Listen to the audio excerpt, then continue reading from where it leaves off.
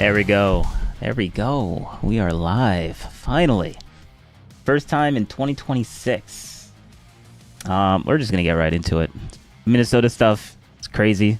We got the Minnesota stuff. The Somali thing that kind of kicked off the Minnesota ICE stuff. The reaction to the first person that got deleted, and then the reaction to the second person that got deleted. This is wild times. And then obviously I'm going to compare it to what's going on in the Middle East and be like, why aren't we focusing on the government literally mowing down their citizens versus saying that what's going on in Minneapolis is like that? Like, yeah, a lot of people are not going to like that take, but that's what's going on right now. But yeah, we're going to be oh, well, I mean, that's fine. We're gonna be doing that probably. We're gonna watch some Asmongold. It's gonna be great. It's gonna be fun. And I'm gonna play some random games because I can do that. All right. More information about this. Oh wait, before this you was can just go and immediately. So this was like 1 day ago. The holy effing crap. This was the damn. It has 1.5 million views. That's insane. But this is the second shooting. So we're gonna have to. And Asmon has a lot of people not gonna like him, but I think he had a really good take on this. Pop off about it. But anyway, so this is a video of what happened, right? So I guess this is the guy right here. I want to watch the original video that came out first, and then we'll go back. We'll work backwards from that. So obviously, yes, there's more to it than this, but this is the first video that was released that at least I saw. So this is the guy.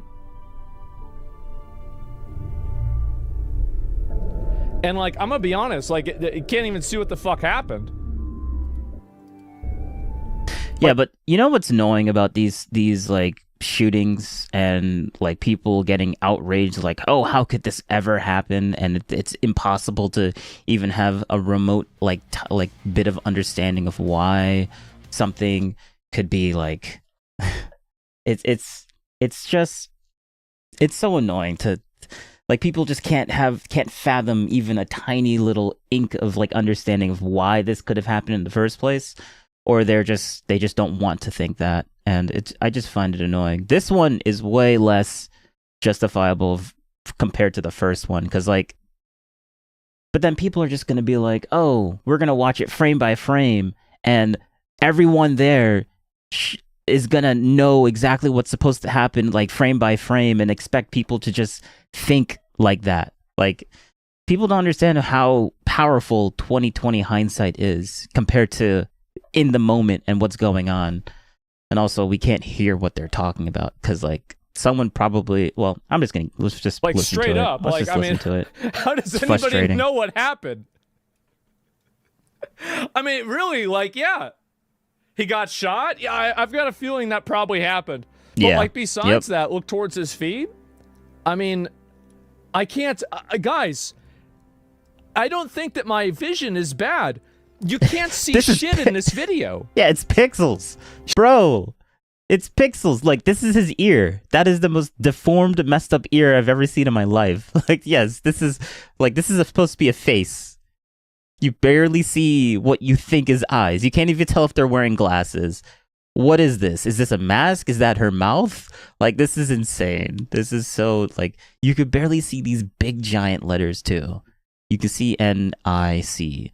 But like, those are massive letters. Like, that's like a foot long probably from this distance. Like, this is, and people are supposed to be like, yeah, we know exactly what happened. They deleted them. That's it. We're supposed to just jump to that conclusion based on this very grainy video. But there's more stuff. There's more stuff. You can't see shit in this. So anyway, let's go. There apparently is another video. This is the new your video. country's going. Let's take a look. Yeah, country's going to crap. Yeah, but compared to freaking what's going on in Iran, I mean, what's going on in Iran is actually kind of wild, and they say Russia is undemocratic.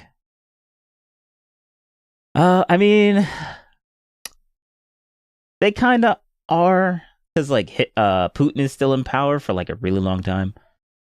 The video from all different angles. Yeah, there's videos from all different. Yeah, he's gonna. Oh my god, this is a 2-hour thing.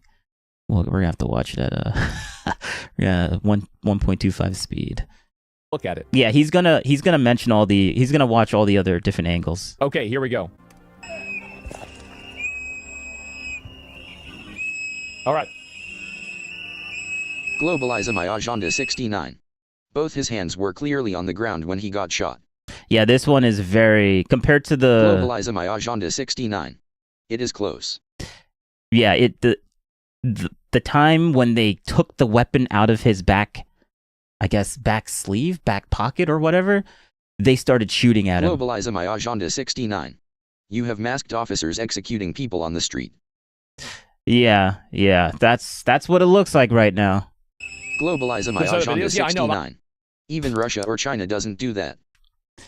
Well, actually, no. Russia and China, they don't have it videotaped. That's the big difference. Russia and China don't have it videotaped. If they're gonna do something crazy and disappear people, like, we see people disappear in those countries, but we don't see how they disappear. In America, we at least keep the internet on and everyone sees what's going on here. Like, that is true. We don't see it there, but there's a reason why we don't see it there. I was just saying, like, all I was saying is that I think that people jump to conclusions, like, insanely fucking fast without even, like, you have this video and it's being recorded, like, through a little fucking lens like this. And, like, how the fuck is anybody gonna see even what happened? Okay, this one's TOS. Let me know when does the TOS part come up? Actually, no, I don't think this video is TOS. I found the original. I watched it through. It doesn't show anything crazy. What the fuck is wrong with you? So it's just somebody yelling. Okay, so this is the guy, right? This is the person right here who. So this is the officer, and he pushes her away, and this guy gets in the way. Okay.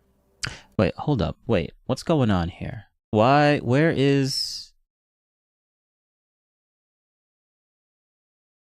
Hold up. Sorry, I need to figure out my chat. Did my chat break? Okay, so everything goes here, right?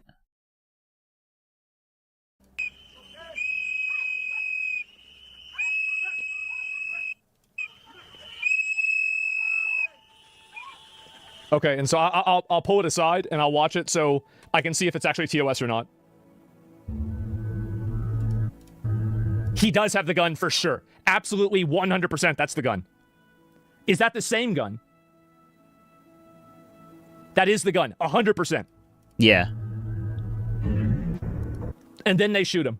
If they disarm this guy, I'm going to be honest. If they disarm this guy and then they shot him, yeah, they executed him. Yep. 100%. Yep. It looks like they pulled his shirt up.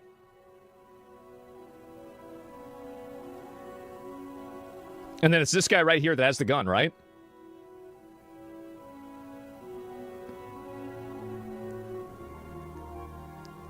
So there's the gun right there. Yeah, they took it and then they start firing. And see, that thing gets in the fucking way. I don't know what... This is like the exact time for... Also, we need to hear the audio because, like, this guy was still in, like, right on top of him when the first shot was, like, shot, basically. When the first shot was shot. Yeah, that makes sense. Not to get in the way. And then somehow, yeah, it was not the guy's gun. That's not the bad guy's gun. Bad guy's gun.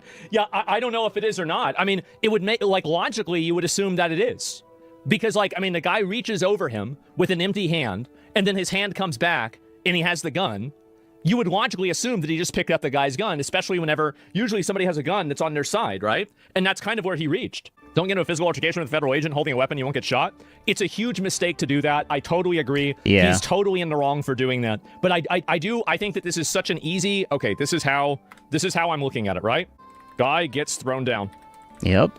Okay, so this is it. Did he reach for the gun?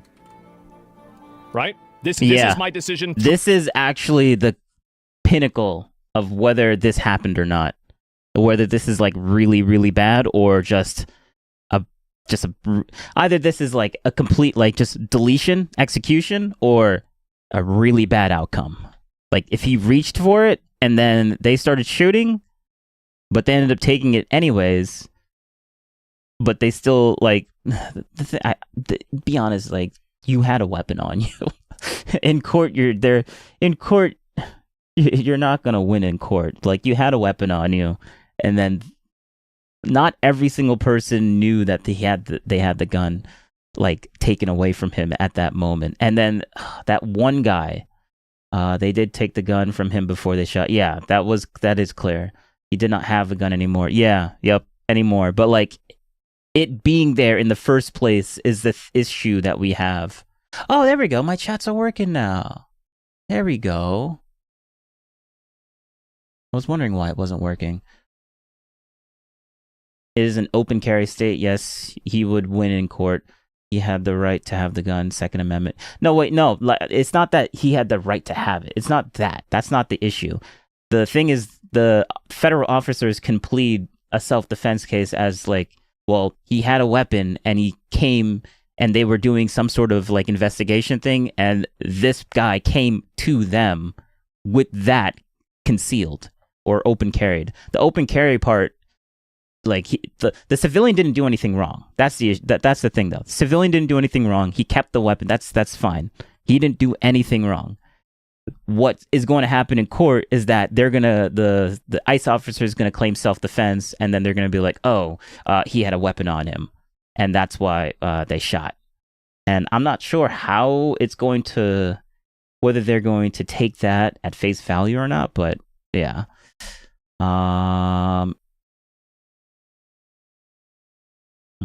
delete that message. It doesn't matter. No threat was made. Well, the threat is the gun. Like, that is the threat. Whether the person had a Second Amendment right for it or not, that is the threat. That is the threat. He was holding his phone.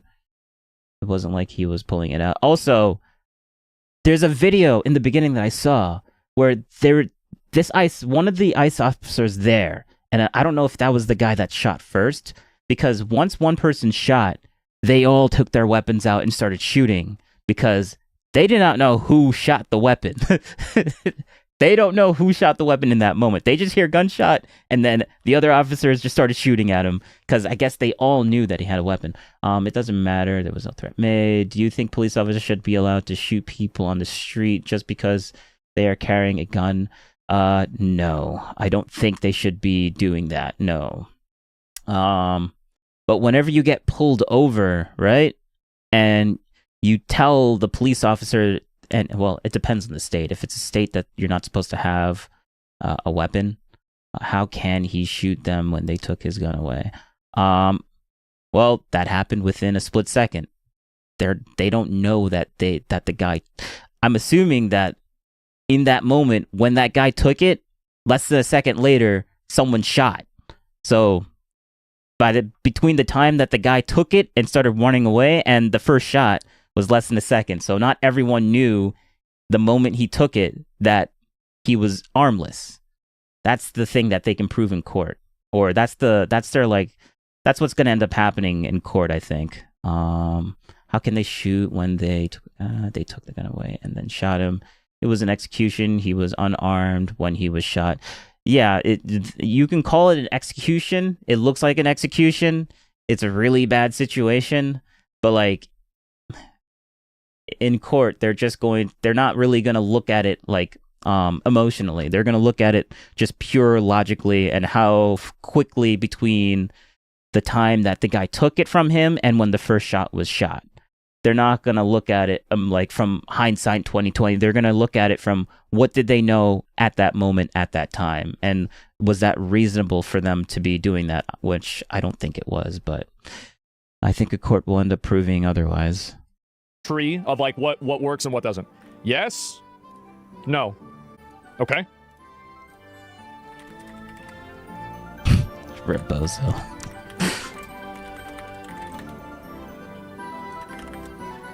It's that simple. Clear image. Okay, this is another one right here. Clearer image shows the firearm removed from the scuffle by the agent prior to the shooting was almost definitely the victim's SIG P320, yep. meaning he was unarmed when shot by agents with Border Patrol and Immigration's Customs Enforcement. That does look exactly like it, because it has the same orange thing right there. It's hard to judge right now. Yeah, it is. Stop justifying this bullshit. Well, I feel like what I'm saying about this is extremely fair. Globalizer 69. Okay, pure logically, he had the right to have the gun, complied with all orders, was lying with both hands on the ground while pinned down by 30 dudes and was disarmed moments before. Well, he wasn't 100% subdued. Like, he was on the ground, but he was physically fighting them off. Like, if he was just on the ground and that's it and just went limp, like, it wasn't a clear indication that he was just going to comply. It looked like he was trying to fight off. 69. How would any court say it was right to shoot? Simply because Globalize my agenda 69. it's not that they're gonna How say was he fighting? It's not that they're gonna say that he was right to shoot. What they're going to say is that they like what the ICE agent is going to argue is that since he had the weapon, they feared for his life. Well, since he had the weapon, plus he went towards them and was like I think in the first video you see the guy go up towards the ICE agent trying to like help out, or because like one of the ICE agents were being really hostile, let's just say that. Like, they were pushing and macing this one lady on the ground, and then this dude comes up and tries to like push the ICE agent out of the way and get him off, and then they start fighting, and then which means that ICE agent was already like in the mood to like delete someone, because like he just did not care. And then once he saw the weapon, he was like, oh, there's my justification. He had a weapon, I can now shoot him. Globalize that's my agenda 69. like, it sucks. He wasn't but, pushing. well, if you see, I wonder if he's gonna show in that beginning video. Let me see this one. Globalize my agenda 69. He stepped in between them with a phone. Hold up. Let me find the video. X. Come on, just go.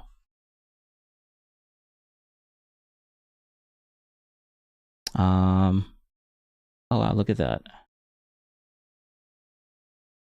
Oh, there's another video? Okay, so, well, I guess we'll watch that too, but... Globalize my agenda 69. The ICE officers was the one who pushed the guy. He didn't fight back, only stood there. Yeah, he pushed, like, I think a lady, and then this guy came up to them to, like, break it up. So this is, like the ICE was obviously in the wrong here, 100%. Like, they shouldn't have been pushing them over, but honestly, I can understand. 69. Do you think cops should have the right to kill people on the street for open carrying? No, but that's not what happened here. The guy wasn't just walking around and open carrying. The guy came in between the scuffle with a weapon, and that turns into a messy situation. Globalize my agenda 69. No court would rule in favor of this. Probably. Hold up. I need to find that video. Let me pause this for a second. But I guess we'll watch this in the meanwhile. This is extremely fair. Is that if they went and they grabbed his gun and then they shot him, they're obviously in the wrong. It's not even a question whether they're in the wrong or not. Yeah, it's very fair. Yeah, I'm being completely fair about this. I think that, like, in general, like, I've always said this.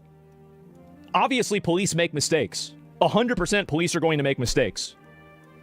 By the way, like, I'm not tied to the idea that the police never make mistakes or they never do anything wrong. And if this is an instance of it, there has to be accountability. There does. It's not even a question. It's sure, like, I mean, the only thing is that, like, if I look at this and I zoom in on it, right? And we're going to enhance. We're going to enhance massively. Man, I mean, like, that looks a lot like the other gun. It does. It looks a lot like it. Now, I understand. Now, think about it like this, right? If I was going to draw the outline of this... All right, so... Let's see. We're going to throw this right here. This is the...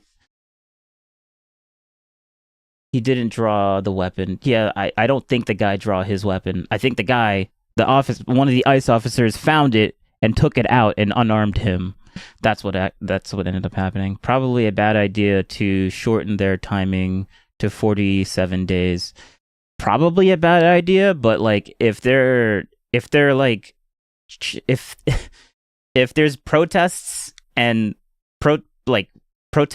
if multiple protests are turning into riots and they're going up to ICE agents and like disturbing their investigations and they have to like keep them off, they're going to need more manpower to basically keep them off while they do their investigation.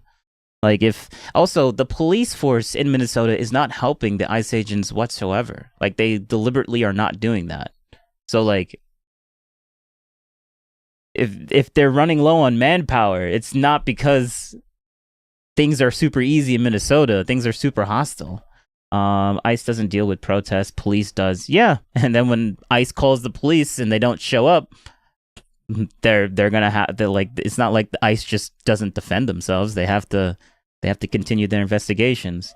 ICE has no business dealing with protesters. Yes, they don't. But like if the protesters go up to them, then it becomes their business. So this was the original video. So like basically, this is the dude, right? He's not in frame anymore, but like this is the lady, this is the dude, yeah, the dude right next to him. Yeah, this guy. He's just filming. These guys are going up to ICE and they're like, I don't know what they're talking about or what they're doing, but they're talking to ICE. They're trying to I guess they're telling ICE to leave because they don't want them here or something like that. And then a really, really pissed off ICE agent comes up to them and starts macing and pushing and shoving. Like, look at that. See? Starts macing, starts pushing. Like, this guy is aggroed to the nth degree. Like, look at that. That's wild. That is wild. Yep. That is wild. And I think this guy right there, I can't zoom in on this. ICE have no rights to arrest American citizens. Yeah, they can't arrest anyone, but they can detain them if they're like blocking like an investigation. He even pulled his hands up. Put his hands up? What do you mean?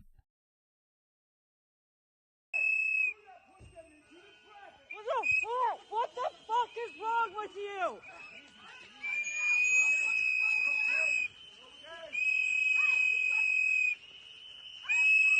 Oh yeah, he did, but but this guy's pissed off. He's mad. He's mad. He's been dealing with this shit for so long, and now he's popping off. He's not using anything lethal. He's like, I'm gonna mace these guys to the nth degree. They came up to us, and now I have justification to just spray them as much as possible because they're mad. Like they're mad. Like we're all humans. Everyone keeps forgetting that people are humans. People are humans, and like all you get is one side of this entire thing. We're like, oh, we don't want ICE here. ICE is this Gestapo, and they're bad, and they should be held to a higher standard. But then, just because they're held to a higher standard doesn't mean that they're any less human than anyone else. He shouldn't be mad. He is an ICE officer of the law. Well, yeah, he shouldn't be mad, but he got mad. He got mad. That's what happened. He got mad. He shouldn't have been mad, but he got mad.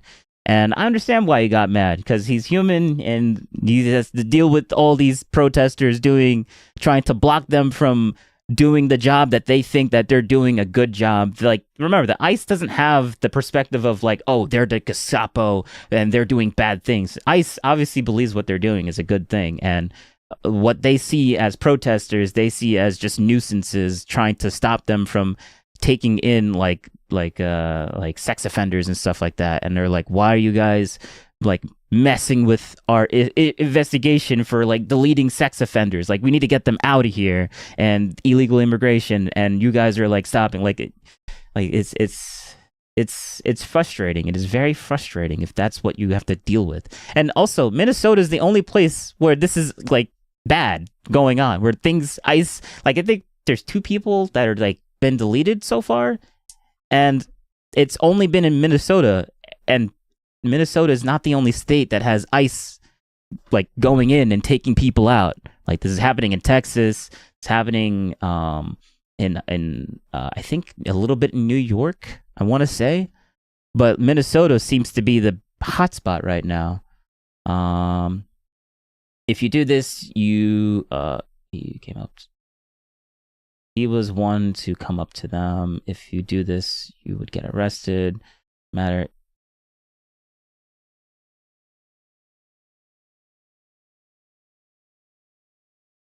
No, they don't deserve special treatment because they're ICE officers. They deserve special treatment because the local, this is the one state where the local enforcement does not want to help them. They have to deal with a bunch of protesters that are like blocking their stuff, being a nuisance and basically inhibiting them from going and doing any of their investigations. They also have to deal with the higher ups of that location where if they need information on a specific person, the higher ups in that state are like, nah, go kick rocks. You try and figure it out by yourself. Like they're just dealing with a bunch of stuff that they don't need to deal with. That could just make it so much easier if the state would just cooperate with them and help them out. Like morale is very low down there. And when morale is low, humans being emotional, because we're not robots, humans being emotional, low morale for humans gives them a higher propensity of making mistakes and acting on emotion, which is not good. Like, we're just not robots. Why would an ICE officer be different? Why would they deserve special treatment? Then I'm gonna click on this. Global Eyes Mayajana 69 says, why do they deserve special treatment? Then why does them being annoyed justifies abusing his power? It doesn't justify abusing his power. All it does is that I'm just not mad for why they're abusing their power. It doesn't justify it. It's just that I'm not going to get outraged for why that happened. I understand why it happened. I'm just saying why that happened and how to prevent this from happening in the future. So, like, I'm not saying that this is a good thing. I'm saying this is bad, and here's why this happened. The gross. Employees has shitty bosses and shitty people to serve. Doesn't mean that they can mace and beat a customer.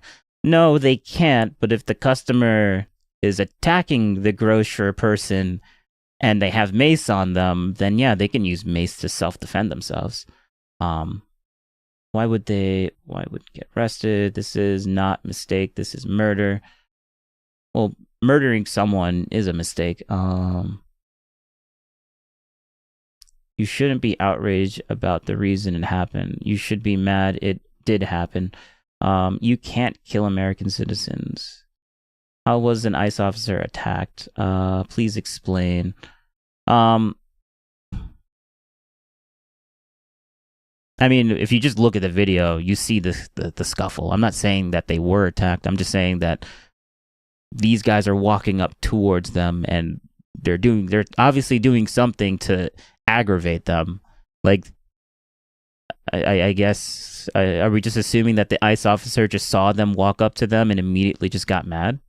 Is that what we're assuming? But let me see. Well, actually, I don't know if this is a good video to watch. I didn't watch that beforehand. But let's go back. Let's go back to freaking Asmongold. This is how I would draw the outline. Yeah, it was a one-sided beating. Yeah. That's the only part of it that I can tell.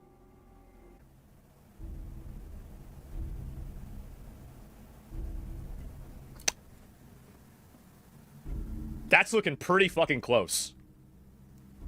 That is pretty fucking close right there. I mean, I'm sorry, but like that shit is almost one for one. Global Eyes Mayajana 69 100% says, the same gun. Like if I was going to bet, right? If I was going to bet on whether this is the same gun, I'd say it was.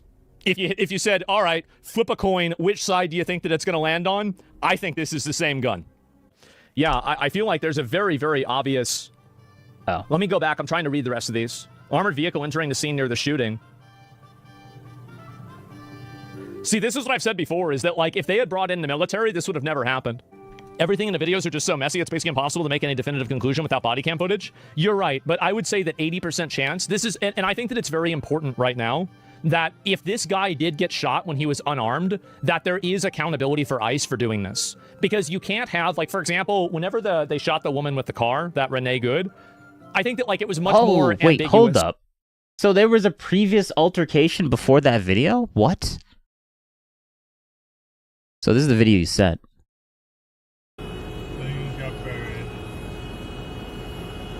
So this guy, this is the guy that got aggroed. This is the guy that got aggroed. Yeah, I don't know your windows. No, you're just right inside. This wasn't the guy that got aggro. It was the other dude. The other dude was mad, but this guy. So this guy was here, and now they're telling him to leave.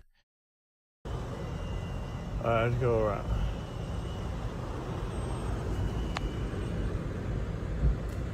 Fuck off! Yeah. Piece of shit. Oh, and this is the lady. This is the lady that got pushed onto the ground. So this was way before that happened. So they've been dealing with that same dude the entire time. And they just kept going up towards them. Oh, wow, look at that. Yeah, we see what actually happened now. So they've been constantly going up to them, bothering them over and over again. And then now we get the final showing of what actually happened afterwards. So, like, okay, that guy got mad. He shouldn't have gotten mad. But now I see clearly that this isn't just him popping off instantaneously. This was him literally dealing with these guys, the same person too. That's okay. I mean, that makes that's good. That's good context, actually. That's kind of crazy that the people in this car didn't even know what was going to happen next, but like that, we got that video. Damn. Okay, let's go back. I think that it's very obvious that if you're shooting an unarmed man whenever they're being restrained by 6 other people or 7 other people, very, very clearly your life was not in danger. You're not defending yourself from a deadly threat. This person's unarmed, and that's it. There's literally no excuse for it. And I'm a big supporter of ICE. I think ICE is great. I think they should deport every single illegal alien in the country. All that being said, you can't have ICE because... How did he stop them from doing their jobs? No, it seems like that guy was, like... I'm not sure what the type of investigation they're doing. It's just that it seems like that's video evidence of that same dude going up to them and then them telling him, go away. And it looks like he came back again. And that's when that guy got real mad and started fighting him and started macing him and started he was just filming, but like going up and filming something in front of your face and then telling him to go back off. You can film over here, stay over here. And then he goes back up again and starts filming into their face. Like, that's going to piss people off. I'm a supporter of ICE. That means that I need to have accountability for ICE. Trump's a retard for not sending in troops 2 months ago. 2 weeks ago. I know. Trump is going to be Biden for having his brain fried for doing too many things domestically and internationally. Yeah, it was a protest. But, like, don't go up into their faces. You can film, like, at least 6 feet away, right? You don't need to, like, go up to them. Yeah, I think so too. Motive was found on his social media. He was retweeting Kill ICE Agent TikToks. That's fine, but I don't think that they shot him knowing what was on his TikTok page. Like, I mean, realistically, like, I don't think this guy's a saint, right? Like, I don't think that this is some kind of, like, innocent guy that did nothing wrong. Like, you should have not gone on there. You should have not been obstructing the police. You shouldn't have been touching the police. You shouldn't have gone up to the police and done that with a gun. You shouldn't have been resisting arrest. He did all of those things wrong, but none of that justifies shooting the guy in the moment, other than the fact that your life is in danger. Yeah. Like, they didn't do a TikTok review before they shot the gun. Do you think any of this is martyr syndrome or desired suicide? I think that a lot of these people, this is the problem, is that people like Tim Walz go out there and they, basically like amp up this idea that ICE are not police enforcement, ICE are not law enforcement, ICE are absolutely law enforcement. This is the easiest Google search of your life. It's very clear that they're law enforcement. So when you've got him out there saying that... There's special, caveats, like ICE just can't arrest people. They can't arrest people. Only the police can arrest people, or the local police. I mean, because they're technically a type of police, but like not the local, like they can't arrest people. They can detain people and then hopefully send it to the local municipalities, and then they will do the arresting and all that other stuff. But yeah, unless they do I guess maybe they could arrest them if they broke a federal law, then they can arrest them specifically on that federal law. But they can't they can't just pull people over for speeding. They can't do that for like their ICE. There's specifically for like illegal immigration enforcement and those specific laws. They can only do those types of laws specifically for immigration, which doesn't include like arresting someone for speeding or whatever. When you've got him out there that, like he says peacefully protest, but he never explicitly says not to interfere and attack federal law enforcement. Because if Tim Walz had come out there and he had said very clearly, do not interfere with federal law enforcement, do not try to touch federal law enforcement, do not impede their investigations, do not be violent towards them, and he said that just in plain English, I think that would go farther than almost anything else. But he's not doing that. Yeah, Tim Walz is live. Okay, give me a minute. Let me see if I can find it. Where is it? And today that campaign claimed another life. I've seen the videos from several angles, and it's sickening. Yes. But I have a strong statement here for our federal government. Minnesota's justice system will have the last word on this. Just like they did with the last one. It must have the last word. As I told the White House in no uncertain terms this morning, the federal government cannot be trusted to lead this investigation. The state will handle it, period. Let me say something else, and this is critically important. All of us understand what happened this morning and the tragedy of it, and my deepest sympathies to the family. Let me turn it up. Of a 37-year-old Minnesota resident, a lawful firearm concealed permit carrier, something that I've heard been lectured to by Republicans for decades. Was it lawful to assault a federal officer? That is not only your right, it's your duty. We know that the potential to further inflame tensions is high. And to Minnesotans... Oh, it's so cooked. It's totally cooked. Yeah. It's 100% cooked. Normalcy back to our lives. They want chaos. We cannot and we will not give them what they want. They need violence with violence. They just want chaos. They don't care about the illegal immigration. No, they just want chaos. They want to delete all the U.S. citizens of Minnesota because California isn't worse. Yeah. Good one. Then tell them to stop impeding arrests. Minnesota and our local law enforcement, as you have seen, tell them to stop doing have done everything possible to de-escalate. Local media has reported extensively on the cooperation to de-escalate this situation. Jesus. Donald Trump, I call on you once again. Remove this force from Minnesota. They are sowing chaos and violence. We've seen deadly violence from federal agents again and again and again.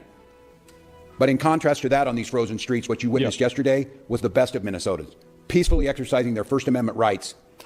And I attend. It's kind of wild that this guy was about to be our vice president. Take away ICE. We have no issues here, man. Just leave ICE. ICE should not be here. We don't need ICE. We can do our own investigations. But until you leave, we won't do anything. Good one, Waltz. Good one.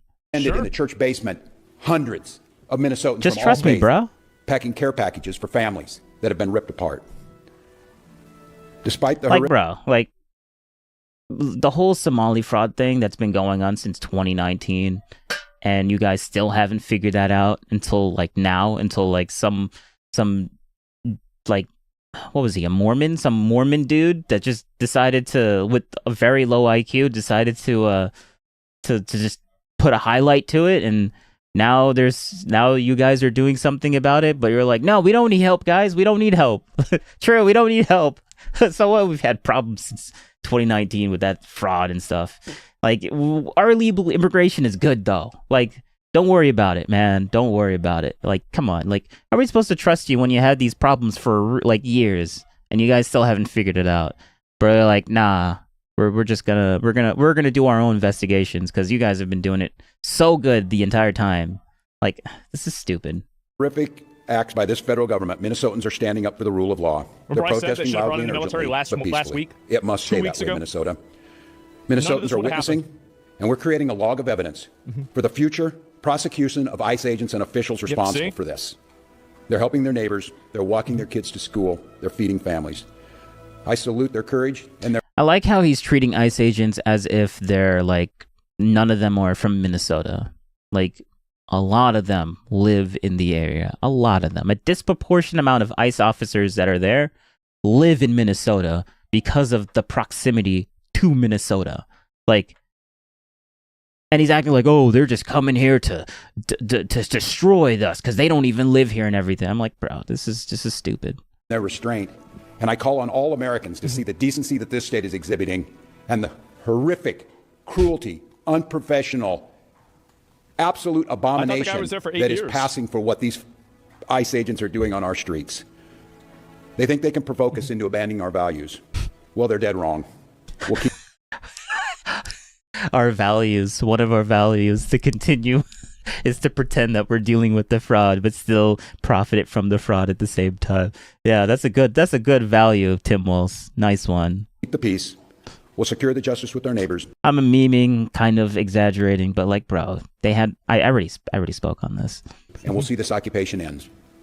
Minnesotans and Minnesota law enforcement that continuously is being denigrated by this administration will continue to be the adults in the room, the professionals in the room, the decent... Wait, so that Mormon guy that published that Somali fraud thing, that was from the administration? Was that from the administration? Are you sure about that, Tim Walz? Because, like, all this happened when that video, like, dropped, and then he started going on Fox News and all these different places, talking about the fraud that he found in Minnesota, and then that's when everything started. That's when ICE started going into Minnesota, when he saw all these issues, like, when it blew up, like, come on now. And apparently this has been an issue for years, but I'm just saying, I'm just repeating myself. Human beings in the room that will keep the peace. With this, I'd like to turn it over to Department of Public Safety Commissioner Bob Jacobson to update you on the situation. See, he never tells people to not go and impede investigations or the law enforcement. That's the problem. Is that he's really the one that's making this happen. I'm Bob Jacobson, Commissioner of Public Safety for the Department of... To clarify that point, I agree, but like, he is obviously making it worse. He's not making it better by saying this. He's making it worse by saying this. Public safety, and again, it's my honor to serve. Never. He never has said that. A man was shot and killed. I mean, by not saying that. Sorry. By not saying what you should be saying. Don't do the things that you clearly see what's going on the ground. This morning in Minneapolis. I want to pause and remember what cannot get lost in this moment. A man died. His family and friends are feeling unimaginable heartbreak and trauma. And I know Minnesotans and I know our community will rally around this man's family and friends to support him. I also understand clearly that people are upset. They're scared. They're confused. And I want to... I mean, hot take, but like, I really don't. Like, they're pulling the heartstrings and trying to garner sympathy, and I'm like, bro, if you guys just stopped harassing the ICE agents and just let them do their job, and even if you just and then you don't even need to cooperate with them. If like the protesters would just stay away from them and don't like block their investigations and let them do what they're there to do, they would be, those two people would not be like gone. There's two people that got deleted, and they would not be deleted if they just weren't there. Like, just don't be there. But like, people, you can protest all you want, but if you stay far away and don't like harass them, like every single video I've seen so far, it's always people yelling at them, screaming at them, like they don't want them there. Like, it's just verbal harassment, and then some of it gets a little bit physical, but usually they don't get to the point to where someone gets deleted, but like they'll get physical, and then I think some guy got like pepper sprayed, or a pepper ball, like got shot in the face with it. And I'm like, bro, like, you can protest, keep protesting, but just stay away from them. Like, it's difficult. This is hard stuff, and they're human beings too. But like, they're trying to garner sympathy, but I just don't like. I'm not sympathetic at all. So hot take, I guess. Assure you that this state's public safety officials and our local law enforcement partners are doing everything in our power to get answers to help return a sense of normalcy back to our communities. Also, well, actually, hold up. I want to watch this video real badly. Real badly. We're going to watch. There was another video that I want to get to very, very quickly.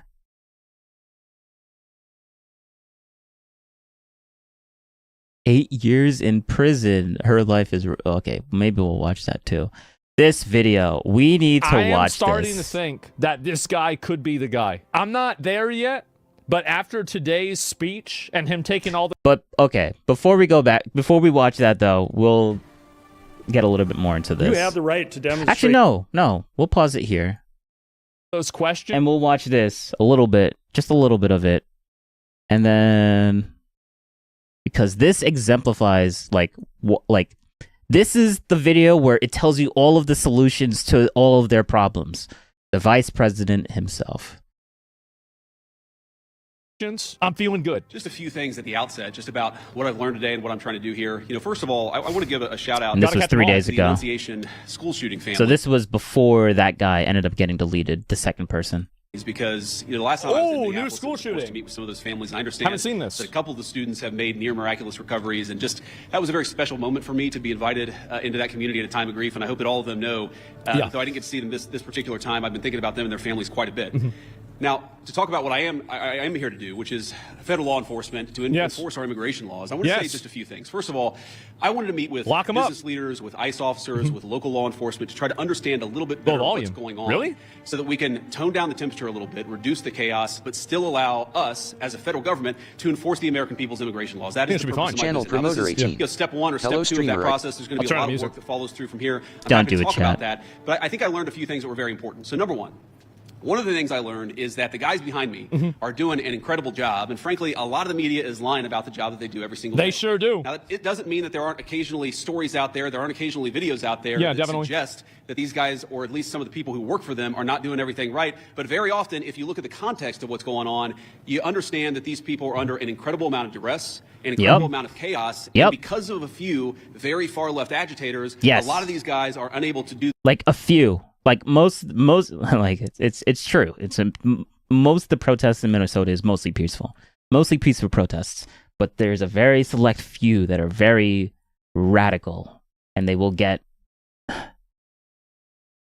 It's just not good. Do their jobs without being harassed, without being doxxed, and sometimes without being assaulted. That's totally unacceptable. That's ridiculous. And that's one of the things that I want to send a message to is, yes, come out and protest me, protest our immigration policy, but do it peacefully. If you assault a law enforcement officer... Is that so hard to understand? Yes. Just do it peacefully. Come on. Is that so difficult? Trump administration and the Department of Justice is going to prosecute you to the fullest extent of the law. And I wanted to show some support for these guys who, frankly, are operating in a very, very tough environment. I heard a lot of stories today about that I think drives home just how chaotic the environment on the ground here has already gotten. For example, people going ape did you know that within the last, I think, week or so, maybe even more recently than that, you've had a couple of ICE officers who were off duty, who had been doxxed online, who were sitting and having a meal at a restaurant in Minneapolis when a bunch of agitators showed up, locked the door, made them feel like they were in danger for their lives, and then, of course, it was federal law enforcement officers who had to come up, lower the temperature on the situation, and actually get those two off-duty officers to a point of safety. Now imagine, if you would, your life and your perspective on law enforcement if you can't even go to a restaurant without some agitators locking the door and making you feel like your life is in danger. That is the environment that has been created, I think, by a lot of very, frankly, far left people. Well, you got to arrest by them, some of the state and local law enforcement officials you got to go after who could do a much better job in cooperating and working. And by the way, go get them. I'm not talking about the cops. Who these guys told me on the ground, the cops are very sympathetic to what they're dealing with. I'm talking about the state and local elected law enforcement officials who could do a lot better job in making their lives a little bit easier. And in the process, they would make the lives of all Minneapolis residents easier. And how could they make their lives a little bit easier? I wonder how they could make it just a little bit easier. Let's see. I was going to say Tim Mills. Vice President Vance. Yeah. Well, tell us how could they make your life, ICE's life, a little bit easier? Please tell us. Easier, and that's what we want. We want to be able to enforce the immigration laws on the one hand, while on the other hand, we want to make sure that people in Minneapolis are able to go about their day. And I want to say just one last point on this. So I heard from a business leader today who told me a very tough story, and I think so much of what's gone wrong in Minneapolis is people not trying to understand the perspective of somebody else. Try to understand what somebody else is experiencing, whether they're a law enforcement officer or anybody in the community here in Minneapolis. He really does. They told me a story he makes a lot of sense. about this manufacturing facility it's so obvious. an illegal immigrant was being arrested, and as these employees are going into the manufacturing facility, all of a sudden an illegal immigrant shows up. They don't know it's an illegal immigrant, and then a bunch of ICE officers descend. Now these people just want to go to work. They want to go to work safely, and now all of a sudden there's a major law enforcement operation happening right outside their place of business. Now, from one perspective, I certainly understand why a business leader or why an employee would say, "Whoa, what's going on?" It's a little scary, no matter your position in life, if a bunch of cop cars show up and they're arresting someone. Would have never happened if now, they cooperated. the additional context is that we know that True. people online have been encouraging illegal immigrants that one way they can evade arrest is by showing up at a legitimate place of business, making it impossible for these guys to actually enforce our immigration laws. So while I can understand the perspective of somebody who doesn't want to see an arrest happen at their place of work, I can also understand the perspective of our immigration enforcement officers who have to do their job and can't allow a heckler's veto over our immigration enforcement. And so much of what's gone wrong is the failure to do that. And here's the point. We can do a good job of enforcing our immigration laws without the chaos, but it actually requires the cooperation of state and local officials. Yes. If you look at blue cities and blue states, red cities and red states, you go to Austin, Texas, or Memphis, Tennessee. You go to the state of Texas, obviously a very red state, or the state of Tennessee, a very red state, but you've got blue cities within those states. You do not have this level of chaos. The reason why things have gotten so out of hand is because of failure of cooperation between the state and local authorities and what these guys are trying to do. We have a ton of resources, a ton of ICE agents in this city right now that I would rather us not have. I'd love to send those guys home. They're not even doing targeted immigration enforcement. They are trying to protect ICE officers who are doing immigration enforcement, because when a crowd surrounds them and these guys call 911, the local officials, the local cops have been told to stand down. So we have people here who aren't even doing immigration enforcement. They're doing force protection. So that if a rioter tries to ruin the life or assault an ICE officer, they're actually protected. What the fuck is going on? Why does it make more sense for the local cops to get involved in that situation? Why not just have the mayor or the local officials tell the police officers, you know what? If an ICE officer is being assaulted by a far-left agitator, you are invited. You should actually help them. That's what would work out in any situation, and that's what happens in nearly every jurisdiction, red or blue, in the United States of America. The reason it hasn't happened here is because the local authorities have been told, stand down. Do not help ICE, promote the violence, promote the agitation, but don't do anything to lower the temperature and lower the chaos. That's a problem. Here's another example of how the lack of cooperation between state and local officials makes it harder for us to do our job and turns up the temperature. Let's say, for example, we have a criminal migrant who is a sex offender. And let's say that we've got to go and arrest that person who, Democrat or Republican, wants a sex offender living in their community. I would assume, I would hope, that most people don't. But because they're an illegal alien, we don't know their last address. We may have known their address 3 years ago, but we don't know their address now. What we'd like to do is talk to local officials and say, you know what, according to the Medicaid rules, where was the last where was the last address this person was domiciled? Or according to a SNAP application, a food stamps application, maybe that could give us insight to where this person is today. Or maybe they had some local court trouble. We could go to the local courthouse or even the local jail and try to find where this criminal sex offender is today. Get him. The local authorities have been told, do not cooperate. Why would these guys are trying to go out and enforce the law. They're trying to arrest sex offenders, but they're trying to do it in an environment where local officials have been told, do not help them, do not provide intelligence about where these sex offenders might be. This is disgraceful. It's crazy. There are a lot of things that all of us could do better to lower the temperature, but the number one thing that It's an insurrection. Okay. All right. Chill. Chill, Asman. Learned today is that the best way to facilitate reasonable enforcement of the law, but also to lower the chaos in Minneapolis, would be for state and local officials to cooperate. Now, I will say, on one final positive note, I actually think that there's some hope, some reason to think that there's going to be better cooperation in the weeks and months to come. I think that because I've talked to some of the local officials here, I think there are reasons to believe that these people are going to step up and actually ask the cops to protect our ICE officers when they're being assaulted. Who are going to ask the local courts to cooperate with getting criminal sex offenders out of our community. That's a good thing. That's the good news, and that's something I'm going to work on when I get back to Washington. But please, if you're a local official, if you're the mayor of this town, if you have any influence over those people, just tell them to cooperate. Tell them to because go we can have home. Immigration enforcement operate as smoothly and without the chaos that we see in Austin, Texas, Texas or Memphis, Tennessee, Is it bad in or even Austin? rural I don't parts even of know. the state of Minnesota, all we need is a little cooperation. I guarantee we're going to do the best to be professional, Yeah. to respect people's rights, Yeah. to not do anything that You we want don't military have to coming do in? in They order should to have it. enforce They should. immigration They should laws, already but done it would make our lives a lot easier. It would make our officers a lot safer, and it would make Minneapolis much right. less chaotic That's if we had right. a little bit of cooperation from the state and local officials. With that, I'll shut up and take some questions. Thank you, guys. Jesus, bro. God God damn. ICE agents detained a 5-year-old after preschool on Tuesday. We've also seen multiple Fuck. citizens detained by ICE. He just went in there and let him know. Are you proud? He just went out. Thank you. Thank you. Thank you, Vice President, for telling everyone like what's going on and what we need to happen to like prevent these issues from happening. Like literally, if Tim Walz were to have like changed his mind and said, "Hey, you know what? Let's just let's help them out. We'll give them enforcement. We'll help them out. We'll make sure that they're able to do their job safe." Right? Well, maybe that guy wouldn't have died. You know? Maybe that guy wouldn't have died. Oh no. Is conducting this immigration crackdown here in Minnesota. Well, I'm proud of the fact that we're standing behind Because law enforcement. this video came out before that guy ended up getting deleted. So if Tim Walz acted like the moment he saw this video that day, this probably would have been prevented. Police, like normal police, would have came over and helped them out instead of ICE having to like basically get these guys out of the location. Like, I don't know what type of investigation they're doing.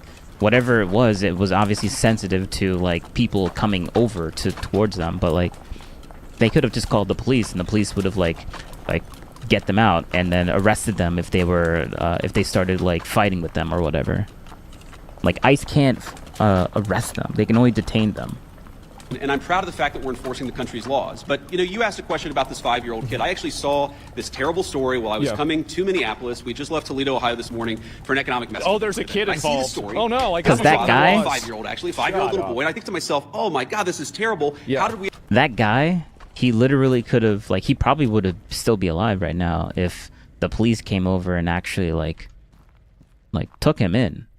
Like he went there once and then he went back again the second time. He probably wouldn't have came back the second time if the police was there to actually arrest or detain the guy.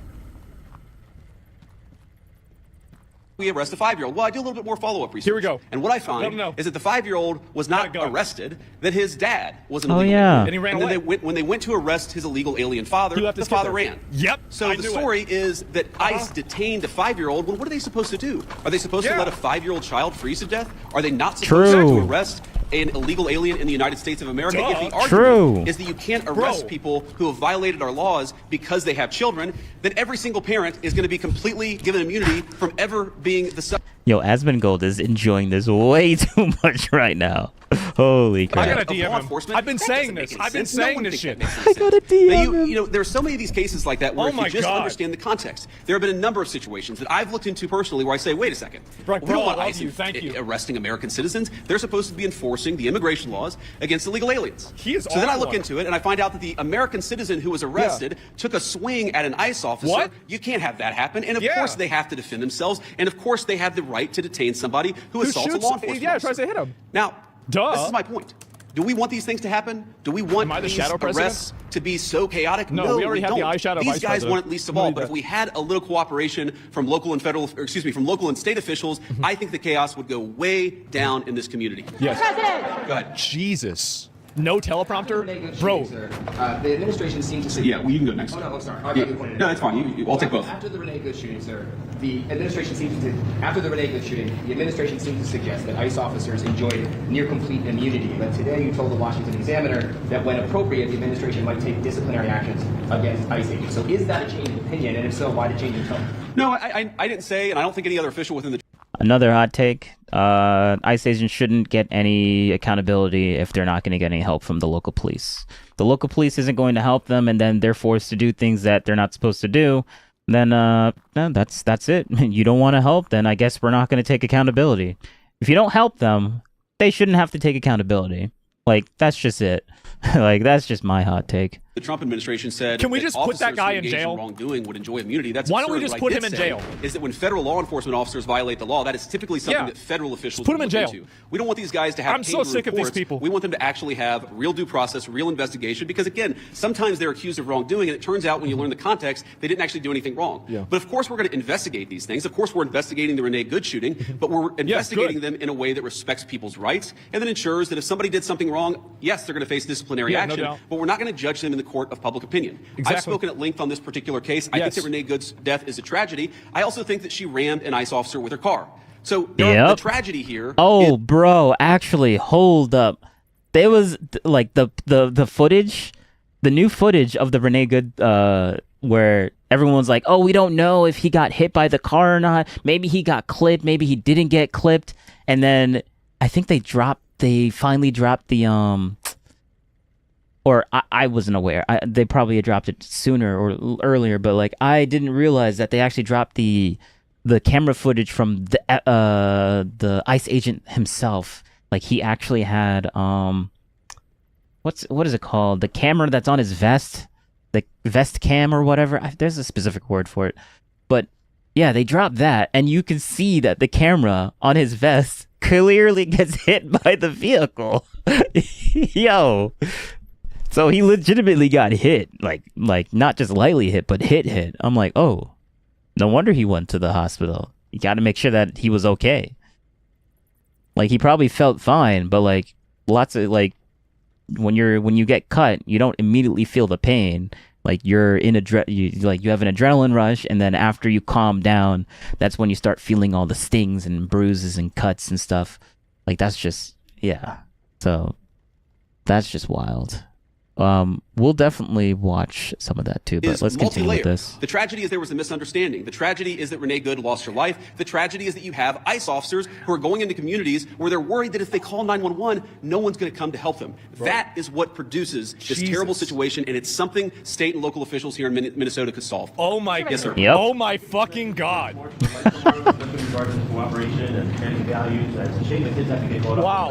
And towards that. Well, it is a shame that kids have to get caught up in this. I am speaking at March for Life tomorrow. I'm pro-life, and I'm very excited to speak there. I want to talk about local law enforcement, but I mean, look, I am. He's cooking. As a child, I saw people in my family get arrested. It's terrible. It's heartbreaking. It's chaotic. It's traumatic for the kids. I can recognize that, and I can recognize that we got to support these kids. Well, on the other hand, saying that just because you're a parent doesn't mean that you get complete immunity from law enforcement. And I think we have to hold both of those thoughts in our head at the same time. We've got to be sympathetic to the kids who are caught up. Yeah, imagine that. Like a parent is gonna go rob a bank, but then when the police comes and they're like, "Nah, we're not gonna," and they don't comply. They're like, the police just has to be like, you know what, we can't do anything because like the kid is right next to you, and sorry, man, we can't do anything about that. Like we can't, like the kid's there, like we just can't like detain you. I guess you just take the money and leave, right? Like it's just like that's just never happens in real life. It's wild. Oh, the kid was there, therefore they're inhuman. They don't got a heart.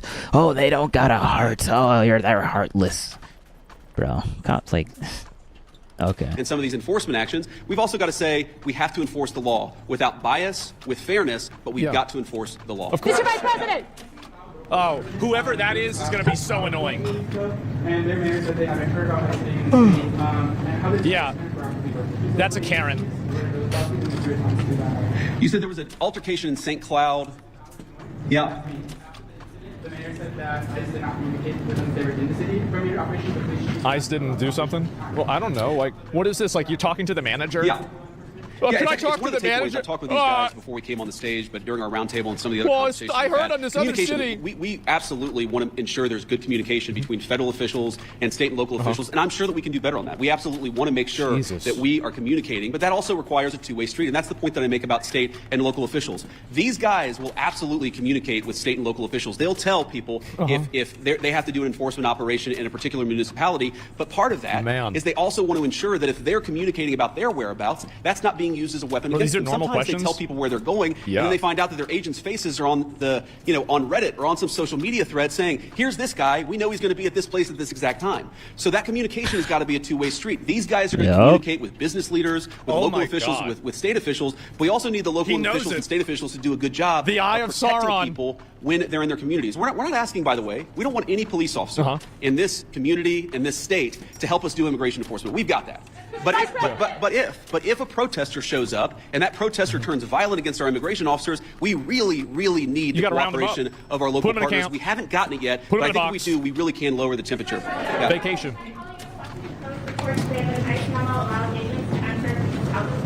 Oh my God.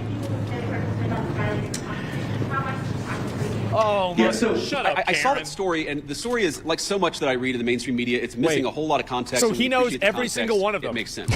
No one is saying. Look, there are exceptions. For example, a crazy exception. Yeah, hot pursuit. If somebody is fired at from inside a house, you have to go they inside don't the house. need a warrant to go inside. Yeah, exactly. Hot pursuit. There are very narrow exceptions to the warrant requirement where law enforcement officers don't need a warrant if, for example, they're an imminent threat to their lives. That's but what we've said and what ICE has proposed, what the Department of Homeland Security really has proposed in the Department of Justice, is that we can get administrative warrants to enforce administrative immigration law. Yeah, of course. Now, it's possible, I guess, that the courts will say no, and of course, if the courts say no, we would follow that law. But nobody is talking about doing immigration enforcement without a warrant. We're talking about different types of warrants that exist in our system. Typically, what happens, not always, but typically in the immigration system, those are handled by administrative law judges. So we're talking about getting warrants from those administrative law judges. And then, of course, with other cases, you get judges or you get warrants from a judge. That's very consistent with the practice of American law. I'm sure the courts will weigh in on that, but we're never going to enter somebody's house without some kind of a warrant, unless, of course, somebody's firing on an officer or they have to do something in order to protect themselves. Go ahead. Man. God damn. Well, our understanding is that you can't enforce the immigration laws of the country under an administrative order if you have an administrative warrant. That's what we think. That's our understanding of the law. That's our best faith attempt to understand the law. Again, this is something courts will weigh in on. I won't speak to that. But yes, most immigration law in our country is not done through the criminal system with a judge. It's done through the administrative law system. We're going to continue that practice just as they did in the Biden administration or any other administration. Was there anything that you heard or saw today that would cause the president to invoke the Insurrection Act? Ooh, Insurrection Act. Okay, this is the good question. I did not talk to him today. I talked to some of his colleagues. Your question on the Insurrection Act is interesting. I've tried to understand this as well as I possibly could. And my understanding is what the Insurrection Act, what invoking the Insurrection Act would allow. My understanding. He's been watching too much Destiny. My understanding. Good one. Allow the federal government to use the military, right? Is that would allow the federal government to use the military for local law enforcement operations. Right now, we don't think that we need that. Now, the president could change his mind. Of course, things could get worse. But right now, we think that federal law enforcement officers can do the job of federal law enforcement. Now, what I do worry about, again, is if the chaos gets getting worse, if more and more ICE agents start getting assaulted, if other law enforcement officers start getting assaulted, that would be a real problem. But again, we have so much federal law enforcement resources here right now. We have so many people here that we do not want to have here. I do not want so many ICE officers in Minneapolis right now. I mean, good Lord, it's really, really freaking cold outside. But they're here not even to enforce immigration laws, but to protect the people from the rioters. That's an absurd state of affairs, and we wouldn't need it if we had a little bit more cooperation from the Minneapolis Police Department. Again, the Minneapolis Police Department, my understanding is that the actual beat cops on the ground, they would love to help out, but they're being told by somebody. I don't know if it's Mayor Frey. They're being told by somebody not to cooperate at all. What kind of a person tells their local police don't protect somebody if they're being assaulted by a rioter? It's crazy, and it's got to stop. Yeah. Exactly. Earlier this week, local He's completely right.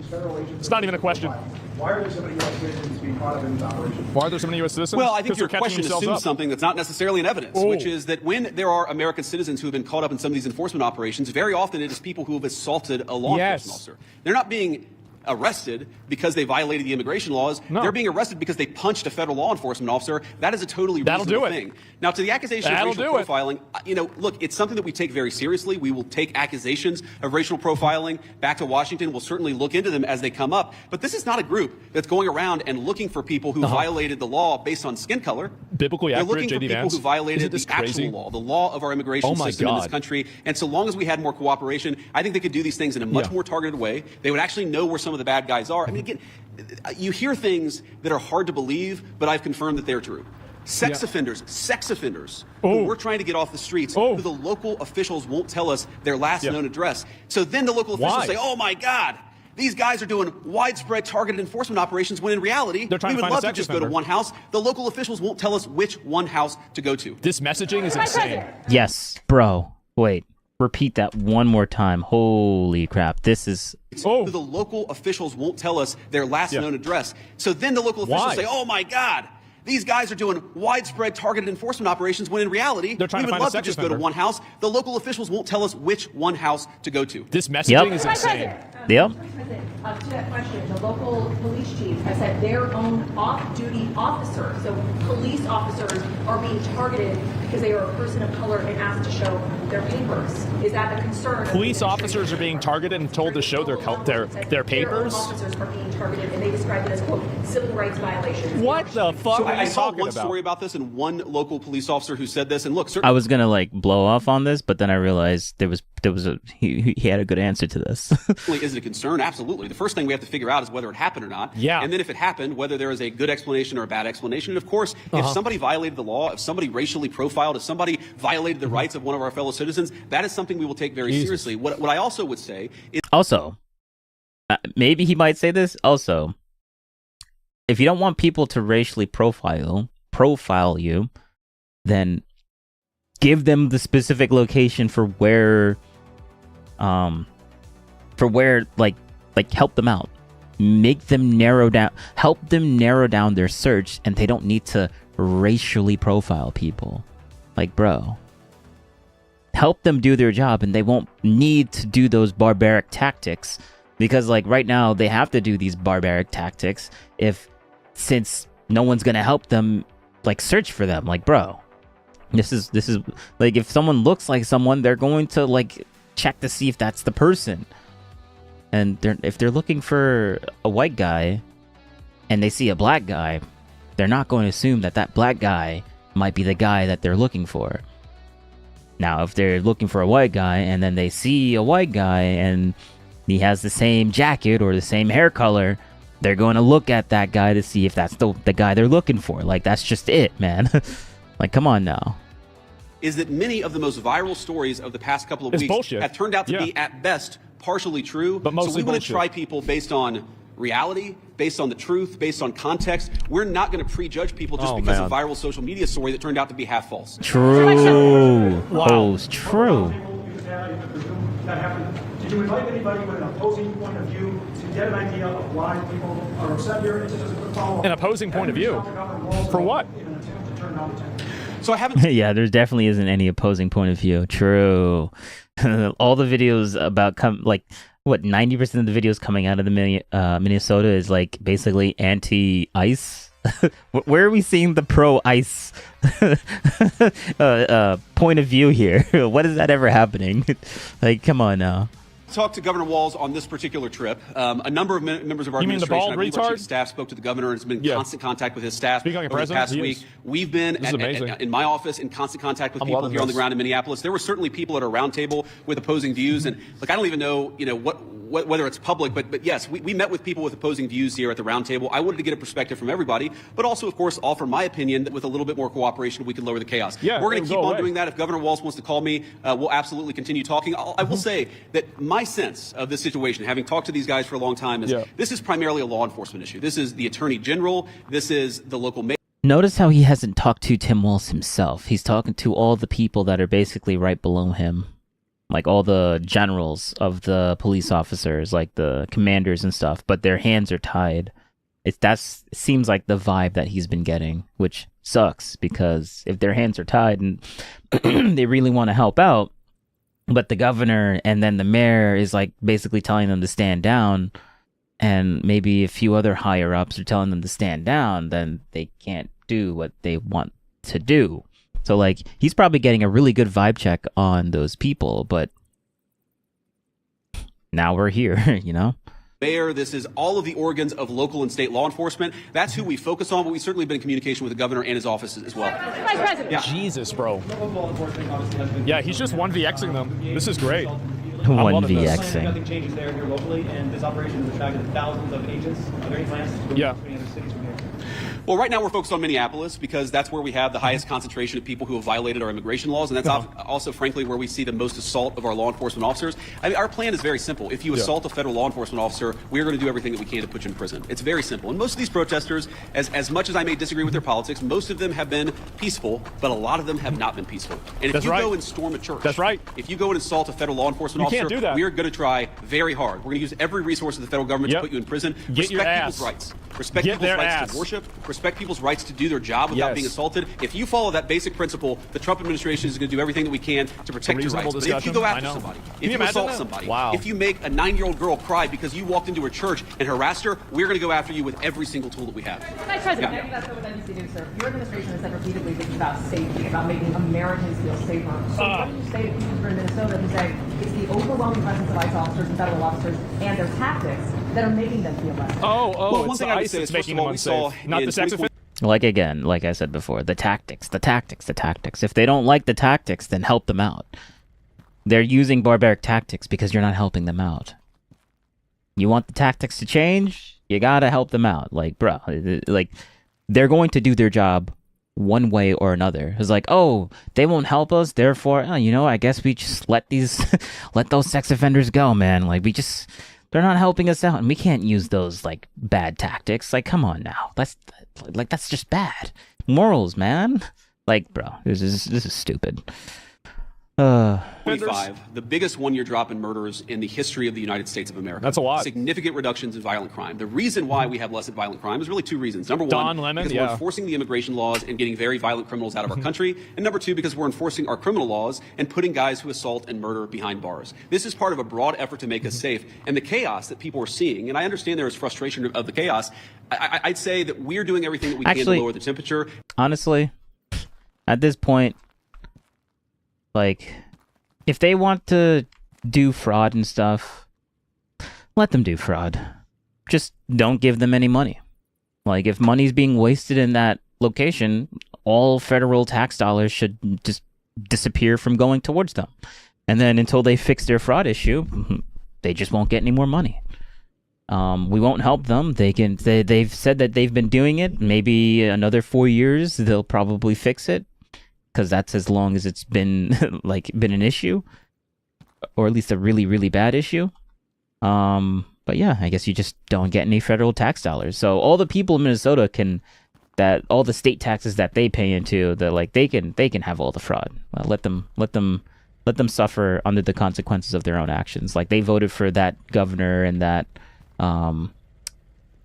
mayor. So like, let their tax dollars get wasted, but we don't need any federal tax dollars being wasted. So yeah, I honestly, at that point, just do that. Like, I think maybe we should just do that instead. Let the state do what it wants to do, and then people will move accordingly if they don't like what's going on. And yeah. And we would like federal and state and local officials to meet us halfway. But I guess the major issue with what I just said is probably that over time it probably would just turn into like a third world country or something like that. Because like then there's like no accountability because everyone is just like, nah, who cares? We can just do whatever we want. Like, it's a free roaming state.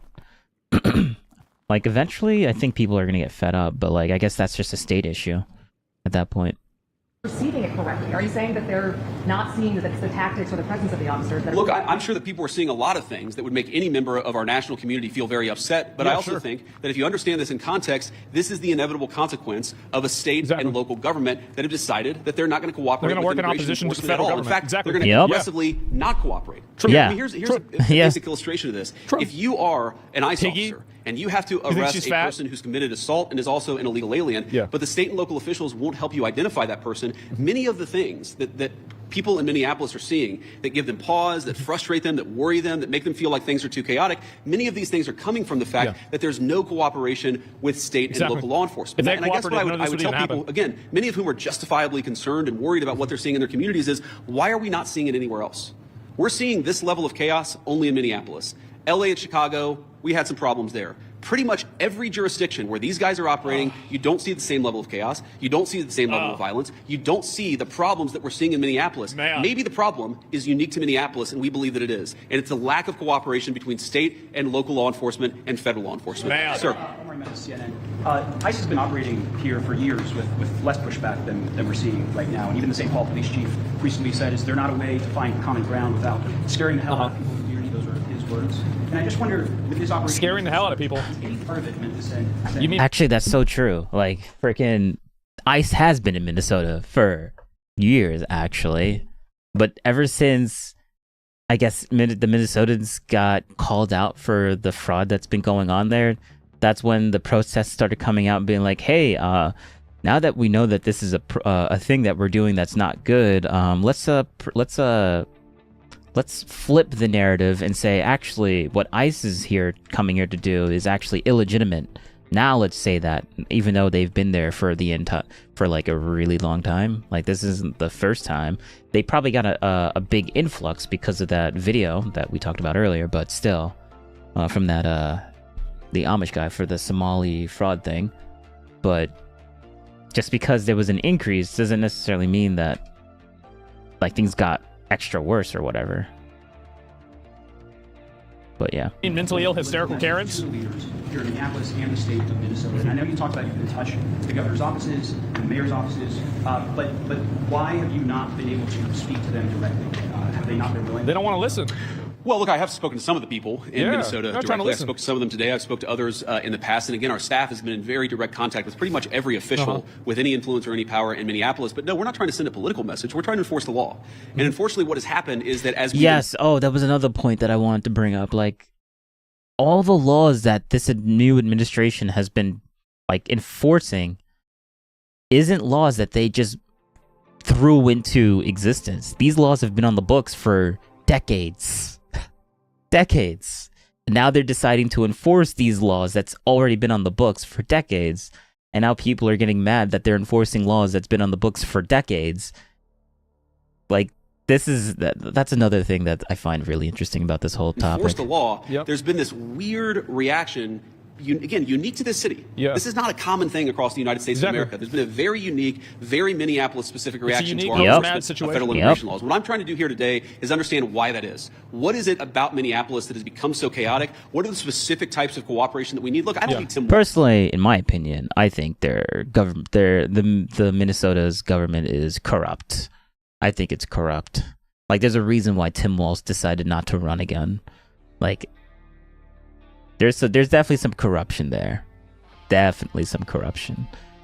And there's a conspiracy around, like, the top Somali people that run the businesses for the daycare stuff, meeting and having parties with the mayor and meeting with Tim Walz and having a good relationship with the Tim Walz and the mayor. Like, it's a conspiracy, but like, it's weird. It's kind of weird. So, in my opinion, probably a corruption issue, and that's why Tim Walz is reacting this way, super defensive, being super defensive instead of being cooperative, like every other state that has ICE in their cities right now is cooperating with.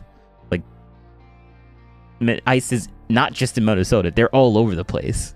They're in every single most states right now, dealing with the issues because, like, president, like, literally ran on, we need to get on illegal immigration getting out of hand. Like, he ran on this, he said he was going to do this, and now he's doing it, and now people are mad.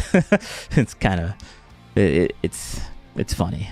Walz or Jacob Frey or anybody else to come out and say that they agree with J.D. Vance or Donald Trump on immigration. I just don't need that. Just stop what fighting. I do need them to do is empower their local officials. True. Actually true. Yeah, he doesn't need that. Of cooperation that we need. Look, I don't need Tim Walz or Jacob Frey or anybody else to come out and say that they agree with J.D. Vance or Donald Trump on immigration. I just don't need that. Just stop what fighting. I do need them to do just is cooperate. empower their local officials to help our local or help our federal officials out in a way where this can be a little bit less chaotic and it can be a little bit more targeted. Like, if we're trying to find a sex offender, tell us where the guy lives. Simple things like that. Simple changes in how they're approaching immigration enforcement would make this work a lot better. It would make Minneapolis' streets a lot safer, and it would make this whole thing a lot less traumatic for this community. I'll take one more question. Mr. Vice President. Wow.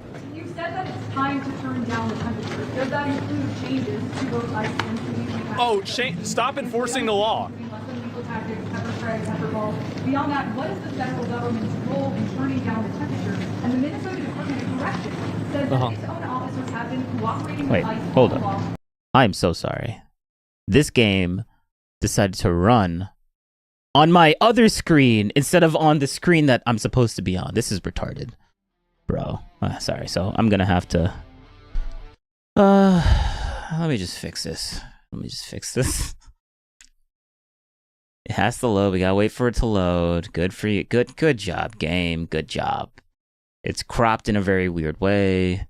Settings. We're going to make you windowed. Screw you. You go over here. Now we go to full screen. There you go. This is where you're supposed to come on. Not this. This is so dumb.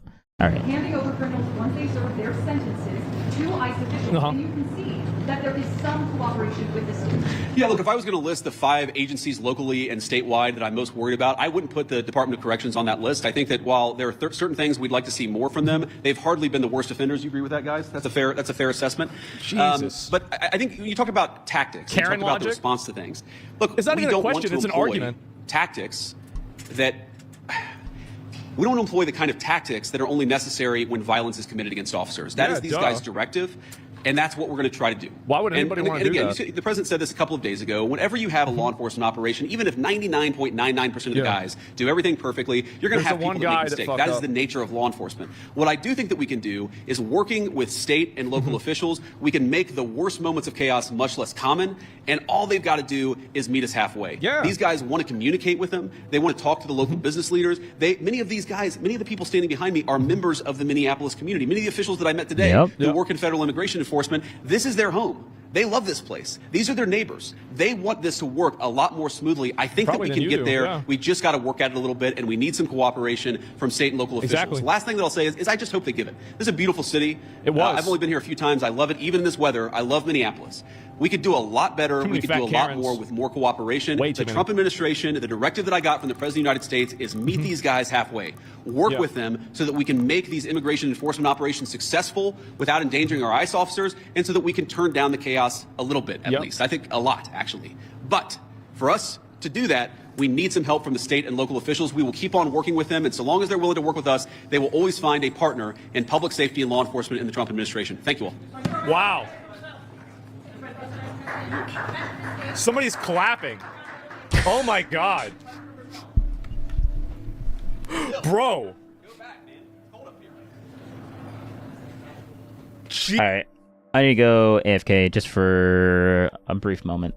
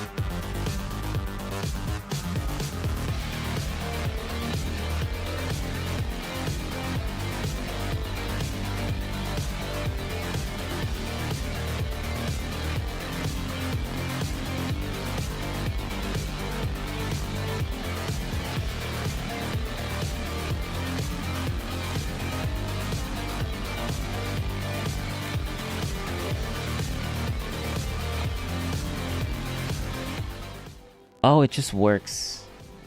Oh, it just works. Jesus Christ. Wait. Hold up. Oh well, I found a bug. I found a bug in my automation, but you know, it's fine. Fine. He cooked them. Wow. Holy shit. Yeah, he did. They did. One guy. Dude. I don't even know what to say. I really don't. I mean, like, he just went up there and let him know. Thank you for your attention to this matter. Yeah, like, honestly, like, he went up there and said everything that I think. He did. He went up there, he said everything that I think. I was like, you know what? Like, that's what I was... All right, so we're basically done with this because, like, he's just going to glaze Tim Walz. Now, let's go back to this video and talk about Tim Walz's response or reaction to everything. Now that we have all the context of, like, what's actually been going on. And, well, at least now we have the other side's perspective instead of just this one-sided ICE bad perspective. Peacefully, we recognize that demonstrations are often driven by strong emotions, beliefs, they might say and a desire to be heard. Oh, here we go. But please remain peaceful. And I want to say it again that because it is important. Oh. And it is critical. Okay. Peacefully demonstrate. Yes. By doing so, you help local authorities to get answers. You help us to do our investigations. Not By enough. remaining peaceful, you help ensure nobody else may be killed or injured. Yep. Yes. Be peaceful. The thousands and thousands of people who... Now, if Tim Walz were to said that, that would have been better. But, like, Tim Walz is... I don't know what he's doing right now or what he's thinking. Like, he's like, just, thank you. Be peaceful. Really drive that home. Really, I like how he drove that home. Like, he said it not just once, not twice, 3 times. Oh, I think he said it 3 times, if I'm mishearing. So, good on this guy. Good on this. I don't know who this guy is, but good on you. That is what Tim Walz is supposed to say. Who gathered yesterday in Minneapolis proved that Minnesotans can make their voices heard peacefully, and they can do so without violence, and they can do so without destruction. And state resources are... He's probably referencing another protest that I'm not aware of. ...available and ready to support our local law enforcement partners as requested. And those resources include the Minnesota State Patrol, the Bureau of Criminal Apprehension, and the Minnesota National Guard. With that, we'll stand for questions. Oh, here we go. Governor, you've made this request before. Is there any reason to believe that it will be answered differently? Have you had any conversations with the president, with the federal government, and is there any indication that they are going to pull out or back down? Of course not. Well, I spoke twice this morning, shortly after I received the call of this shooting. I spoke with the President's Chief of Staff, and how'd that go? First request was to get her people out of there, to get these federal agents out of there. They were going to cause more chaos. And second call is, with no uncertain terms, that we will investigate this. We will not be stonewalled. What we've already seen, and you saw it this morning. Is that their decision to before make? any investigation is done. If it's a federal officer, I don't think it's a state investigation. The federal government spinning stories and putting up pictures and unrelated people who we don't know anything about, and a picture of a firearm to try and spin a narrative. And I ask Americans, this will end when enough American narratives... Wait, hold up. Wait, I need to listen to this. And a picture of a firearm. Yeah. I think it's a state investigation. The federal government spinning stories and putting up pictures and unrelated people who we don't know anything about, and a picture of a firearm. To try and... Wait, what? Wait a second. Wait, hold up.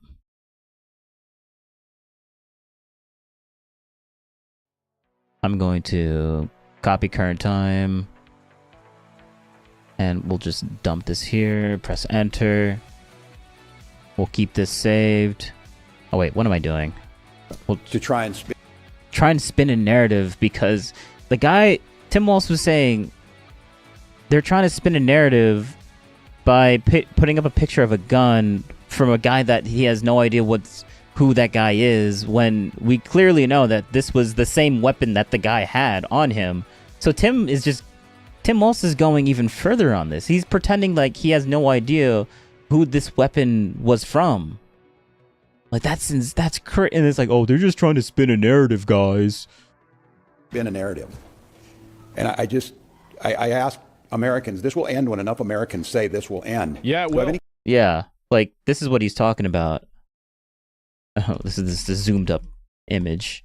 So, like, this guy took the weapon from the dude, right? And then Asmund decided to make like a whole freaking paint. He took a picture of this from where? The evidence thing? Yeah.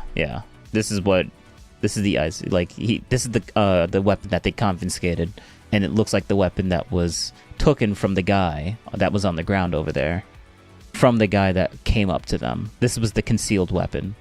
But Tim Walz is acting as if we have no idea where this weapon came from. Like that's very wild to me. That's insane. And but they're the ones spinning the narrative here and not feigning ignorance. Like, bro, what are you talking about? Spin a narrative. And I ask Americans, this will end when enough Americans say this will end. Yeah, it Do will. I have any confidence Donald Trump will do the right thing? No, I don't. No, I don't. He should have done the Insurrection Act last week. I do have a lot of confidence that the majority of the American people will do the right thing. And I think there cannot be very many people across this country looking right now, after all the reporting that's been done, after everything that's been said, under the pretense that they are here about immigration reform, and quit referring to these people as law enforcement. They are not law enforcement. We have law enforcement who do an incredible job. And to listen to... Oh my god. Yeah. Bro, he's crashing out. He is crashing out. Yeah, they're not law enforcement. They're not like, look at this lady. She's like, bro. Furious Pituitario. Maurice Guy viewers stream book. Remove the space. No, get out of here. You're a damn bot.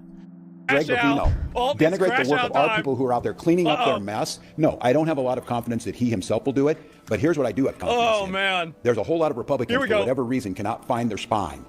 Yeah. But they might find the ability to know that they're not going to win another election. Oh my god, he's using the same Destiny talking points. He's been Destiny brain rotted. Like, oh, don't call them law enforcement. Why are you even calling them law enforcement? ICE is not a law enforcement agency. When they literally enforce the law of immigration, the immigration laws. That's literally their job description. They're not law enforcement, though. What are we talking about here?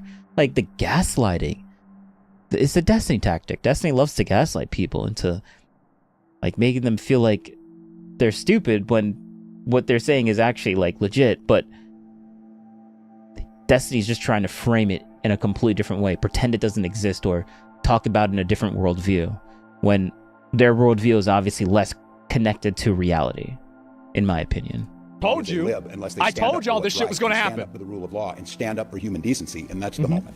Baldy's in it. He's in it down to the last man. He's going to go down with the ship. Who are in the middle right now because if they Yeah. Stonewall and Yeah. and you're trying to investigate, is that force? Yeah, no, it's a good question. And Yeah, what are look, you gonna do? I speaking to You the ain't people gonna of do Minnesota right now, I hear that scream from you, and I'll continue to plead and ask There's a lot you of for peace. screams. And I know the answer is you ask us for peace and we give it, and we get shot in the face on the streets coming That's out of a donut peace whenever shop. you go after somebody? We cannot What give do you them mean? When we ask for peace and you get shot in the face, that sounds really bad. I wonder if there was any context missing with that statement. I wonder if there was any context missing with that statement. Let's go find out. Let's go find out. Was it this Timcast thing? No, it wasn't this Timcast thing. I'm not gonna play the video. We are gonna watch it though. But there is.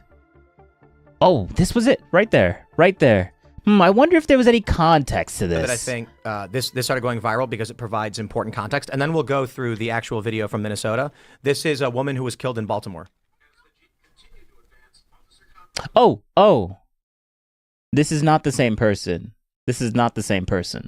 But this is the same person. This is basically the exact same situation that guy with the weapon had. And what happened? So, weapon is drawn. She's in front, but at the corner of the car. The door is open. Okay. 1 second. She's standing in front of the vehicle. At 3 seconds, the vehicle accelerates. At 4 seconds, she's dead. What should she have done? This is a different scenario. This was in a cul-de-sac. This is a different scenario. It's a different scenario, guys. Like, she actually did get hit by the car, and she ended up going underneath and died. That's the difference here, bro. That's wild. That is wild. Okay, so this isn't the same thing. I thought this was the same situation, but it was the camera, the body cam. The body cam, that's the word that I was looking for. But yeah, like, but this is what happens when like they're not supposed to assume that they're going to turn away. Like they need to assume that if you hit the accelerator, you're going to go towards them, and then that's it. Yeah. But that sucks. This lady didn't want to shoot, and then she ended up getting deleted because she didn't want to get shot. Wow, it's sad. Another sad event, but I guess people would be like, "Oh, but that's justified, though, right? Because police bad or whatever." It's stupid. Going to make mistakes. Oh wait, no. We're done with this. What they want. I don't know how to say this in so many terms to watch the madness that we've witnessed over this last week coming out of the White House and what it's doing here. The madness. My confidence is, and I say it to Minnesotans, as I've said, exercise your First Amendment rights, speak out, bear witness and document legally. But I understand the risk in that. He and I never understand says the courage to stop that it takes impeding. to have people out there He doing never this. says it. Thank God, we have video. Because according to DHS, these 7 heroic guys took an onslaught of a battalion against them or something. It's nonsense, people. It is nonsense and it's lies. So my confidence is this, Minnesotans.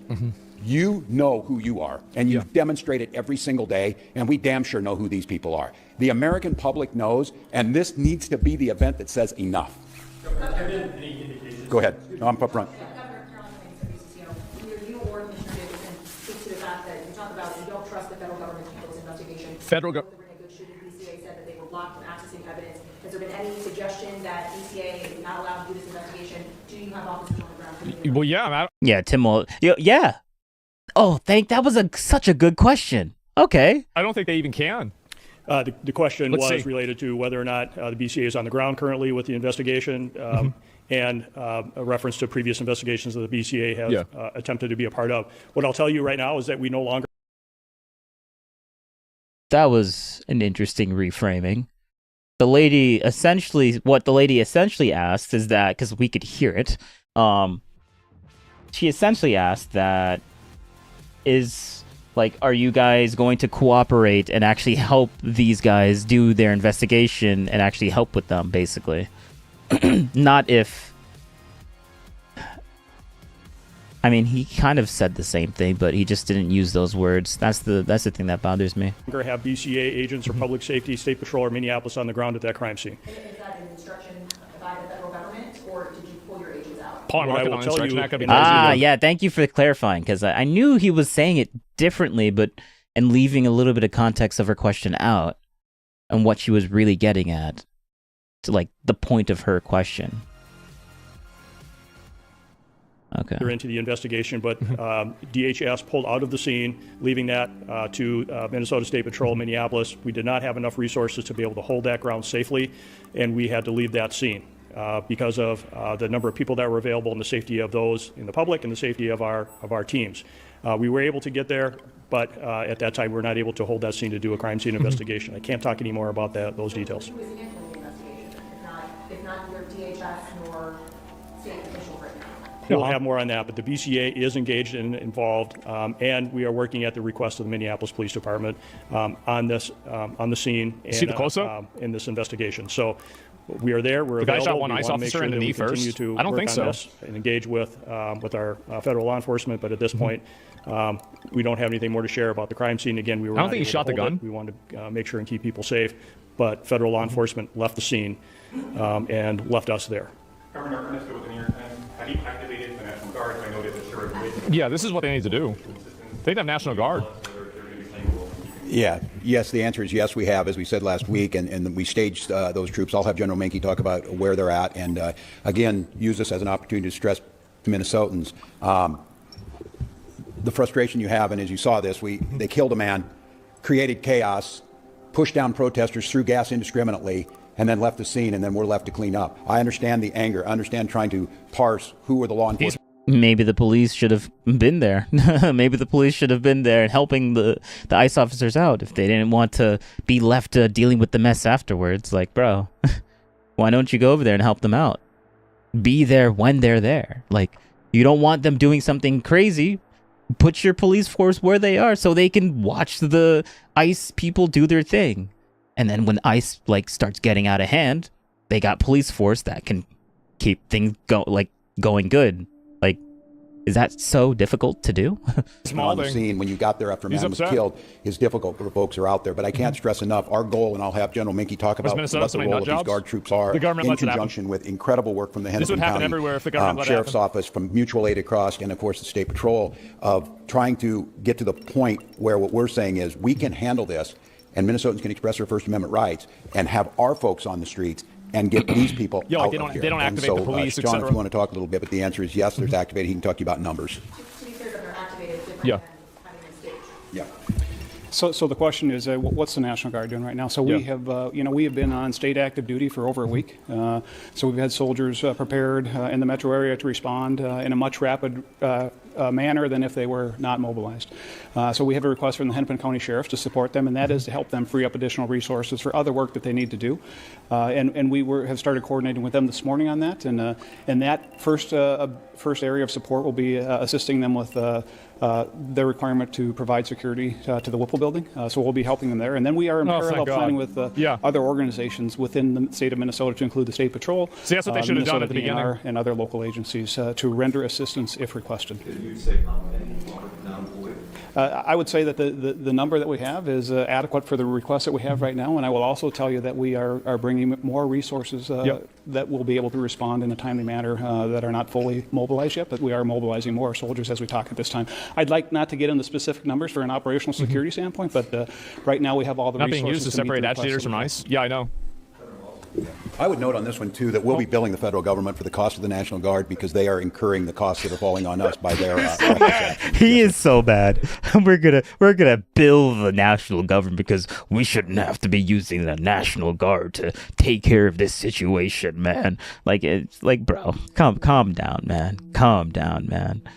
If you were just telling them to be peaceful at the first place and actually help out the investigations, then you wouldn't be in this mess right now. But now you're just upset that you're in this mess right now. And now you have to actually activate things that you didn't want to activate. But like, you're too much. Your ego is so high that you can't say that you kind of messed up. And now you're suffering the consequences. So I guess that's just too bad. Oh boy. He's really gonna go down with the ship, isn't he? I mean, I gotta respect it in a way. He's gonna go to war for those Somalian fucking I'm rejecting the rush to illegals. judgment within 15 minutes of this, which they did last time. That's why you need to have a fair investigation. But didn't and you that's do why that? a video can show one thing, but what happened beforehand. But there already will slander this individual. They've already made this the case. And I will just say, you will all start to see it, and some of you probably have. There's multiple angles of this. Yeah. And I'll go back to what we talked about before. They're telling you not to trust your eyes and ears, not to trust the facts that you're seeing in front of them. And at some point in time, your reporting, and I think your reporting this week has been spectacular across Minnesota, that there's not two sides to every story. But in this situation, what I'm saying is we need to have a fair investigation, understanding what's happening, and held accountable. A fair investigation we is one that continue you to hear, do. and we heard it from the Vice President, that these folks can do whatever they want. They can have full immunity. And what I'm telling you is they will not. There will be justice to Minnesotans. Continue to gather the information. So I won't say where it is because I think it's irresponsible to make that judgment. But what I see with my eyes and what you're going to see with your eyes makes that pretty hard to believe. And I would imagine as a federal officer, they would have come out and sounded like these professionals sound and say, we need to gather the information, we need to gather all the facts, we need to put them forward, and then we can make some informed decision based on the fact. They've written the narrative already. And the audacity to critique the police chief of Minneapolis after what work that those heroic officers are trying to do, and to be critiqued by this guy, I mean, I don't know, I've said it a lot, but America, as you're listening, enough is enough. Yeah, they critiqued you. They critiqued the chief because the chief is telling their officers to stand down and not help the ICE officers. So now you're upset that they're basically telling you to actually help them out. And now you're mad that they're critiquing that? That's kind of wild. Enough is enough of this. End this. End this. And we see them moving to Maine. If you're in Boston, you're in Chicago, you're in Philly, you're in Miami, it doesn't matter. Miami's not going to have this problem. Our children are in trauma. The police help the fucking A 5-year-old. You saw the picture, the bunny hat and the Spider-Man. He's Isn't trying that to like use some the narrative to 5-year-old. throw around and parade around in some coat you had made? And Oh act like my you're a tough guy God. or whatever. Oh, bro, Tim literally called it. Yeah, they got these people wearing these weird animal costume suits, so now when the narrative gets spun out, like, hey, look, yeah, they're beating people with animal costumes. Like, this is weird, man. Why are they doing this? They're just like this. That's crazy, man. And now he's trying to say it, bro. He said that like Tim said that, called this out day one. That's wild. These are people's lives. Tim Pool called this out, not Tim Walz. And we have rule of law. So I'll let the investigation play itself out. We will do our best to find it. But I don't know, you kill a man and then you just leave your law enforcement, you just leave it. Is there a single case in American history where you just like walk away and say, I guess that just happened and we're not going to clean up our mess? I'm proud of Minnesotans. I'm proud of law enforcement here and our partners, and we'll get to the bottom of it. I think we have time for another one. So yes, ma'am. They're calling on state and local law enforcement to, quote, help coordinate to get violent criminals off. Yeah, he won't even answer the question. I'm better off to let these guys, the professionals. I have my thoughts. Oh, God. He won't even answer. So the question was, what are we doing to assist federal law enforcement? Tim's contributing to mass hysteria? Yeah. What are you doing to assist them? Yo, what's the question? What's the answer to this question? Criminals off the street, if I understand the question. He absolutely is.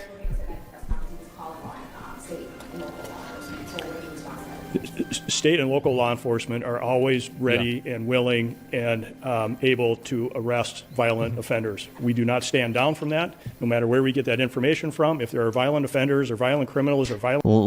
Look at how they're not actually answering the question. Are you helping them or not? Well, we would never not do what you're saying. That's not answering on whether you're doing it right now. That's not answering the question. This is an obfuscation. This is dodging the question. Violent crimes, we will investigate and we'll bring those to justice. If the federal government would like to work with us, to continue to work with us as they have in the past, to locate those violent offenders, we are always open to those discussions and always to those discussions. It's not like we're not doing it now, but we're open to the discussion. True. Like, look at how he's answering the question. I mean, look at how many ways he's trying to not answer the question by answering all these different sub-questions that he just manifested into existence. To assess. We do not ignore that. We are ready and able, and we do that. All of you, as part of the media, hear us. We do that. What's that?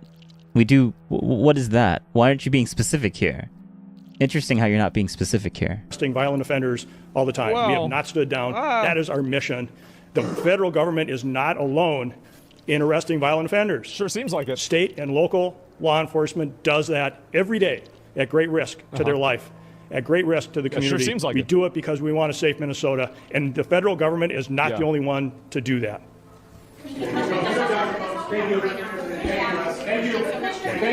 Thank you. Bro, they didn't even answer the question. That's it? I'm not going. Rape, homicide, manslaughter. That's who they're trying to protect in Minnesota. Rape, homicide, manslaughter. That's who they're trying to protect in Minnesota. I do not understand these people. We sent Governor Walz a very strong letter today. She got to go. Oh, she's got to go. They gotta get rid of her. Like, really, honestly, like this is like a meme. It's a meme. Like, what are we doing here? Oh my God. I mean, for anyone that's confused and like, why is he saying, like, she's saying the thing that he wants her to say, but you're missing the point. The point is that she wrote a really strong letter to Tim Walz, and he's sick of these writing letters to Tim Walz. Just arrest the guy. That's what he's about to say, I think. Right? Wow, a strongly worded letter. She actually said this. Governor Walz, a very strong letter today. We had been working on this letter. We got it out saying that he better support President Trump. He better support the men and women in law enforcement, because if he doesn't, we are. And that's what we're doing right now. Oh, right. You better do it. Are there any consequences in this letter? Well, we'll see. This is fluid. We'll see. Yeah. Okay, no. See how Governor Walz responds. Let's see what he does based on this, based on what's happening right now. But this administration is going to support the citizens. We're going to support our great men and women in law enforcement. Rape, homicide. Yeah, what do you expect her to do? I mean, probably go out there and try to press charges on these people. I mean, that's the first thing that I would do. Apprehend them. Do everything that you can. National Guard, Army National Guard activated in Minnesota. Video frames raise hard questions. The gun agent said justified in the shooting in Minneapolis. Looks like it was already taken off him before the shots were fired. Clear frames show an agent pulling what appears to be a SIG P320 off of the scuffle and moving away from it, and then the shooting happens. If that's accurate, he was effectively unarmed at the moment that he was killed by ICE and Border Patrol agents. That's what it seems like to me, too. Yeah. What's out there so far, he was a legal citizen, legally owned a gun, and crossed paths with an ICE during operation. Agents say he approached them armed and wouldn't comply. Yeah, I mean, again, like, I don't know how anybody thinks doing this... See, bro, that's all they have to say in court. That's all they have to say in court. Agents say he approached them armed and would not comply. That's what happened. They probably told him to leave, and he didn't leave, and he was armed. That's all you have to say in court to be like, okay, this guy's a threat, and he's armed, he's not complying. What are they supposed to do? Like, pretend that the threat doesn't exist, and then he shoots someone? Like, if he's not going to comply, then you can infer that he's not there for good intent. And if he's not there for good intent, and he's armed, oh, we're just not supposed to assume that he might not, that he's just definitely not going to use that weapon? Like, bro. This is going to result in a positive outcome. Like, regardless of whether the agent was in the right or not for shooting him, the guy is still dead. And I think it's such a huge mistake that you don't have more people... It's a sad situation. It's a sad situation. So, yeah. And more people in general just going out and saying, hey, stop going out and listening to and not listening to the police and being aggressive towards them. What happened before? Let me see if I can pull this one up. Okay, let me see here.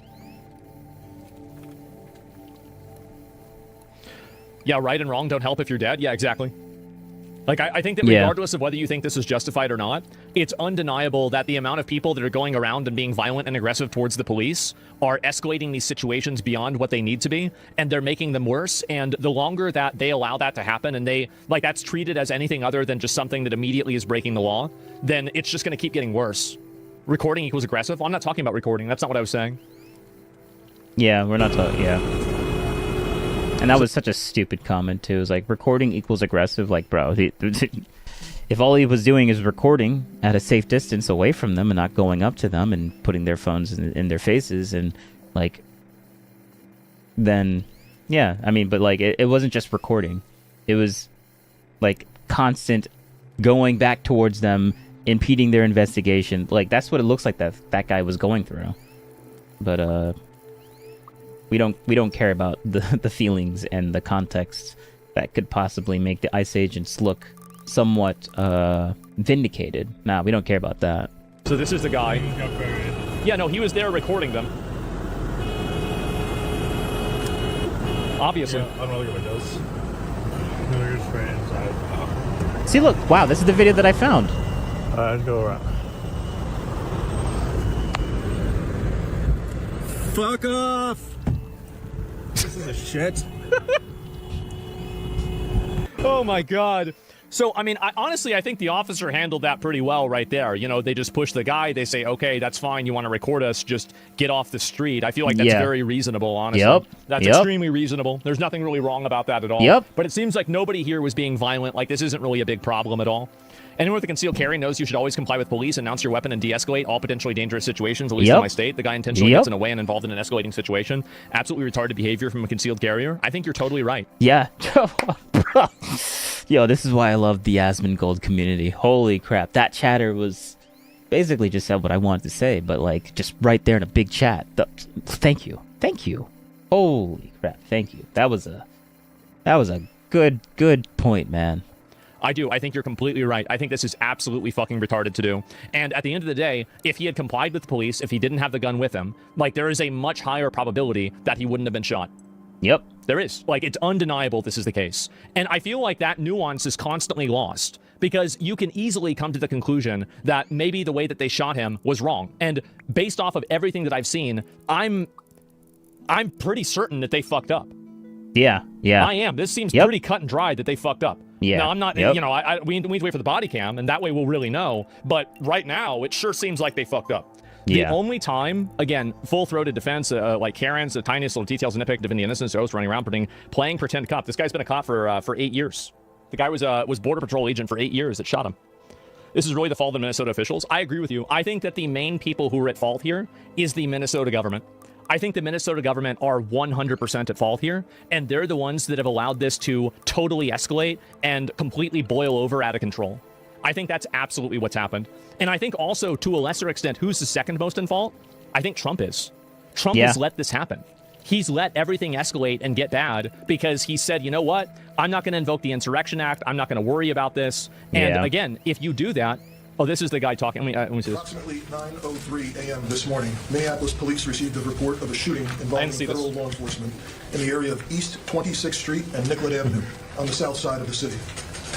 Officers arrived and found an adult male with multiple gunshot wounds when they arrived. Now, I know I'm a little bit late on this, but I was reminiscing on what he just said. Well, like, look at this. Look at this. He literally just... Who's the second most person at fault? Literally Trump. He's like, yeah, Trump. He should have done the Insurrection Act, and then these people probably wouldn't have died because there would have been more law enforcement.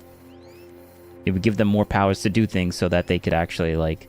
But then I guess people would just argue, like, well, that would just make the situation worse if he were to do that. And, well, you don't know that. Life-saving aid was being rendered, and he was transported by ambulance to Hennepin County Medical Center, where he was later pronounced deceased. Based on the information that we have, which is very limited, this is a 37-year-old white male who is a Minneapolis resident, and we believe he is an American citizen. Approximately 9:03. It seems like he is. Trump must invoke the Insurrection Act now in the chaos and the deaths. Absolutely. Like, the sooner that happens, the sooner this stops. Whenever you have the governor of the state going up there and saying that law enforcement isn't law enforcement, if that's not an insurrection, I don't know what is. I don't. I feel like it's so obvious what he said is basically saying that, like, the federal government doesn't have authority over here. Like, if saying that the federal government doesn't have authority to enforce the law, if that's not the standard, then what the fuck is the standard? It's insane. Yeah, it's nuts. What does the Insurrection Act do? It allows Trump to use the... I guess Trump can nationalize can nationalize the National Guard in Minnesota without it, but it allows him to bring in the military to make sure that nothing goes wrong and to have them enforce the law. And I think that's what he needs to do. Basically just makes the federal government like the ultimate... basically, whatever the police can do, the federal officers, anyone in the federal government can do basically what the police can do. Like, so they can detain, they can arrest. They basically do... It gives them carte blanche to do whatever they want. Well, according to the law, basically. But not anything, but like... it gives them more ability to do a lot of things. A lot more rules are a lot more elastic or something like that, or certain things that they couldn't do before, now they can do. And people like Tim Walz need to get arrested for sedition. Like, I mean, really, it should have... As I said, I have predicted this entire thing. I have said every single thing that I thought was going to happen has happened. Every single thing. And you know what? I bet it's going to get worse. Trump's too much of a pussy? He is. Look at this. It's a shithole. I mean, this is something you see out of like a fucking third world country. Yeah? Jesus. Look at all this. Oh my God.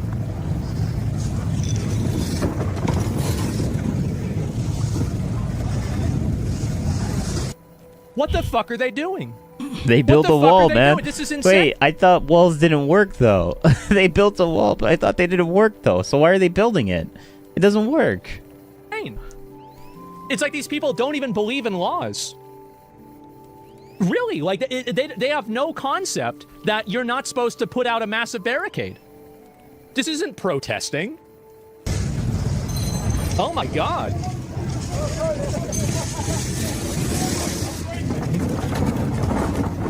They're building the case for the Insurrection Act. I completely disagree with you. I think that every single day that these people feel, every day these protests will get bigger until they reach a fever pitch and more violence occurs. Eventually, these people will start mass attacking ICE agents, and every day it will get closer and closer to that extreme. And the sooner that you do this, like, again, anybody could have predicted this. This isn't some kind of, like, fucking five-head prediction here. It's obvious this could have happened. Is that my mattress? It does look like my mattress, but it's not. Have some respect. This is the Wagarthan Citadel.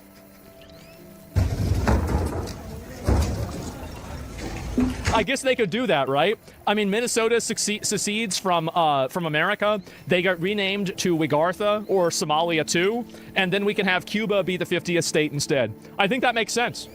Smart. Maybe Venezuela.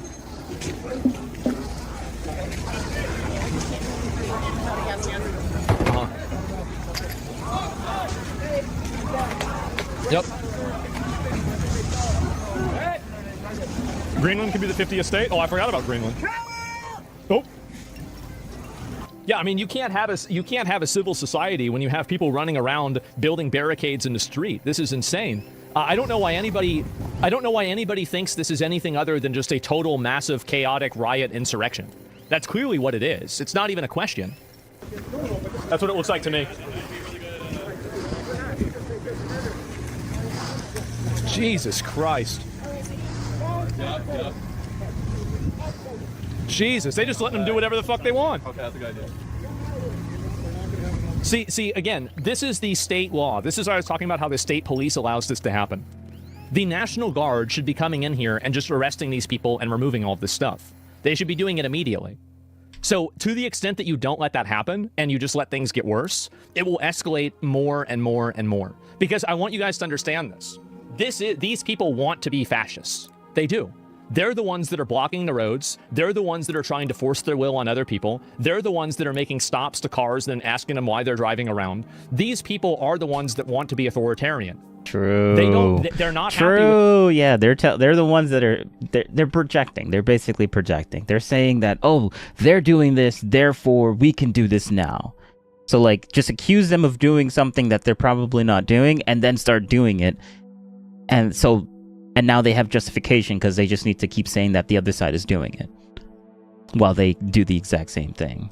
With the results of the election didn't go the way they wanted, so now they think that they have the moral authority to ignore the election and go out and do whatever they want. We can't have a world like that. We can't. Now, in 4 years, they should vote Democrat again, and maybe things will be different. But it sure wasn't this time. And that's it. It's purely anti-American? It is. It's completely anti-American. They want to be fascism while calling us fascism? Exactly. They're being gaslit into becoming fascist, circle of life. Well, they're not being gaslit. This is always what they want. See, from their perspective, it's not fascism. It's the right way of doing things. They don't even view their version of fascism as fascism. They just do it themselves. Yeah.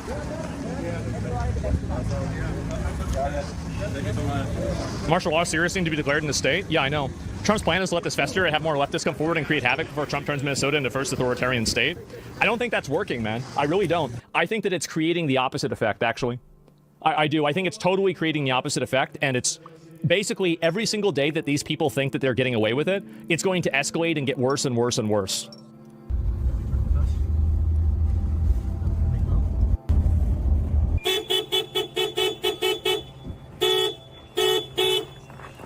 Uh-oh. We aren't ICE. We are not ICE. We're not ICE. We're not ICE. I'm showing my face. I'm not. We question you. We're not ICE. Nothing says fighting against fascism than random stops where people have to be identified. Bro. This is Bro. Why are we letting this happen? This is nuts. This is nuts.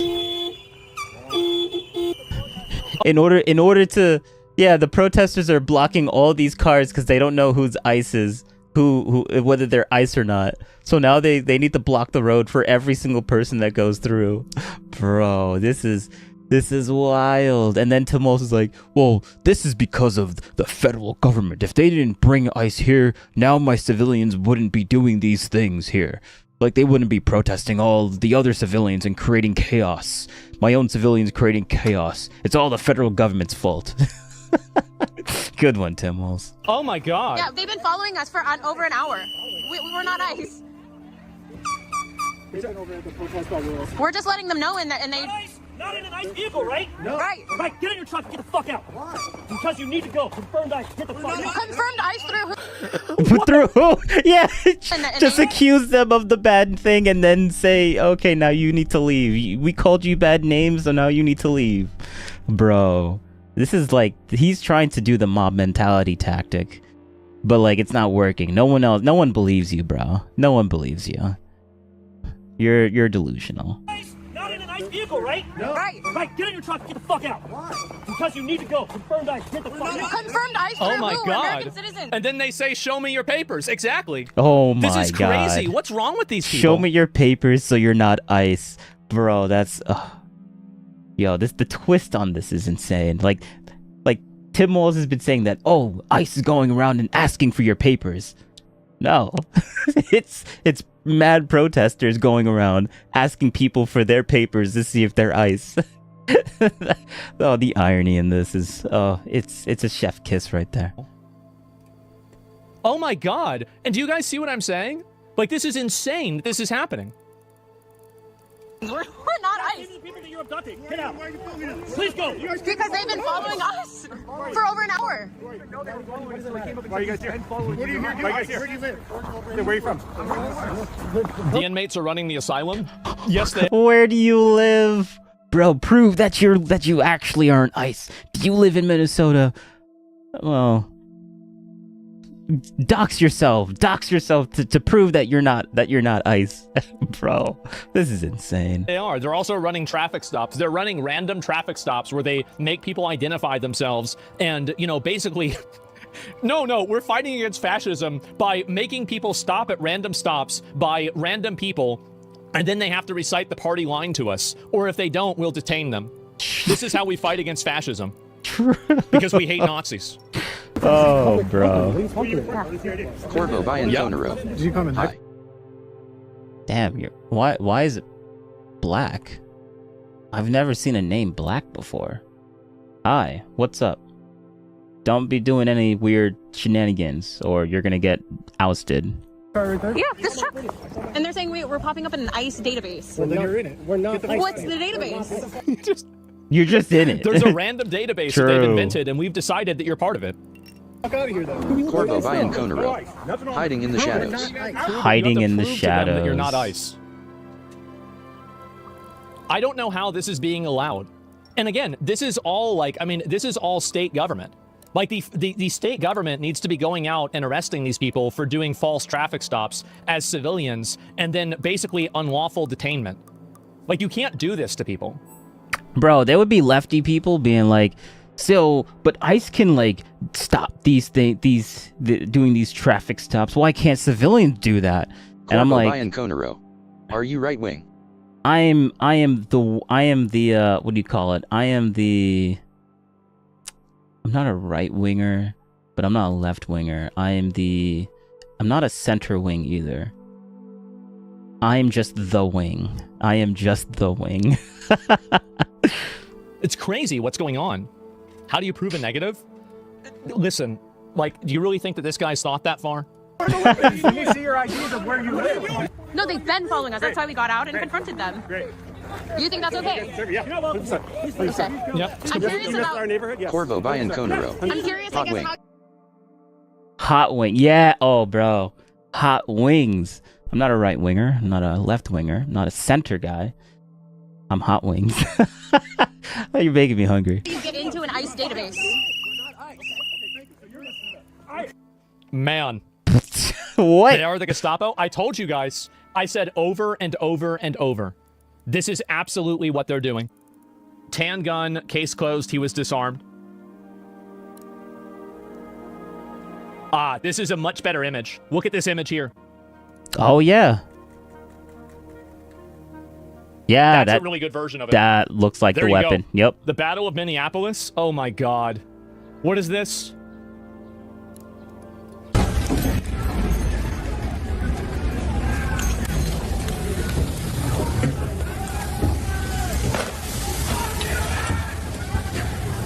Uh-oh.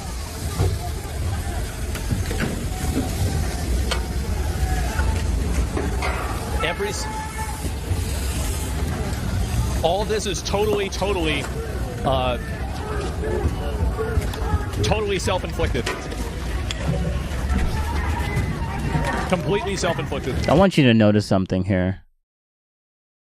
Notice how the people in those vans that clearly look like probably ICE, but I'm not sure, but they're obviously some sort of military type vehicle. Notice how they're driving in the opposite direction of where the protesters are. Just notice that. And see, let's just see what the protesters do. Do they stay in their location and continue protesting, or do they start following the vehicle, which is not protesting? You're not protesting by following their vehicles, so None of this had to happen. Look at this. Oh, okay. They built the wall. They built the wall. They built, I guess walls do work. They built a wall, and then ICE was going over here to like get past this because they need to do some sort of investigation in that area.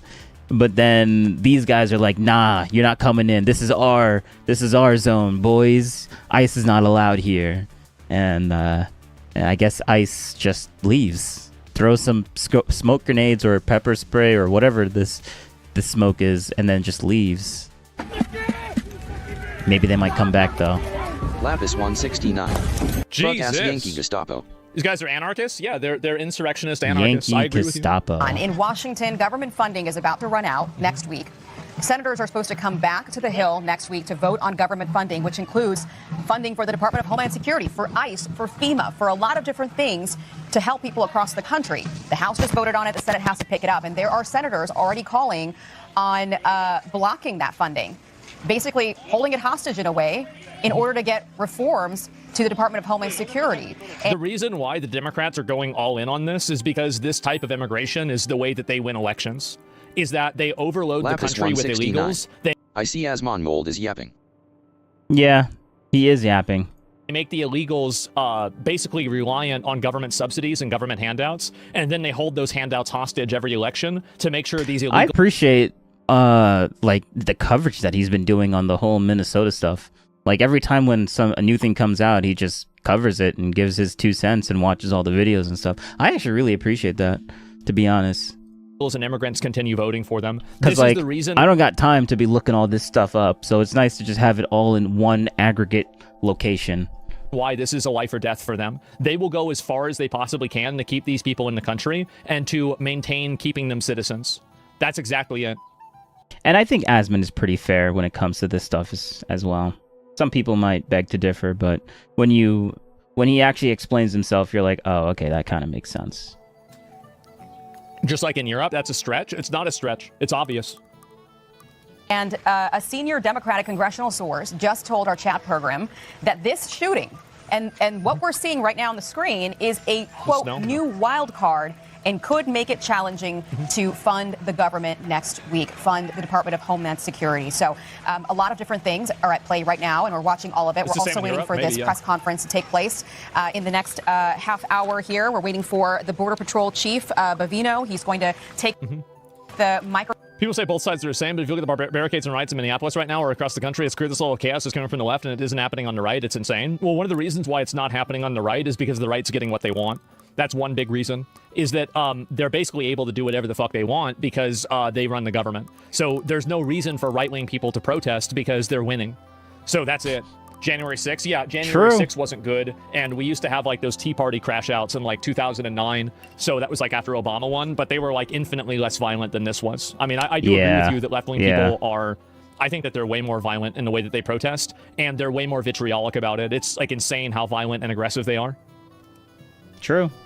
Phone here. And the reason why is because I think that a lot of these left-wing people, the emotional messaging that I think activates them is a lot more visceral. It's a lot more serious. Like, for example, you know, they're being told that, you know, they're fighting against Hitler, the Gestapo. Trump is going to put all of these babies in cages. And he's like this like pedophile that's like running a pedophile network, and he's doing all of this so nobody is going to arrest him for it. Like, if you believe all of this, if you think all of this is true, wouldn't you be out on the street trying to burn shit down and fight against the government? Yeah. I think a lot of people would be. Yep. If you really thought that Hitler was coming back and that's happening, I think that that would activate a lot of people. So whenever you understand it from their perspective, this is where I always say this, right? A lot of people don't know this, but Trump is a liberal Zionist. Einstein. Trump is a liberal Zionist. I mean, I guess so. I mean, because like Zionism, like everyone says like Zionism is like this really bad word, but all Zionism means is that you think Israel exists. Oh, he's not? He probably is, because like he thinks Israel exists on the map. So like, yeah, he's a Zionist. Because Zionism doesn't really, the word Zionist doesn't really mean like, it's not like, it's a scary word. Freemason trash. But like, the root of all evil. Yeah, the root of all evil is whether people think Israel exists or not. Like that's, yeah, true. Freemason trash. You're lying. Then what do you think Zionism means? If it's not the right for Israel to Freemason exist. trash. You really believe that crap? What do you think what do you think it means then? What do you think it means? Come on, give me your counter argument.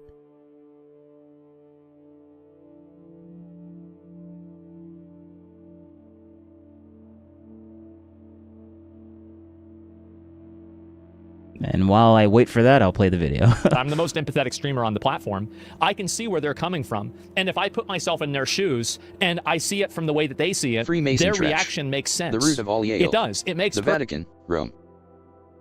The root of all evil. Okay, so Zionism equals evil. The root of all evil. That's what Zionism means. Is that really your argumentation?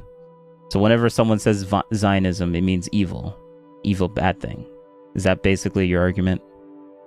Zionism equals bad thing. Like, is that it? Freemason trash. Yeda. Okay, if that's it, then I'm like, okay, all right, then I don't have that same thought process. Perfect sense if you think about the way that they've been educated, the way that they've been propagandized to, the way that they like if someone says, "Oh, name equals bad thing," like, okay, good one, good for you, man. I'm glad you feel that way. Media and the way that they think, and if you go through all that, it totally makes sense why they're doing this. That's the reason why you're not going to be able to reason with these Freemason people. trash. They're already past that. You're point. misinformed and the problem in the world. I'm misinformed. Okay. Good one. Point. Freemason trash. Because people live in a This different isn't a timeline. debate. Yes, exactly. I'm Like, and telling that's you. the issue is that Are other you people really think that that dumb? this is a conclusion. No, I know you're telling me something, but it's just that you're not making. Yeah, it's not an argument. Like, Freemason I'm trash. glad you believe that. You really don't know what Zionism is. Are we really about to? Let me see something. I'm not gonna do the whole. Is Zionism the? Wait, hold up. How do I say this? Is Zionism? If you think Israel exists, does that equal Zionism? How do I say this? If you think Israel exists, does that make you a Zionist?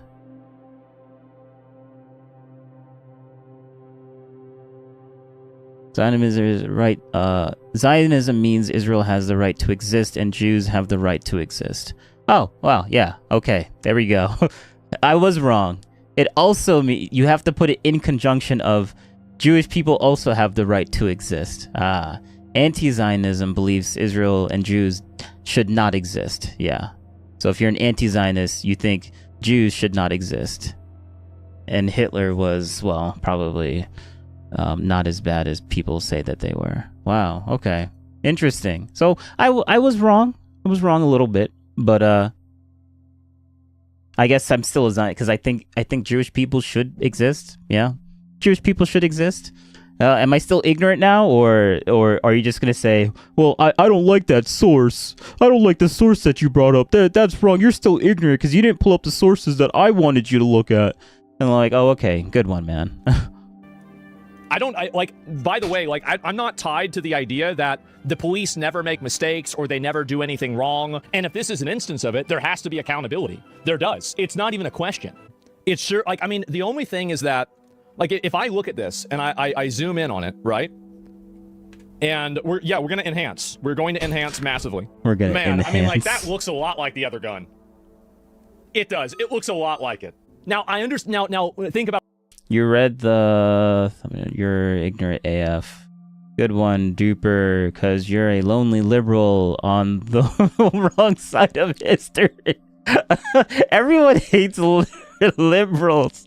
Oh, that's so funny. I can't. So people that are like the whole Jewish conspiracy theory nonsense, I find it so hilarious. I find it just as brain rotted as like the flat Earth people. Like it's so wild to me. Like, you can't explain anything to them. That's why I just meme. When people talk about the whole Zionism thing, I just meme. Like, yeah, good for you, bro. I'm glad you believe that. Wait. He said, "Oh, bro." Now I just broke his brain because he's like, "Wait a second, you're black, so you can't have those thought processes. You're black. You can't have those thought processes. What? Your skin color is supposed. You're supposed to think the way that other people think." Of course, you're a globber. I don't even know what that is. A globber. What? Freemason Trash says, "Of course you're a glober." Oh, a glober, bro. A glober. Bro, oh wait, hold up. Because I want to bring this up so badly. Water in the International Space Station.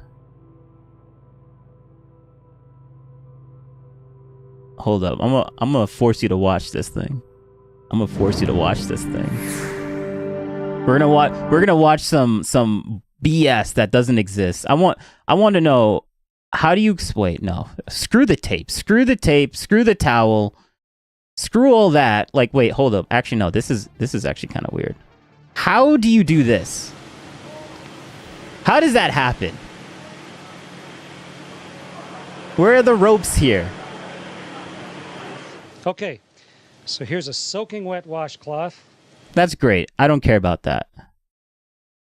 Hold up. Wait, where's the water? I want a better video than that. Give me a better video. Oh yeah, this was the one. Ultra 8K2. Like, how do you do this? Where's the strings attached to this water droplet? It's CGI. No, you're just gonna say it's CGI. Wait, hold up. Broke my brain. No, you're a slave to your masters. Globe. Show proof of 666. Like, you just keep spouting numbers as if that's supposed to mean anything.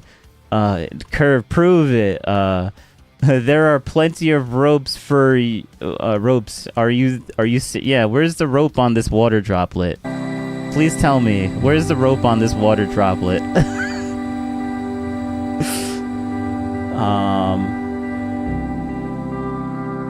You think that's real? Yeah, this is CGI, guys. This is CGI. True. Wow, your poor parents. What's your globe narrative? Jeep satellites. The reason why I think that's the reason why I think the globe exists is because the flat Earth. The people that do flat Earth, they're like they don't have a model of like how the Earth is flat.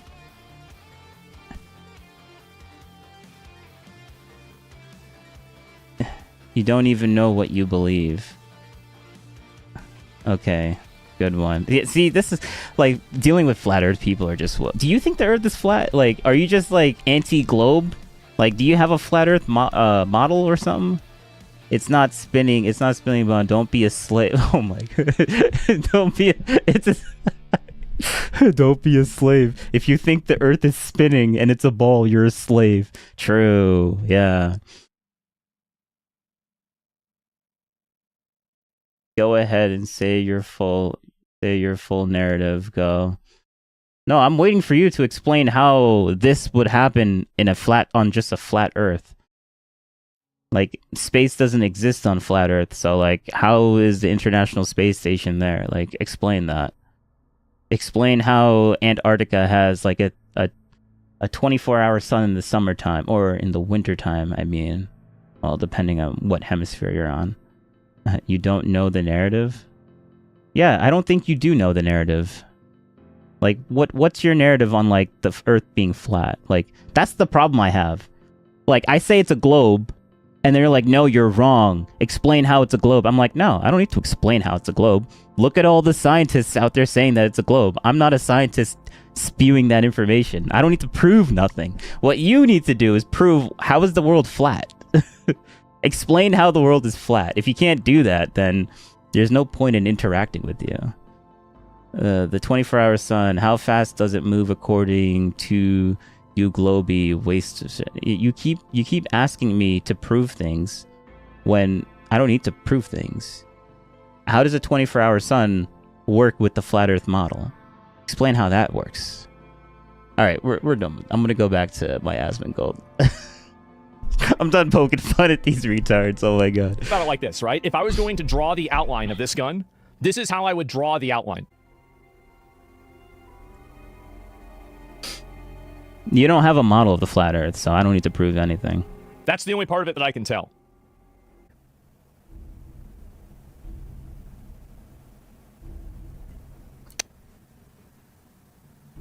That's looking pretty fucking close. That is pretty fucking close right there. That's some really good projection here. You can't prove, you can't even like explain how the Earth is flat, but you're the one calling me dumb for believing in the scientists. True. Base, true. You're smarter than all those other people out there talking about this stuff. Like all the scientists saying that the Earth is round and all the people going on rockets, going into space, spending billions of dollars. You are smarter than all of them. Rocket science be damned. That's kindergarten stuff. True. Yeah, okay. You keep living in your delusional world. True. There. I mean, I'm sorry, but like I treat the people that are flat Earth as I treat people that believe in different religions than I do. Like, if you believe in that other religion, good for you, man. I'm glad you found your folks that also believe in that religion as well. Good for you. Shit is almost 1 for 1. I'm glad it makes you happy. It's 100% the same gun. Like, if I was going to bet, right? If I was going to bet on whether this is the same gun, I'd say it was. If you said, all right, flip a coin, which side do you think that it's going to land on? Who writes the paychecks to the scientists? I'm guessing you have the answer to that question. I think this is the same gun. Yeah, I feel like there's a very, very obvious... Let me go back. I'm trying to read the rest of these. Armored vehicle entering the scene near the shooting. See, this is what I've said before, is that, like, if they had brought in the military, this would have never happened. Everything in the videos are just so messy, it's basically impossible to make any definitive conclusion without body cam footage. You're right, but I would say that 80% chance, this is, and I think that it's very important right now, that if this guy did get shot when he was unarmed, that there is accountability for ICE for doing this. Because you can't have, like, for example, whenever they shot the woman with the car, that Renee Good, I think that, like, it was much more ambiguous. I think that it's very obvious that if you're shooting an unarmed man whenever they're being restrained by 6 other people or 7 other people, very, very clearly you're... Oh, for anyone that's actually watching the video, and maybe I cut it through to this part, I'm just ignoring chat right now. He's being he's a flat earther, so like there's no point in wasting any brain cells on him. Life was not in danger. You're not defending yourself from a deadly threat. This person's unarmed, and that's it. There's literally no excuse for it. And I'm a big supporter of ICE. I think ICE is great. I think they should deport every single illegal alien in the country. All that being said, you can't have ICE because I'm a supporter of ICE. That means that I need to have accountability for ICE. Trump's a retard for not sending in troops 2 months ago? Yeah, 2 weeks ago? I know. Trump is going to be Biden for having his brain fried for doing too many things domestically and internationally? Yeah, I think so too. Motive was found on his social media. He was retweeting Kill ICE Agent TikToks. That's fine, but I don't think that they shot him knowing what was on his TikTok page. Like, I mean, realistically, like, I don't think this guy's a saint, right? Like, I don't think that this is some kind of, like, innocent guy that did nothing wrong. Like, you should have not gone on there. You should have not been obstructing the police. You shouldn't have been touching the police. You shouldn't have gone up to the police and done that with a gun. You shouldn't have been resisting arrest. He did all of those things wrong, but none of that justifies shooting the guy in the moment, other than the fact that your life is in danger. Like, they didn't do a TikTok review before they shot the guy. Do you think any of this is martyr syndrome or desired suicide? I think that a lot of these people, this is the problem, is that people like Tim Walz go out there and they, you know, basically like amp up this idea that ICE are not police enforcement, ICE are not law enforcement. ICE are absolutely law enforcement. This is the easiest Google search of your life. It's very clear that they're law enforcement. So when you've got him out there saying that, when you've got him out there that, you know, like he says peacefully protest, but he never explicitly says not to interfere and attack federal law enforcement. Because if Tim Walz had come out there and he had said very clearly, do not interfere with federal law enforcement, do not try to touch federal law enforcement, do not impede their investigation. Oh, wait, hold up. I'm so sorry. I didn't realize we were watching... Oh, there That's, you know, like you can just talk somebody out of. You can't talk somebody out of this conclusion. Multiple gunshot wounds. Life-saving aid was delivered to him. He was taken to the Hennepin County Medical Center, but he was pronounced dead. The Department of Homeland Security is saying it was... Yeah, the military is dumping gas on fire. Yeah, I don't know why Trump hasn't sent them in yet. I don't know either. U.S. Attorney Pam Bondi has stated that agents with several federal agencies, including DEA, ATF, and FBI, are being deployed to back up Homeland Security. Whatever you need to say to make yourself feel better. I'm not wasting any more brain cells on a guy that doesn't think the probably thinks the world is flat, but still can't give me a model on how it's flat and can't explain how satellites work or how GPS works, or can't explain how rocket science works and why we're spending billions of dollars on rocketry to a place that doesn't exist. Like, can't explain any of that, but I'm the dumb one here for just trusting those guys. True. In Minneapolis. That's great, but you need to bring in the military. It has to be even more. And a person, I actually think that people like Tim Walz are directly responsible for all of this violence and this crime, because he's the one that's in control of the police.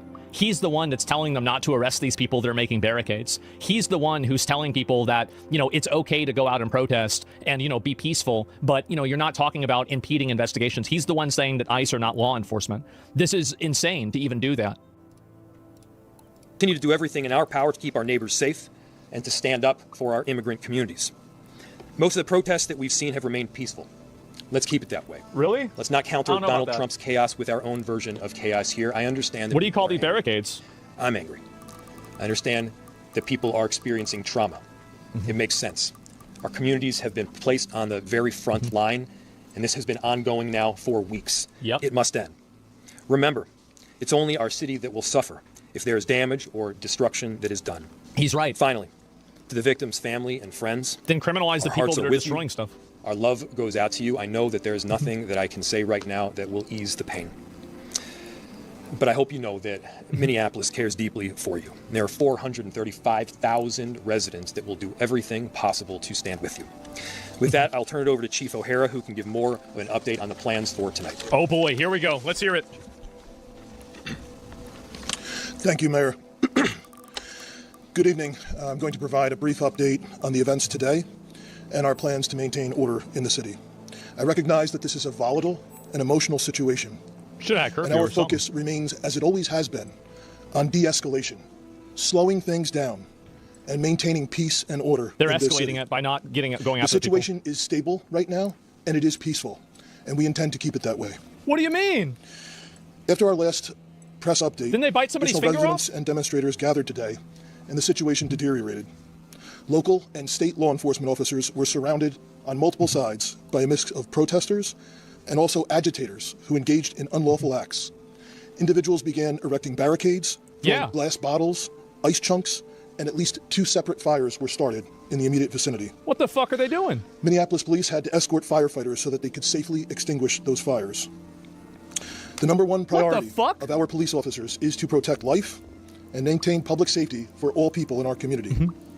And so given the volatility and rising public safety risks for residents, for demonstrators, and police officers, state and local law enforcement did deploy less lethal and gas munitions at that assembly in order to allow for a safe egress of law enforcement.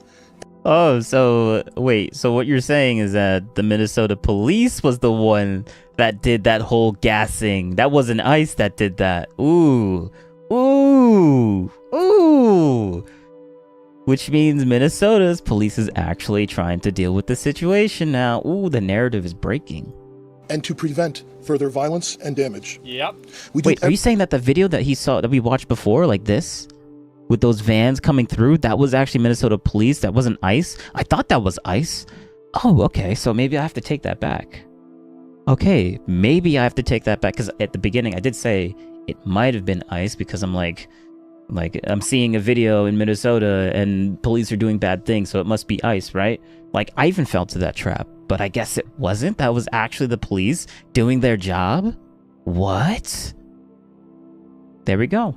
Everything that we possibly can to de-escalate whenever possible. And the actions that were taken today were in response to a dangerous and escalating situation that already had multiple confrontations. The gathering at the scene now is peaceful, and we need everyone to respect the lives and property of all people in our community. In order to maintain that peace, we have established a vehicle exclusionary zone in the affected area. That zone has allowed traffic to be safely managed and has significantly reduced the risk of escalation, ensuring access for emergency vehicles, for residents of the area, and for lawful, peaceful demonstrations. This zone will be maintained by uniformed police officers. I noticed that your channel could benefit from a larger audience to help boost your... No, get out of here. You're... of the Minneapolis Ignore Police chat. Department, working alongside members of the Minnesota National Guard. National Guard members will be wearing fluorescent yellow safety traffic vests and will be working alongside uniformed Minneapolis police.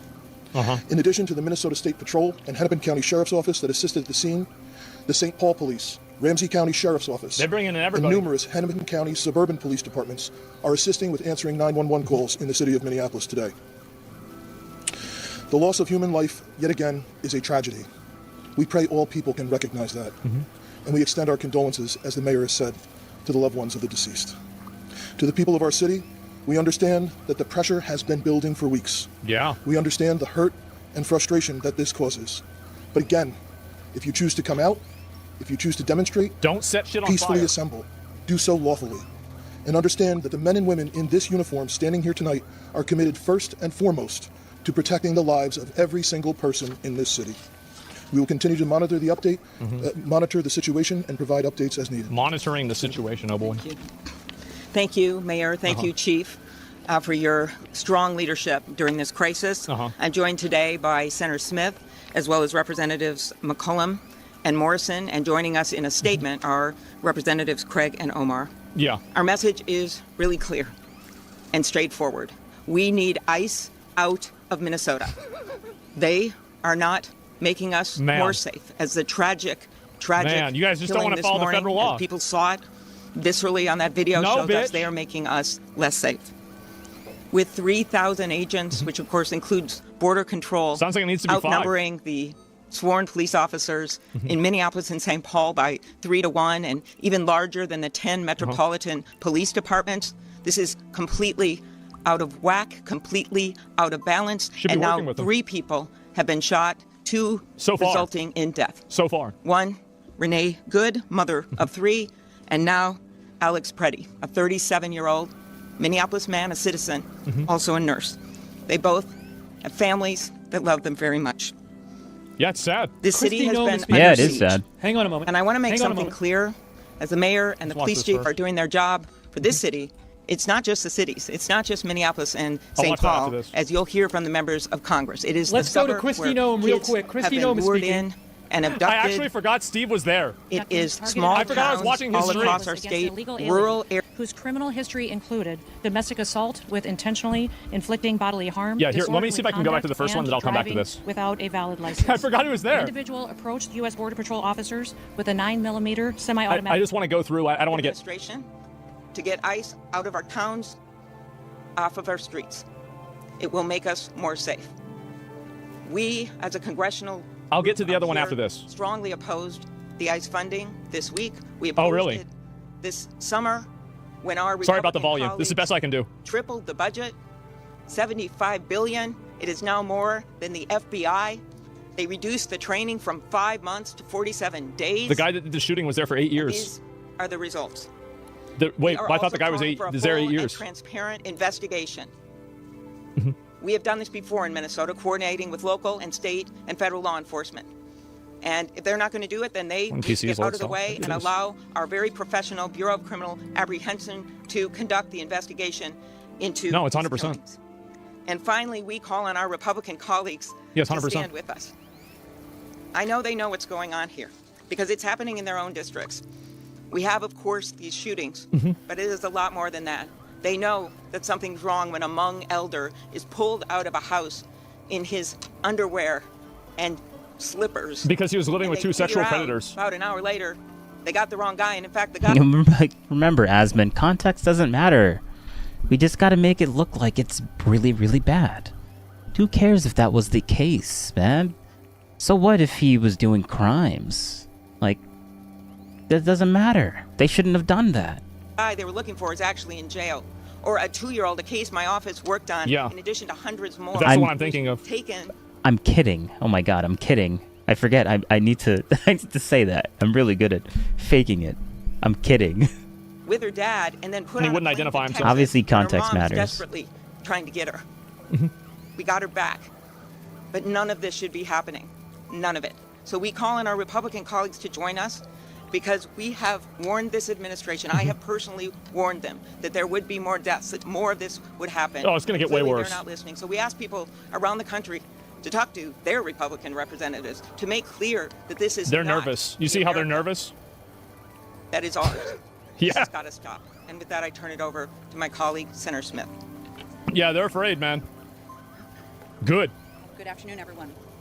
So today, federal agents beat and then shot multiple times and killed 37-year-old Alex Jeffrey Preddy, a U.S. citizen, a Minneapolis resident, and a VA nurse. Eyewitness video shows once again reckless, violent, and dangerous federal agents taking the life of a Minnesotan. Really? Wow. Rather what about the than guy that was following resisting standard arrest law with a gun? enforcement practice, which is focused on public safety and de-escalation, they have killed another person. And the Trump administration has already called Alex Preddy a domestic terrorist. Yeah. He was a nurse. Damn. You can't, people. We send our heartfelt It's impossible. It's impossible. and to his friends. That's Emotional funny. appeals. All Americans should be outraged at this unaccountable, violent federal force which is operating with impunity in our city. And you need to know, America, that if it can happen here, it can happen in your community too. I sure hope so. So we gather here to say, first, I want to say to the president, Based? you must What? stop Operation Metro Surge immediately and send these ICE agents home so our communities can be safe. Right. No. Second, no. it is essential that trusted, impartial state investigators at the BCA are allowed to fully investigate what happened here today. Third, I urge my neighbors to express our grief and outrage at this killing. Are they going to say? Invasion of our cities peacefully and with the love that we showed yesterday when so many thousands of us showed up in support of our community. Yeah. And finally, we must have our Republicans in Congress. They must join with us to condemn this violent and unfettered violent abuse of power and to stop it. And they can do that by refusing to fund this agency so long as it continues to kill and terrorize Americans. If that happens, you just use the military. And I will be working on in the United States Senate. Oh. And I just want to close by thanking so much the local law enforcement and fire departments, not only here in Minneapolis, but all across the state that have been doing everything that they could, everything that you can to keep our cities safe. Oh, so you can have multiple I once worked in City dispensaries. Hall, and Nice. I know what it's like, and I am so grateful for their relentless work to keep our communities safe. Representative McCollum. No, here we go. Let's have another swamp hag come out and lecture us about why it's okay to interfere with federal investigations. That's great. in our remarks, those that Damn. It's lovely. before us. So I'm going to take a slightly different tact. You know, today, this morning, Yeah. Saturday, we lost another life. And Yep. it didn't have to be that way. You should have told them to To all stop. the protesters who have been out there peacefully protesting, who have been harmed and injured, it shouldn't be happening to you either. Right. But I want to take a second, as Senator Smith was, just to reflect on the community. St. Paul stands with you, Minneapolis. The East and West Metro, we're united. I can't as turn well it up, as all sorry. Minnesotans. My phones have been ringing off the hook from frustrated members of communities that are asking me to talk to their Republican members of Congress to do something about the escalation of They're chaos scared, and violence man. that has been caused by the presence of the Department of Homeland Security.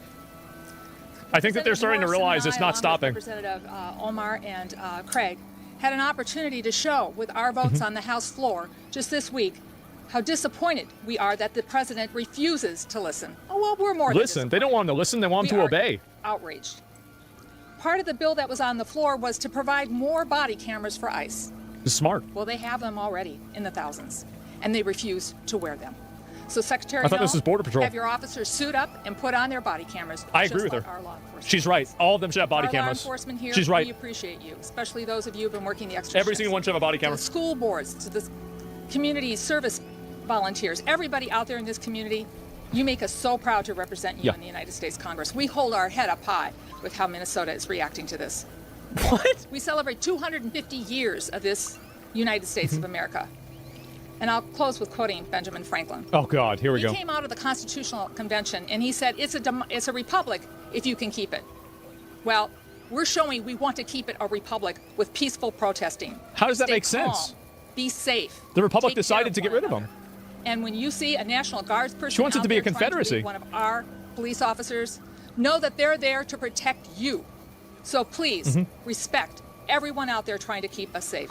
With that, I'd like to welcome up my colleague from the West Metro. Oh, great. This is the fourth and final Karen. Let's hear it. The day after tens of thousands of Minnesotans showed the world how to stand up peacefully against this administration's cruelty, lawlessness, and unacceptable occupation, True. and demand that ICE leave our state and end this federal invasion, the world is watching yet again as one of Donald Trump's federal agents have shot and killed another United States citizen. That's right. In broad daylight in the middle of the How street. could this have happened? First, we lost Renee Yeah. Nicole Good. Terrible. And now Alex Jeffrey Preddy, a 37-year-old man, a Minnesota. It's all their fault, too. It is. All they had to do was cooperate with the federal government. True. That's all they had to do. And I do want to pause and offer my deepest sympathy and profound condolences. But they want to fight and sacrifice their own people. I am so They sorry. don't care about Yeah. them. I mean, that's kind of a one-sided take, but he's not wrong. He's not wrong. You wanted to fight, and now your people are dying. Damn. This is all just And we are emotional once messaging. again It's now manipulation. being asked Yeah. To deny what Yep. we saw with our own eyes. They need to release the We body watched cams. the videos of a masked federal agent shooting Alex in the back multiple times while he was pinned down by more than 6 other masked federal agents. And once again, DHS has come out with a predetermined narrative that contradicts everything we saw with our own eyes. 2 37-year-old Minnesotans are now dead. They're both 37? And a nurse. For what? We cannot lose any more lives. We need a full, transparent, and comprehensive investigation led by our BCA. And ICE and Border Patrol need to halt all operations in the state and leave immediately. Oh. And Congress cannot be complicit in facilitating. Isn't it crazy they're trying to advocate for this? And federal occupation of our cities. Oh my God. We are standing here as a united front today, pleading for our Republican colleagues who control the Congress and who took the They're same so oath to afraid. defend the Constitution and uphold the rule of law that we did to stand up and stop this. Put your state and your country first. Put it ahead of your loyalty to this president. Put the Minnesotans are in agony, watching their communities terrorized and families torn put the loyalty. Yeah, the federal agents, they don't be loyal to the president of the United States. No, be loyal to what, the Minnesota, the state Minnesota governor?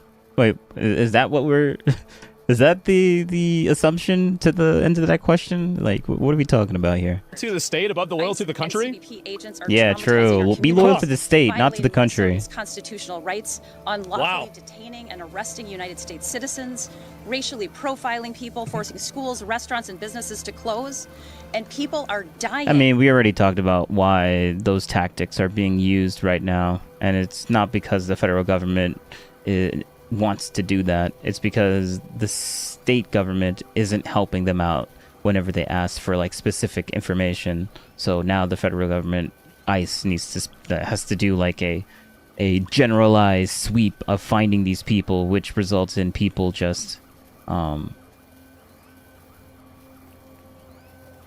which results in these like really not so good tactics being used. Let's just say that.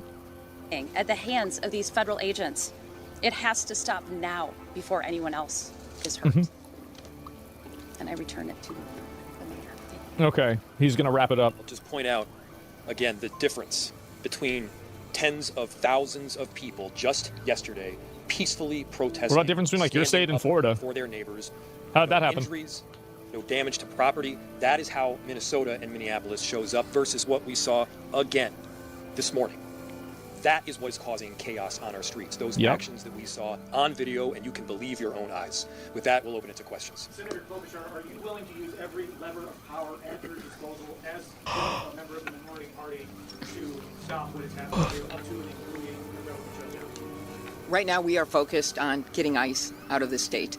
And of course, we will use every lever that we have. This is why you But got to I go do after them as hard as you can. remind people that It's because they'll do the Donald same Trump, thing. Runs the White House. And sadly, because to date we have not seen the Republican members of Congress standing up, he also seems to run the Congress. But the point here is that there are many changes that we could make. You know, why aren't we helping fund local law enforcement instead of what they did with this bill last summer, where they tripled the budget? And why aren't they pledging to have a full investigation? So they can just sit around and do nothing? I have a lot of respect for our local law enforcement here, and I appreciated the words of some of my colleagues who talked about the fact that people have to differentiate here with what they're doing on the front line every single day. So there are many things we could do. Budgets are a value choice. And that's what we're asking our Republican colleagues to do. I work across the aisle all the time. I work with them. And I know that many of them understand that what's going on right now is wrong. And so the way to get to a higher ground, honestly, is to get them to get ICE out of our state right now, to call the president, to speak out as we have been doing day after day after day. And to remember these little kids who are afraid to go to school, and to remember the people who are legal citizens who are wrestled to the ground, yelling, "I am born here. I was born here," for no reason whatsoever. Two that we've lost, and I hope that's completely that random. Take home and that Try and switch your emotions. I know it's what they do. As they look at how they can get this. They want to indoctrinate their kids and then use their kids as emotional weapons.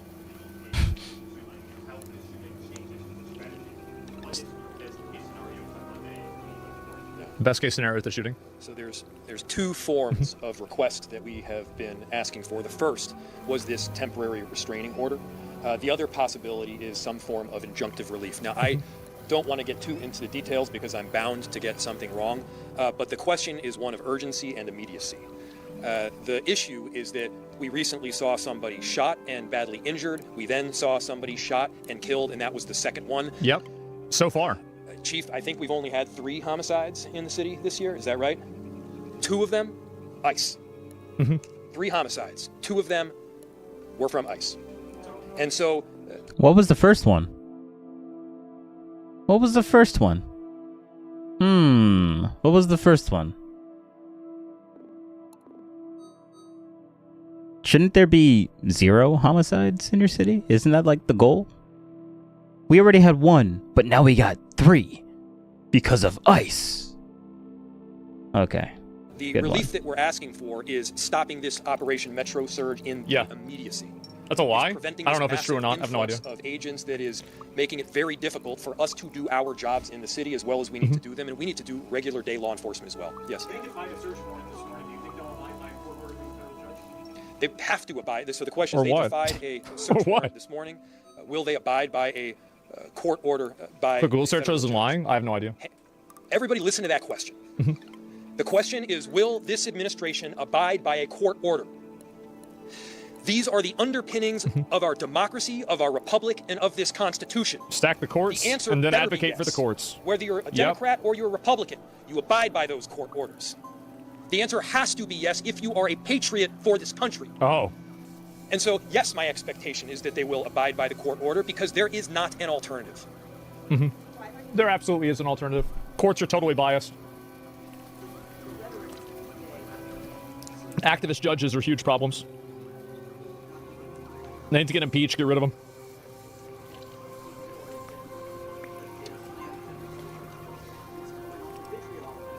It's hard to hear what he's saying. I don't even know what he's saying.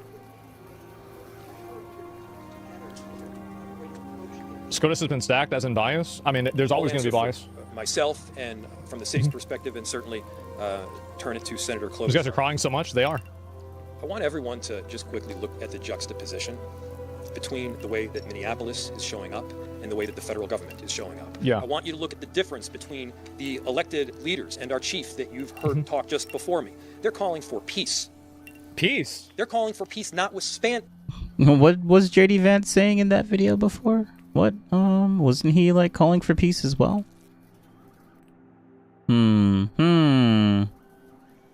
Oh, well, it doesn't matter. Whatever.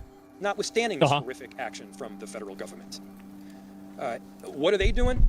They're not investigating the person that killed our citizens. They're investigating us. They should be. This is political retaliation. Yes. There was fraud that's been going on in your state for almost a decade. Actually, pretty much a decade at this point. And now you're wondering why the federal, why they're investigating your state for potential corruption? Like, bro, come on now. This is about a political narrative, and that narrative is making people less safe. Should be in jail. A number of us have spent the last few weeks making our views clear, standing our ground, but also reaching out to this administration, to Republican leaders. He's a clown. He to is. get them to understand how dangerous this is, how unsafe this is.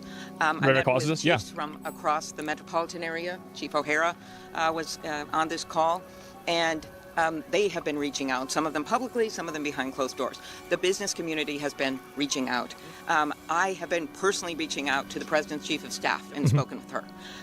We have done this day after day after day, so we're not just shutting out any discussions, but we've been explaining to them, and I know the governor has, how dangerous this situation is. And I specifically told people that someone else was going to die. I said this a few days ago. I said it might be by a car, it might be by Well, then why didn't you tell them not to interfere with federal people? It seems like you hope that they're going to. I've never heard any of them say that. Keep escalating it up.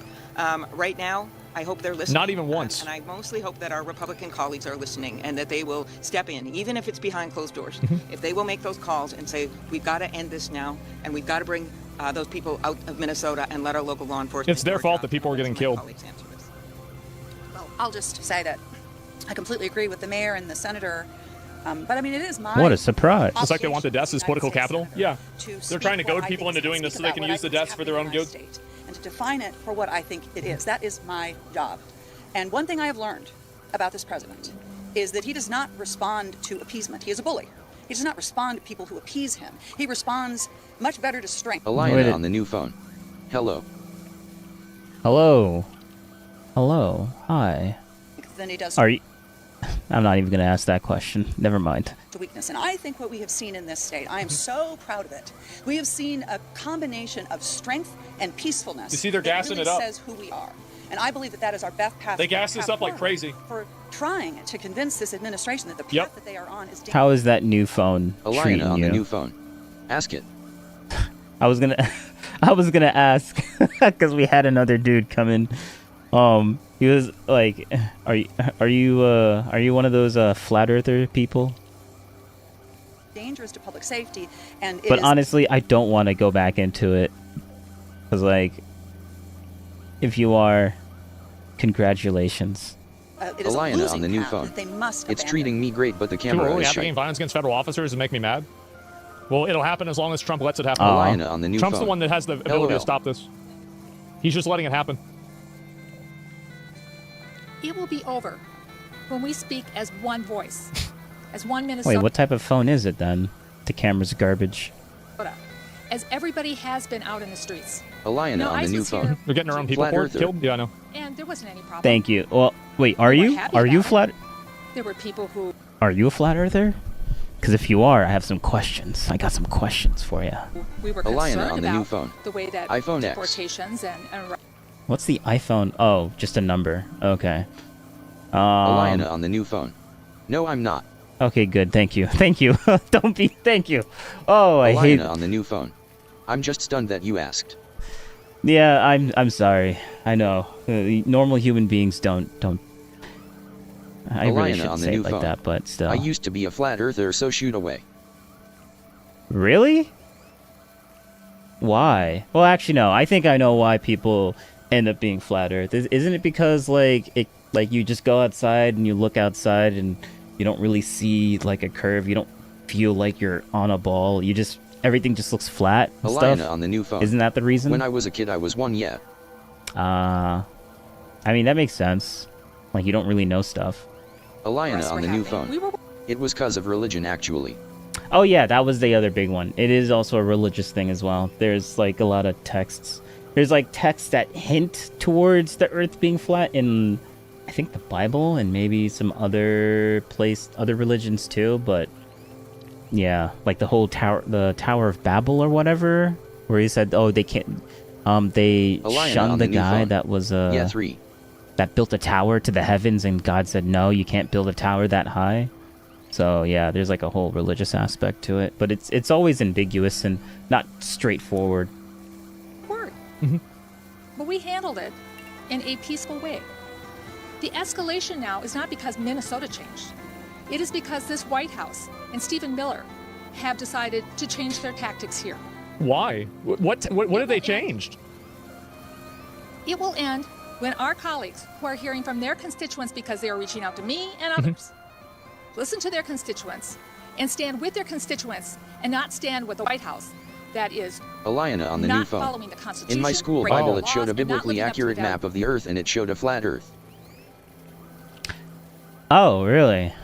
Well, I've never seen that model. What type of What is it called? Is it called the religious flat Earth model?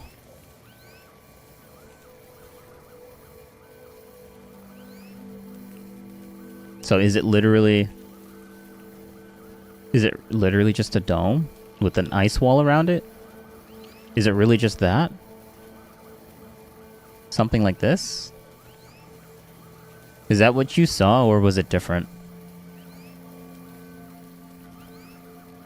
Values of this country. That's when it will end. Right. The values of the country are letting legal aliens in the country. Eliana on the new phone. Yeah, dome with ice wall. Ah, yeah. Well, I mean, obviously that's not that's not correct Eliana anymore. on the new phone. It showed hell too, though. Eliana on the new phone. And purgatory. Oh.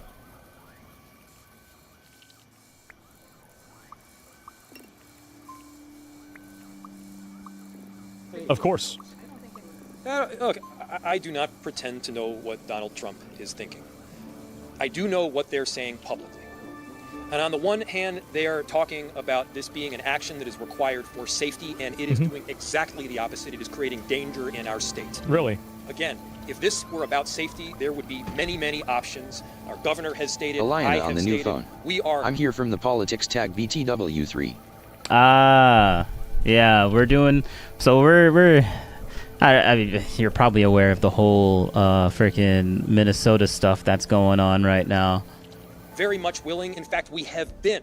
Like, this was the video that came out a day ago, but we're basically watching his reaction on like the new person that got deleted, and compared to the Renee Good person, this one is a lot less unjustifiable. Like, there's still a little bit of cope understanding on how this could have like taken place, but it really shouldn't have happened. Like, it really shouldn't have happened. But there's a lot of context missing, which kind of sucks with this latest shooting. Because apparently, like, I saw the original video where the ICE officer just approaches them and then starts like macing them. Like, the guy just walked up and then the ICE just started walking towards him aggressively, macing the dude, pushing these people onto the ground.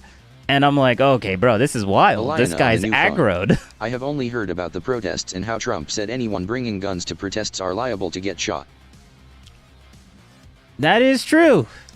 Don't bring a gun to a protest. Because, like, the whole point of the protest is to be nonviolent and peaceful. What reason, what peaceful reason do you have to bring a weapon to a protest?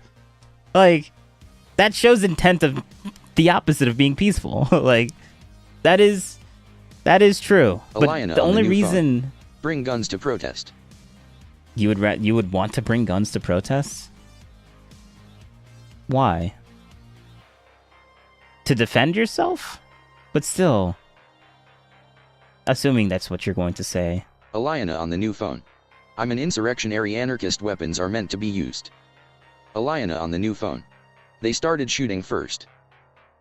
Yeah, they started. They were the ones that it seems like they were the ones that shot first. Yeah, because like they took the gun away from the dude, and then the video that we watched in here, they took the gun away, and then the guy ended up. One officer ended up shooting him, and then all the other ones, once they heard the shot, started blasting holes into that guy. I am working towards stockpiling weapons myself. Nice. Based. Working with them to apprehend violent offenders, to prosecute these cases, to get criminals off of the streets. Well, then how'd you let them out? That is not what we are talking about right now. What they are also saying is that this is simply... Like, I'm a pro-gun person. Like, I think people should have weapons. I would rather people have weapons than not have weapons. Like, if everyone is armed, like, an armed society is a peaceful society. That is true. But specifically on that one video, there's some weird ambiguity. Like Elena on the new phone. IDC if it's Fed posting. That's a SYOP so people don't organize.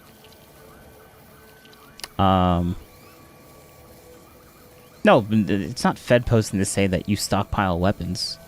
Like, as long as you don't say, like, you're going to go do something illegal with those stockpiles, then you're fine. An armed society is peaceful. Yeah, an armed society is a peaceful society. That is true. Eliana on the new phone.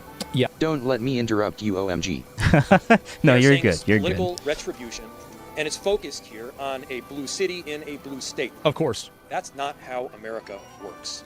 Other Absolutely it is. function that way. We don't. How did Trump get charged So 34 no matter felonies? Your background or your ideology. The same thing. This should be of deep concern for you, no matter what town you're in. Eliana on the new phone. Your town Yeah, it Just is speak now. over the TTS. freedoms Just could be speak over the sacrificed because of what TTS. this administration is I mean, I can turn it off, but I keep it on. I know our end game, and our end That's game like- is to keep Minnesota safe. And Yep. so we are asking that ICE get off of our streets and Sometimes out I'm of our not looking at chat. Eliana on the new phone. There it is. Okay. There's delay and stuff, so it makes me look Well, like I'm interrupting you. Not really a big surprise there. Oh. I'll see if there's any more of this going on or not. Because, you know, I'm holding a press conference too. Yeah, I'll see if I can look at this. Yeah, and there's a little bit expose of their delay, like identities maybe in 30 order seconds to or instill something. fear and violence, and that's not what America is about. We're going to continue to tell the truth about cybersecurity. Good evening, everyone. Thank you for being here. There are two different things that I'd like to discuss with you tonight. The first one being a Eliana storm on the new phone. that is very I feel bad cause of it, LOL. Do you want me to turn it off? Because, like, Eliana on I the don't new mind. phone. Sorry, I'm super high RN. Nah, you're barely good. down You're on good. our country and will be impacting approximately 250 I'll million just leave it off for a little Americans while. in 40 What? different states. Really? We've been working together here at the FEMA headquarters and have opened I don't a want to response interrupt. coordination center. All and we're right, working so I'll with leave it local off. state authorities to make sure that we're getting individuals and communities that bad? pre-deployed resources that they may need, and also preparing them for the upcoming days, which will significantly impact them and their citizens. The Trump administration and FEMA are That'd be working fine. closely with them to get them information, to get them resources, That'd be and to fine. help them be prepared and well equipped for the road ahead as we go through this next Yeah. week. But before I take any questions and give more details on the storm and its impact, I do want to address the tragic situation that we saw in here Minneapolis we go. today that unfolded on the streets. It occurred with DHS law enforcement as they carried out their lawful duties to keep Americans safe in the threat of criminal illegal aliens in this Sure. country. At 9:05 a.m. Central Time, the Department of Homeland Security law enforcement officials and You're officers so were conducting accommodating, targeted yes. operations in Minneapolis I am very accommodating. against an illegal alien When I want to be. Let's just say that. whose criminal history included domestic assault with intentionally inflicting bodily harm, disorderly conduct, You hear what and driving without a valid license. You hear, like, how they said that they wanted to cooperate with getting rid of these illegal aliens that are violent? Well, apparently not. They just go up there and make up bullshit. An individual what they approached do. U.S. Border Patrol officers with a They're just 9mm bullshitting. semi-automatic handgun. The officers attempted to disarm this individual, but the armed suspect reacted violently. Protect the Fearing woman for beater? his life Yeah. and for the lives of his fellow officers around him, an agent fired defensive shots. Medics were on the scene immediately and attempted to deliver medical aid to the subject, but he was pronounced dead at the scene. The suspect also had 2 magazines with ammunition in them that held dozens of rounds. He also had Wow. no ID. This looks like a situation where an individual arrived at the scene to inflict maximum damage on individuals and to kill law enforcement. About hundreds of protesters then showed up at the scene. It's got nothing to do They with it, began right? to obstruct and to assault law he enforcement fire the officers. gun or not? We saw objects being thrown at them, including ice and other objects, and a rampant assault began, and even an I HS do think they need to investigate this one. This one, as I said, I think the officer fucked up. They have to investigate. If what was happening with ICE was happening in my nation, I'd be starting to create fake identities and shit. Yeah, I mean, I don't subscribe to the whole narrative that, oh, Trump is a dictator and and ICE is the Gestapo deleting U.S. citizens. I don't, like, that's just so, like, it's, I don't even want to call it an over-exaggeration. It's just kind of just lying at this point. Like, ICE is only there to take in people that are suspected to be, like, illegal immigrants. Like, they don't throw people, like, if they say that they make mistakes, right? Which is true. They do make mistakes. Once they bring the guy in and find out that he's actually a citizen, he's not just thrown out of the U.S. He just gets let go. Like, that's what happens. Also, when you say your country, I'm assuming that you're probably European or Canadian. Investigate this and figure out what actually happened. This one's it's really, really messy. officer They gotta agent's investigate it. finger was bitten off. Crowd control measures were deployed to bring safety to the public, bitten off. Again, and even an HSI officer agent's finger was bitten off. Crowd control measures were deployed to bring safety to the public and to We law got the enforcement at motherfucking scene. zombies out there And now. Once again, I Oh want to my remind God. everybody that this situation and this Canadian, tragedy did not yes. have to happen. People out of their Our minds. law enforcement are doing everything that they Like, well, to be good faith, I would say that because you said, do they really let them go? Yeah, if they weren't letting them go and they were actually throwing people out of the country, we would have a million more Abrego Garcia guys propping up into, like, being blown up in the media. Like, oh, look, they just threw this guy out of the... Like, they found out about the Abrego guy. Why wouldn't they not know all the other guys? Like, why would the other guys just disappear, like, go underneath the radar? can to Oh, protect the yes, public. Canadian. We're praying for this deceased loved one's family and friends, but we also recognize that the Minnesota governor and the Minneapolis mayor need to take a long, hard look in the mirror. They need to evaluate their rhetoric, their conversations, and their encouragement of such violence against our citizens. So I wanna respond to this. Elena on a new phone says, they want to deport people because of their skin color.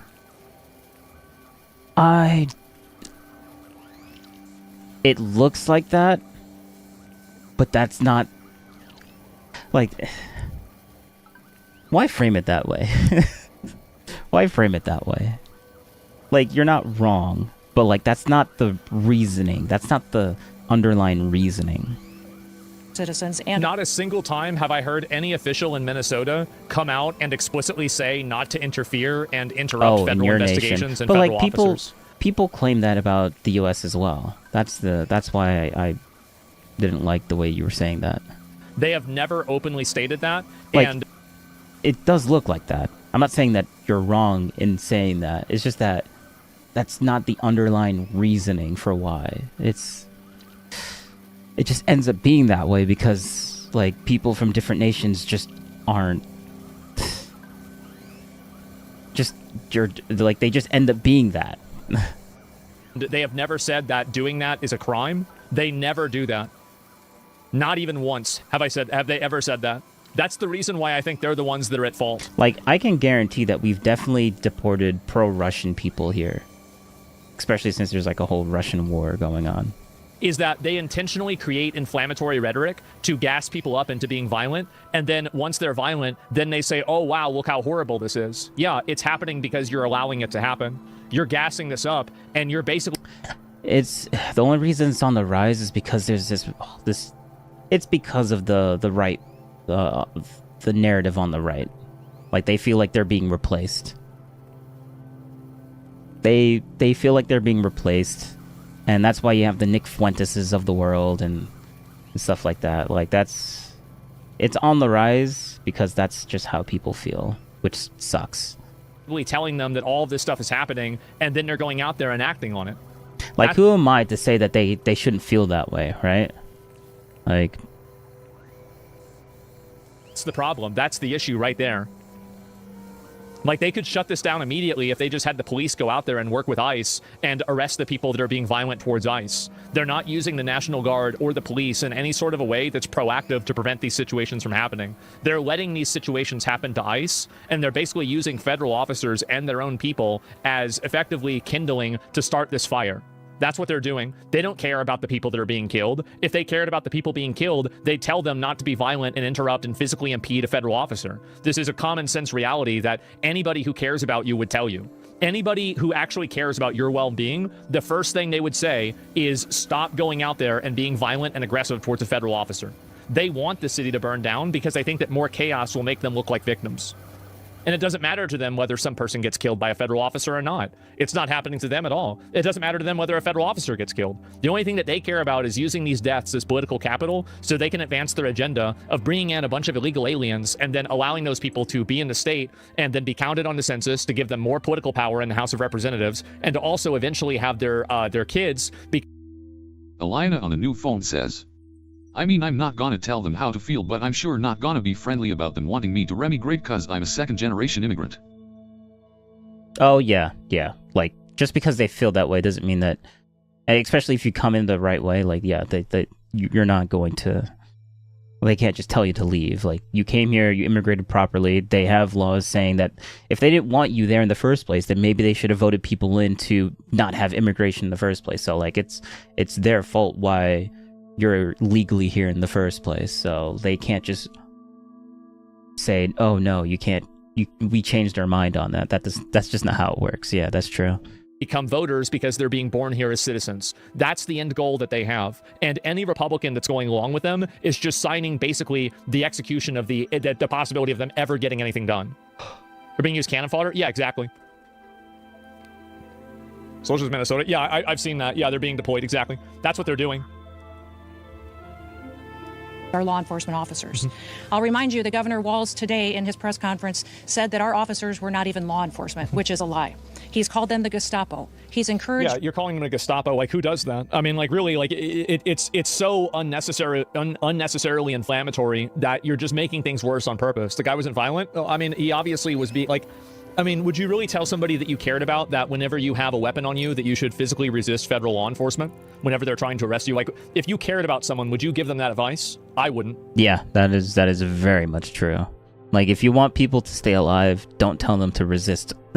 Don't tell them to resist an officer, because you're just giving the officer like a way to a justification to like use deadly force. Like, bro, just don't do it. You're an idiot.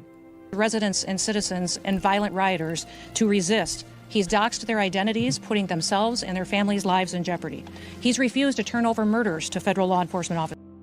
Alina on the new phone says, and historically we've always relied on immigrants who we then oppressed even to this day by using them as cheap labout. I'm talking university and college educated skilled people working as McDonald's workers cause that's what the government said would get them the best chance of permanent residence. Huh, well, I'm not a Canadian, so I guess that's, legit. Officers. He's protected I didn't know illegal that. criminals Yep. and protected them from being brought to justice, and even overseen a historic, unprecedented theft of American taxpayer dollars. Tens of billions of dollars were stolen That's a under lot. his watch, and he allowed it to happen, and in I some think so. instances may have even facilitated it. In other cities and states across the country, Yep. we don't see this happen. Local, state, and officials work with Well, us should go arrest to them, make I know. sure that we're making their streets safer. I'll point to the city of Memphis, which is where there is a Democrat mayor in place. He Well, worked. it's obvious that ICE isn't the problem. If ICE was the problem, ICE would be the problem all across the country. But they're not. Yeah. They're only the problem in these Yep. states that don't cooperate with them and allow rioters and criminals to actively impede the federal officers.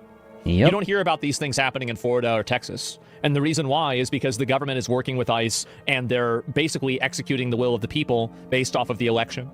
That's the reason why. with us and our federal law enforcement officers, and we saw murder rates drop by 50% because It's of obvious. that partnership. We've seen historic. Really? I'm not... I've always... Well, I mean, it's Canada. If you were talking about the U.S., maybe I would have more to say to that, but I guess that's... Maybe that's how... Yeah, I never really got the Canadian perspective on that.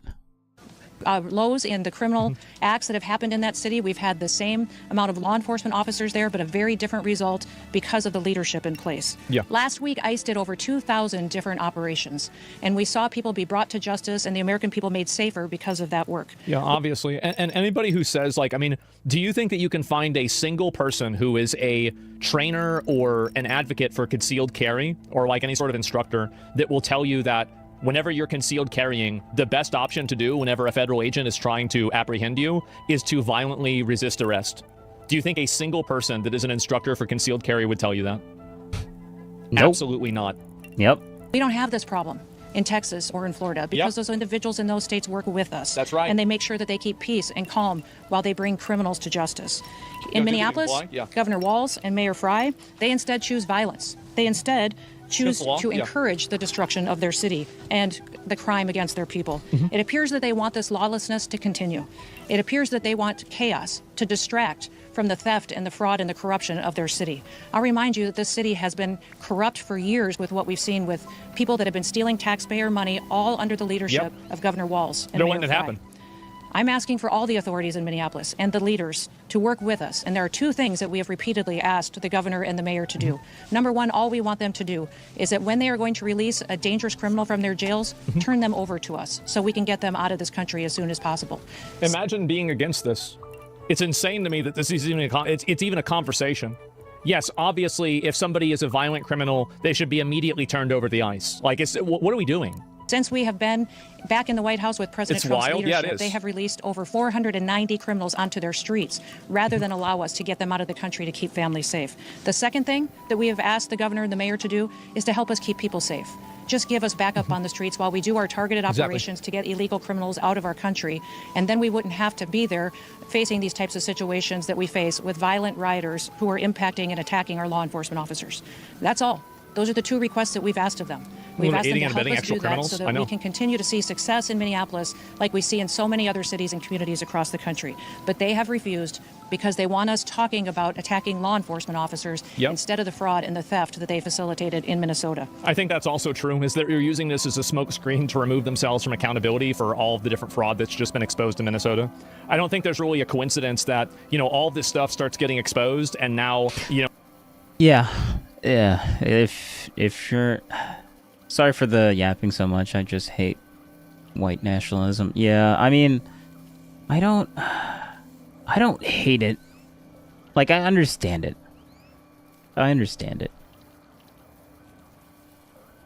There's chaos everywhere and they're talking about... What is this game? It's called Microtopia. Why are people in charge allowed to aid criminals but not normal people?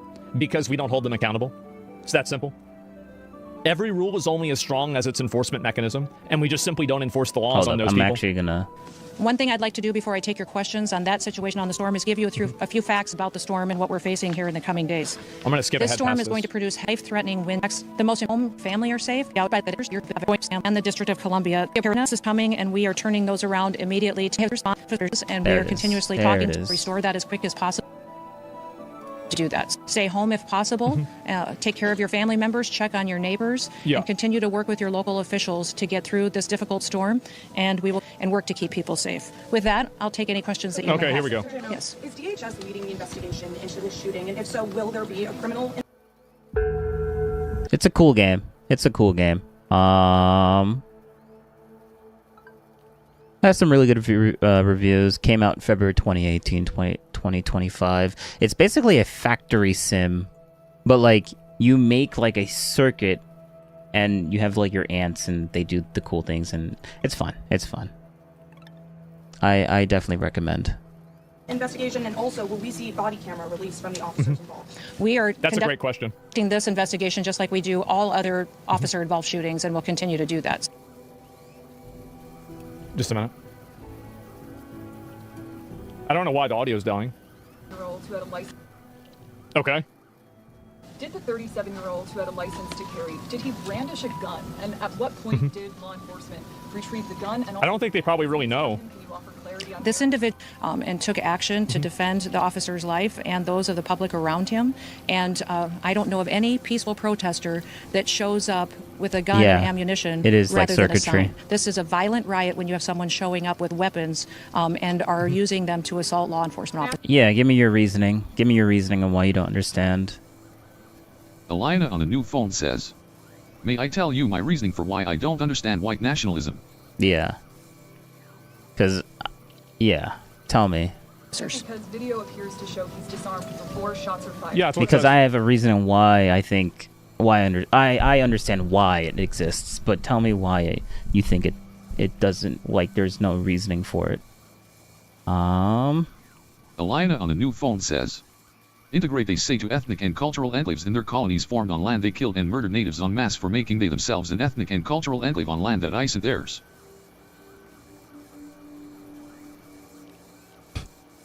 I put that through the text-to-speech, and I don't even understand what the text-to-speech said.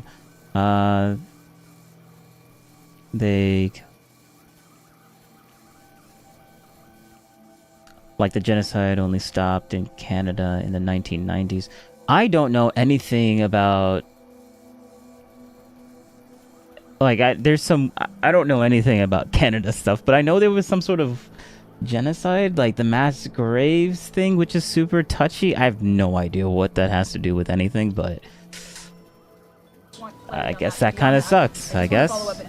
Who within the federal government is leading the criminal investigation? And I say that hesitantly because I'm not sure. I don't know.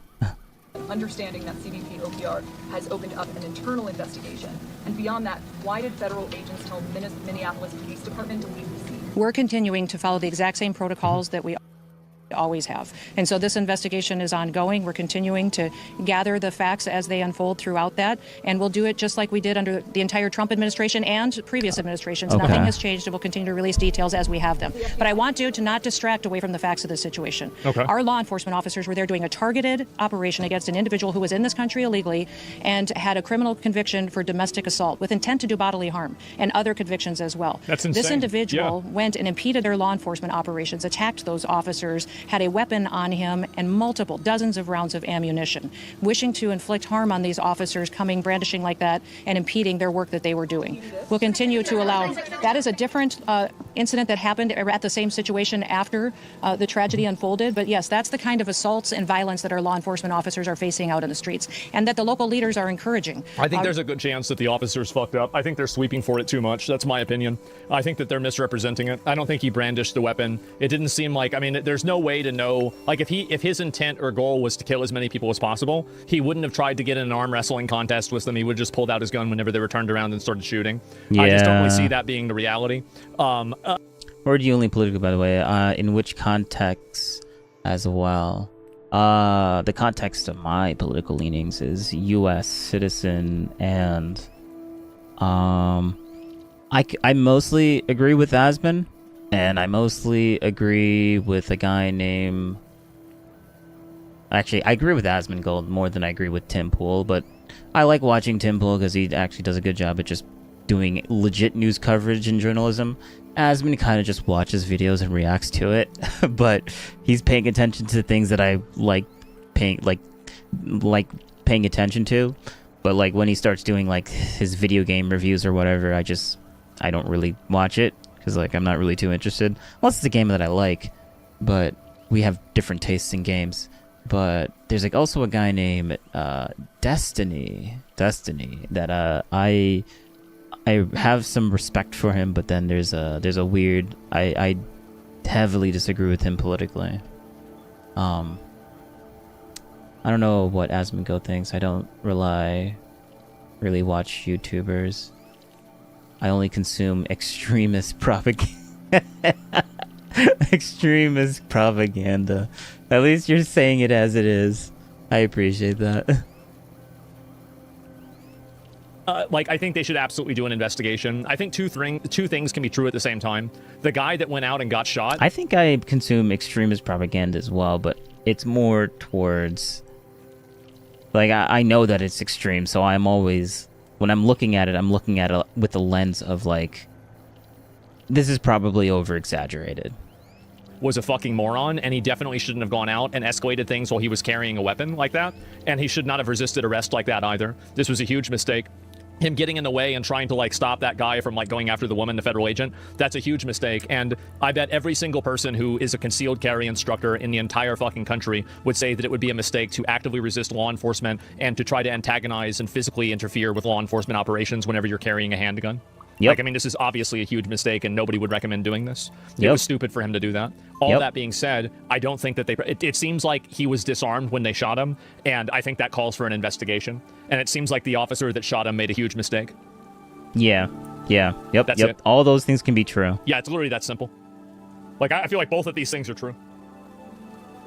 Remember what Mayor Fry has said, that he wanted ICE out of the city. We have been working and had a presence in that city for I don't really think that we're The going to... propaganda I consume is just call to arms by anarchism groups from foreign countries. I mean, yeah. Wait, so what? Because, like, anarchism is... It's not left or right. I was going to say, what political leaning is it? Like, it's kind of like on the both sides. Like, you have right-leaning anarchists... And then you got left-leaning anarchists. But they're like the right-leaning ones are more pro-capitalist and the left-leaning ones are more pro-communist or socialist. I have certainty on this until we see the body cam footage, and even then it'll be hard to say. Like, in general, I think it's a very... Yes, it's very uncertain. Like, it looks to me like the officer was at fault, and I think that it's very likely. But, I mean, again, like, they have to have an investigation and figure it out. We are there to enforce the law and to make sure that the public is safe. Just since we have been there, we have arrested thousands of individuals that have criminal convictions and are in this country illegally and gotten them off the streets of Minneapolis. The two things that we've asked the mayor and the governor for is that they would partner with us, and before they let somebody dangerous out of their jail, that they would let How so? us know so we can deport them out of our country. I do not know why they continue to choose the side of law. I'm guessing you agreed with the right wing being more pro-capitalist and disagreeing with the left wing being less, being more communist or socialist. Is that what you're saying? Lawbreakers, criminals. The reason why they're not deporting them is they want to use them as political capital. That's the reason why. And they have the long-term goal of weaponizing them as voters. If you look at groups like the informal, Elena on the new phone says, if you look at groups like the Informal Anarchist Federation, they are anti-capitalist and anti-Marxist.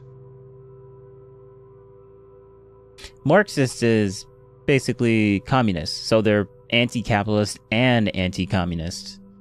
Yeah, so anarchy is just, you can't put them on you can't really put them on a left wing, right wing. Like, wouldn't you say that's like center? If they hate both those things, wouldn't you call them center?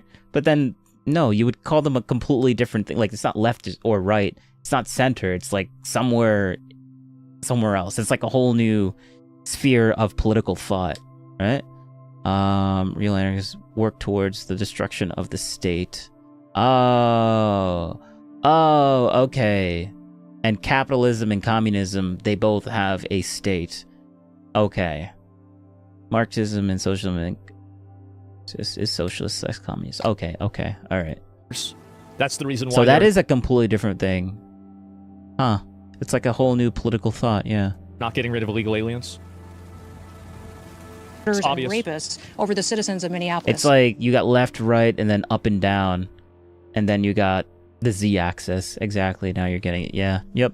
And this situation that we have today is a tragedy that we don't have to have. We have it because we have a mayor and a governor who encourage this violence and encourage this type of rioting. And remember, these are the individuals that were in charge when Minneapolis... If you're resisting an officer, the officer doesn't need to wait for you to take your gun out and point it at him. I don't think that resisting an officer means that they should shoot you. Like, I don't think so. Like, I think that's too far. Minneapolis burned in 2020. Yeah, it's too far. Yeah, I would say it's too far too. But like, it's a messy situation. It sucks. They encouraged it, and they saw the destruction, and we all watched the destruction of that city back then. It doesn't have to happen again. It appears that they're following the same playbook, and the reason that they're doing it is to distract from the corruption that they have facilitated in fraud and theft from the American taxpayers. Tens of billions of Anarcho-communists exist, but they believe in democracy, which is inherently anti-anarchist. Anti-anarchists. I think democracy, like, all of the I prefer the democracy governments, not because just because they're called democracy, but because, like, what we've created. Like, you can't really name a government that wasn't democratic and then talk about all of its like wins, right? Of dollars. They have been funneled into criminal pockets and stolen from vulnerable people that needed these programs to take care of their children, to go out and provide. Like, I feel like, well, actually no. I mean, never mind. Not democracy. I mean capitalism. I'm a pro-capitalist. Like, sorry, I'm mixing those two things up. Services to individuals that were developmentally disabled, people that needed programs that the federal government has to take care of those that are less fortunate and need it. And instead, Governor Walz and Mayor Frey allowed that kind of theft to continue, and now they want to perpetuate violence against our law enforcement officers to cover it up. Secretary, you just made claims that the individual posed a threat to law enforcement. That is no claim. It is the facts. The facts of this situation. This individual showed up to a law enforcement operation with a weapon and dozens of rounds of ammunition. He wasn't there to peacefully protest. Yes! Oh, thank you. Yes. Don't go there and claim that you're peacefully protesting with dozens of rounds and a weapon. That doesn't make sense. I don't know what is outside of capitalism, so I suppose I'm okay with markets. Yeah. like that's basically my reasoning on why I'm like just capitalistic, because like nothing else works, or else we would have another government doing the alternate thing that's thriving and successful. Like, but to be honest, mixed governments are probably the way that everyone's doing it. Like, we do have some social elements within our capitalistic society. Like, we have healthcare and stuff like that. Like, that's a socialistic type of thing. So we're not just pure like capitalists. I think people should light up federal agents, especially in America. Nah, no, we don't. That's a real. That's so. What you said before wasn't Fed posting, but this is getting a little close. Getting close. He was there to perpetuate violence, and he was asked to show up and to continue to resist by a governor who's irresponsible. Yeah, it is not so black and white. That is true. And has a long history of corruption and lying, and we won't stand for it anymore. These law enforcement officers take Yeah, she's right. I mean, there's no way you can spin it that going to a place with a loaded gun while you're resisting and fighting against federal officers, like, there's no way you can spin that as a good decision. That's absolutely a bad call. Yeah.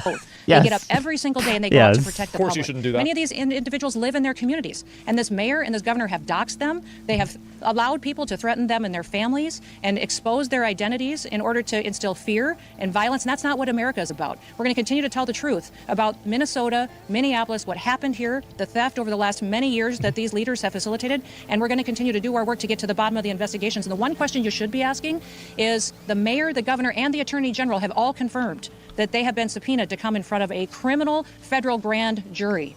So they are covering up and are being a part of a system where they are going to be brought to justice for anything that they had to do with this investigation. They have confirmed they've been subpoenaed, and they will be in front of a grand jury to get that criminal investigation unfolding and to...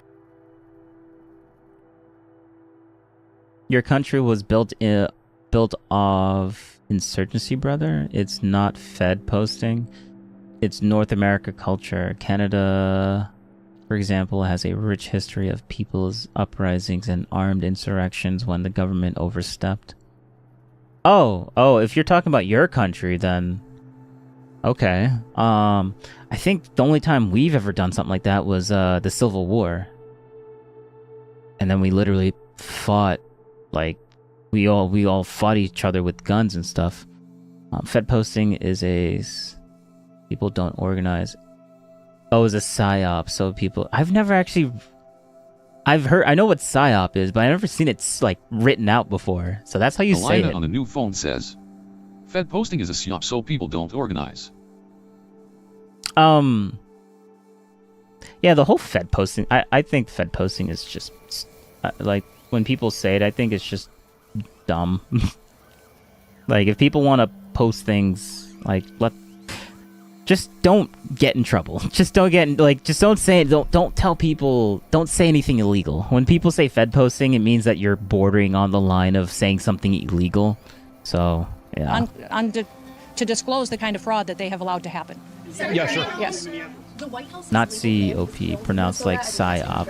Is that something you agree with, and have you seen any evidence to When you perpetuate violence against a government because of ideological reasons and for reasons to resist and perpetuate violence, that is the definition of domestic terrorism. It's this individual who came with weapons and ammunition to stop a law enforcement operation of federal law enforcement officers committed an act of domestic terrorism. That's the facts. Where's the evidence of his ideology? Yes. Drew Evans, superintendent of Minnesota Bureau of Criminal Apprehension, has said during a news conference today that when federal agents blocked his agency from the shooting scene, when they went, got a judicial warrant, they returned.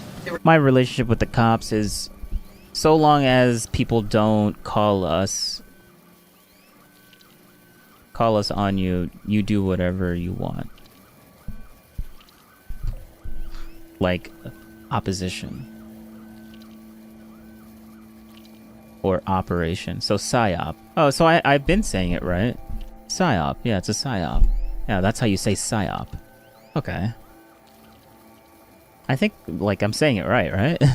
were still blocked? Why were they We have asked these state officials to help partner with us on law enforcement operations for months. Ever since President Thanks Trump for came the into the follow, White House, Tiger. we've asked them I for guess. their partnership You didn't really to stand follow, though. alongside of us so we could do targeted operations against criminal illegal aliens and to help us make their streets safer. They have refused over and over and over again, and they have perpetuated a narrative that is absolutely false. And our federal law enforcement officers will continue to do their work, and they'll do that to make America safe again. Secretary, Yes. Ooh, we need the old gate. DHS law enforcement operation shooting that's happened this year. There was another incident in Portland. 5 people have also died. If you weren't literally retarded, you wouldn't be in a situation to get shot by federal agents while in the possession of multiple mags of ammo. It's so simple. Yeah, it's a huge fuck up. Massive fuck up. Massive mistake. But Asmund, you forgot. Civilians don't have accountability. Only the federal agents have accountability. So what if they brought a weapon to a protest that's supposed to be peaceful? It's the federal agents' fault for getting scared that the guy might end up shooting them. True. I'm kind of half joking. Oh, look at it. It's North. He's live. Yeah, actually, I actually subscribed to you, so I saw that. I was like, oh, he's here. He's live. Unnice chat overlay. Yeah, thank you. I spent too much time. I spent way more time developing my streaming stuff than actually streaming. This is the first time I'm live all year, and I think I've spent like at least like almost 100 hours on my streaming software. What about kind right of now? So you annoying. showed up to a protest with a gun? It wasn't about showing up to a protest with a gun. It was about actively engaging a federal officer physically and then immediately after that resisting arrest. Of course you should be able to go to a protest with a gun. I don't think anybody's debating that. Yeah. Right now I'm doing the Minnesota stuff, but then I have a whole. I want to do like, so the Temple had like a whole culture war thing about the Renee Good situation, and they kind of debated a little bit, and I didn't watch it to the full extent, so I want to like watch it live, but I want to finish this because a lot of points are being made that I did not realize was going to be being made. Maybe we might co-op stream, maybe North. But the moment that you're getting into a physical altercation with the federal officer, then that's a totally different situation. I think you're deliberately misunderstanding. So resisting arrest equals execution? Sometimes it can. I also want to freaking call out Wick TV and his bull BS gaslighting thing that he was doing here. Interesting. Maybe.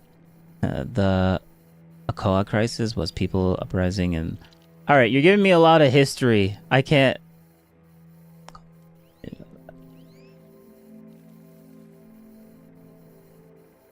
Under the War Society, it reminds me of what's going on in America. Maybe. Right now it's only in Minnesota, so like Minnesota is gonna have to like it would have to start propagating. I'm not so sure that we'll end up collapsing like that. Sorry, I love educate. Yeah, I know. I left Wix server recently mainly because I want to reorientate my channel a bit. Oh, really? I honestly. Watching Wick himself is kind of annoying, but the people that actually stay in his server are actually not too bad. They're not too bad. They are a bunch of lefty liberal types, but like you do have the occasional, well, not even the occasional. Actually, there's sometimes you got like all the people that are legitimately like just downright just straight conservative in that channel. Like it's actually kind of interesting. I would say give Wick another try. No, we're not watching this. Give Wick another try. Can be. And the probability of you being killed while you're resisting arrest is infinitely higher than the probability of you being killed while you're not resisting arrest. And bro, were you listening to people talking to Aaron on there? Wait. On this video, right?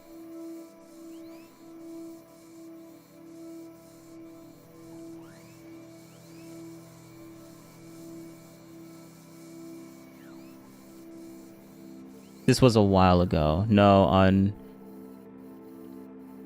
Wix server. Oh, I don't pay attention to text chat. Text chat is just brain rot. Wix server in text chat is brain rot. I only go into the voice chat. It's not worth shaking my head. I don't look at text chat. What's wrong? Like, I just go into the voice chat. If people are in voice chat, I'll jump in the voice and see what they're talking about. Yeah, there's a whole group of people in the. Oh God, there's a whole group of people in Wix voice chat right now. Damn. But whatever. let me get back to this. And that's why I don't think that it's a good idea to do that. Whether you think that's okay or not is up to you, and you can make whatever distinction on that you want. But what I'm saying is inevitably the facts. The probability of something going wrong when you're resisting arrest goes up massively. And if you don't want something to go wrong, you shouldn't resist arrest. And when you are resisting arrest, you shouldn't have a gun. Duh. That doesn't mean that it's okay to shoot the guy. I've said multiple times there should be an investigation. But we have to apply some common sense to this also.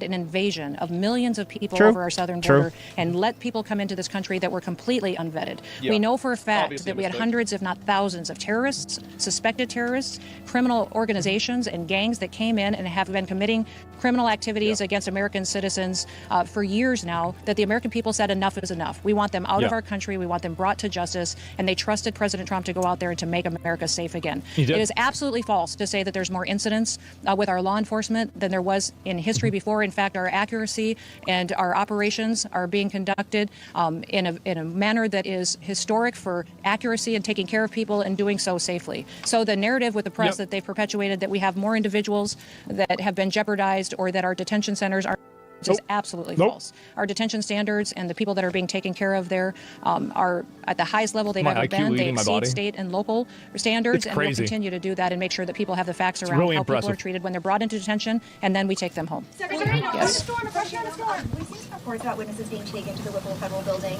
in Minneapolis. Could you explain why the witnesses for the shooting this morning have been taken to that building? Probably to ask him questions. I mean, I think that's what makes sense. She's lying about the shooting. Doesn't it make you wonder if she lies about other things too? Yeah, it does. That's why I'm trusting what I saw in the video. Yeah, I think that's a good point. And I don't know if she's necessarily lying. She might have access to more information than I have. But from what I'm seeing on the video, it seems like it was unjustified to shoot him. But it's going to be hard to say, and they need to release the body cam footage, and then we can know for sure. That's really what my viewpoint on it is. It's pretty simple. Witnesses to are you talking about the ones that have been detained that are illegal aliens? No, the witnesses, I think, to the event. Yeah, and I agree with Asman. Of course, I agree with Asman. To the investigation and the details, and those will continue to unfold. But I do know that we're continuing to follow the same protocols that we always have. Secretary, no. Was there a question back here on the storm? Anyone have a question on the storm? We are in the headquarters. Probably not, right? Secretary, no. Yes. If these are targeted arrests, why are these immigration agents going after civilian protests out of their way? And second, This individual impeded the law enforcement officers and attacked them.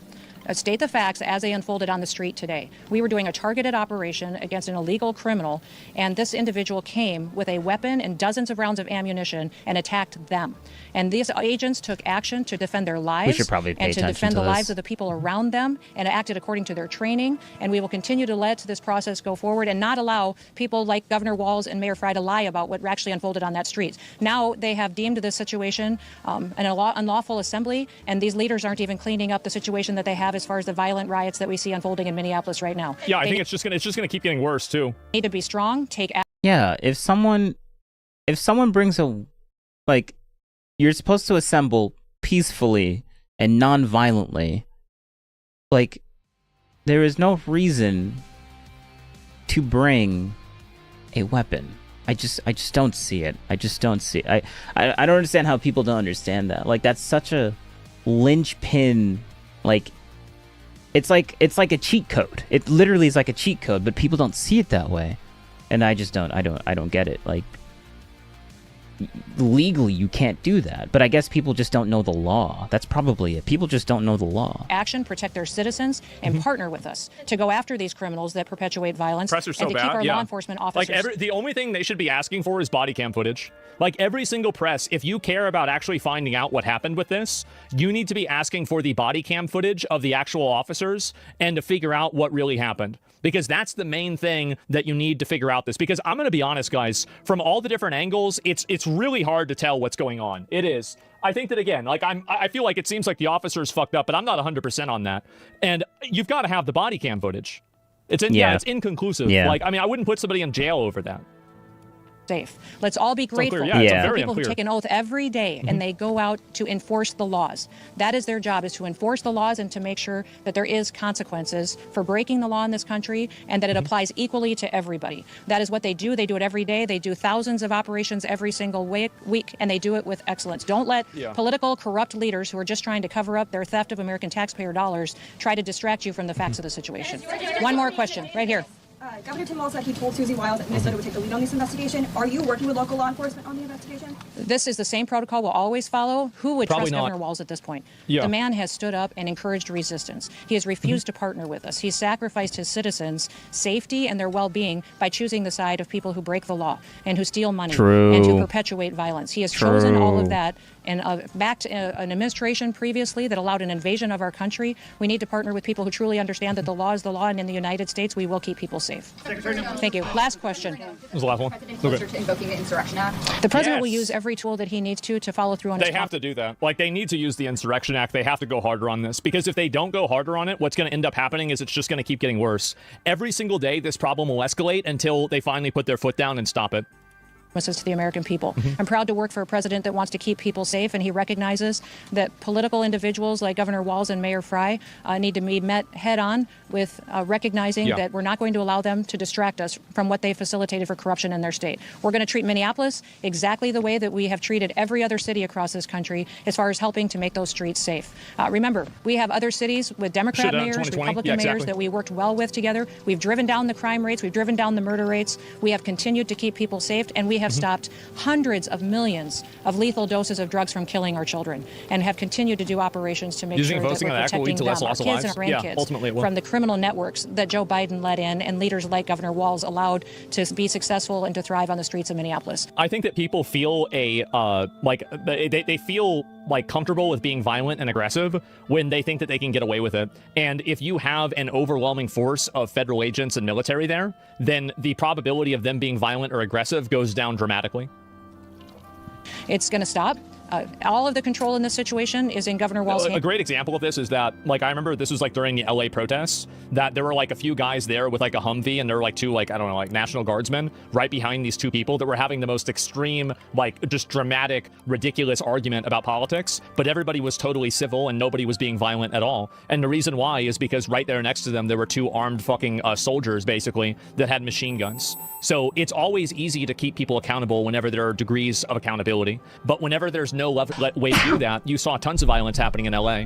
And to the extent that people feel like they're going to be held accountable is to the extent that they will act like they're going to be held accountable. And it's just that simple. In other words, an armed society is a peaceful society. True. Partner with us on before you release a murderer out onto the streets. Like, I'm not an anarchist, but like, they get some things right, you know?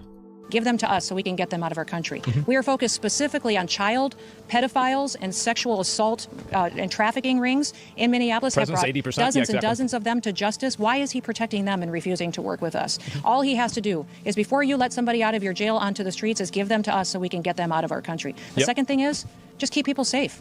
Work with us so that we can go get these criminals and get out of there and not have to worry about our law enforcement officers getting attacked by individuals with guns and ammunition and weapons and assaulting and doxing them and their families. We'll continue to do all that we can. We also want to continue to make sure that everybody recognizes this storm is significant. It's the largest storm that we've seen impact the most states and this big of a population in possibly decades. So we want everybody to recognize the seriousness of it. Please stay home with your family. To do this.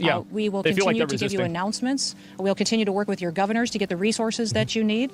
Go to our website, ready.gov, and get a list of recommendations from us, but continue to pay attention to your local officials, and we'll continue to have conversations with every one of your emergency management directors and your governors to make sure that they're supported throughout this process. Again, it's going to be very, very cold. So okay, well, there it is. I'll look at everything else now, but like that's pretty much about the end of it. And this is another this is more chaos. This is more shit going down. Let me go ahead and look at this here. Yep, a ton of fucking people out there. We heard from their police chief that their top priority is making sure that the rest of the night remains peaceful. What are the top tactics that are going to get that done? Yeah, I mean, honestly, this seems totally fine. I mean, nobody's in the road. Nobody's destroying anything. This looks like maybe a small fire. It's not really a big deal. Like, I don't see anything wrong with this. Like, it's not a big deal at all. It's fine. Like, I think that it's so obvious to, like, understand what the difference between the two things are. Like, there's no problem with having a peaceful protest. There's no problem with having a demonstration. Yep. There's no problem with somebody expressing that they don't like ICE or they want ICE to leave. I think that's everybody's First Amendment right to do. But the problem is that when you have people that think that, you know, by large numbers, they can just simply enforce their will on other people that think that because they're aggrieved enough that it's okay for them to break the law, people that think that they don't have to follow the commands of a law enforcement officer, that's actually a problem. This right here, this isn't a problem. This is totally fine. That's how I see it. True. Yeah, people inciting should be immediately detained. Yeah, I think and so. they say that Asmongold is radical or extreme or whatever. Like, come on now. This is a perfectly coherent, normal take. Like, come on. Serious question, why would their mission take priority over public safety? Why would they continue their ICE presence when there's obviously contentious? Well, because wouldn't a better solution be to reduce presence and reevaluate the situation? No, it wouldn't be, because if you do that, you create a reward structure around being violent and being aggressive to basically not have to follow the law. Yeah. You see what I'm saying, right? So, like, for example, if the idea is that... Yeah, wouldn't it be... Let's reframe this. Let's reframe this, but say it exactly the way that he said it, but use different words, basically. The chatter is essentially saying, like, wouldn't it be, and he's correct, wouldn't it be better and less hostile if we just let the bank robber rob the bank without going in there and stopping him from robbing the bank? Like, no one dies if we just let the bank robber rob the bank and take the money. Like, if the police don't go in there and try and stop him, the likelihood of someone dying decreases exponentially. Like, that's just true. Like, chatter is correct, but, like, now we're just creating an incentive structure for robbers to go and rob things, and if they bring in, like, something that could potentially delete someone, then that's their loophole. That's their cheat code to robbing banks. So we don't want that. So that's why we will, like, don't break the law. Just don't break the law. Well, if a law makes a lot of people mad, then we just won't have that law. I mean, imagine what would happen if that was the case. Like, I mean, we'd still have segregation. So, no, I don't think that's the way that we should handle things. Just because something creates chaos doesn't mean that it's bad. And also, like, the chaos, I think, is being created by the state. Like, I mean, yeah, segregation was a law. It was a law. If the state government was using the National Guard to, like, protect these people and to just finish these ICE investigations and the different captures, then it would just be over, and that would be it. And that's not a reward structure. They're talking about ICE murdering us as a U.S. citizen. You're not going to emotionally escalate the situation in order to try to get me to give you a different answer. I don't care about your emotional manipulation. The reality is that, no, the federal government should not cease following the law and cease enforcing the law because a bunch of people go in there and they cause problems while it happens. If anything, that should mean that the federal government needs more people to go in. They need more enforcement. And they need even more people, stopping this from happening. That's not the way that it works. Wow. Look at that. And we're done with the video. So we're gonna... And as usual, Asmongold is correct. So now we're gonna watch this. We're gonna watch this, because I think... Baltimore. I think this was a good video.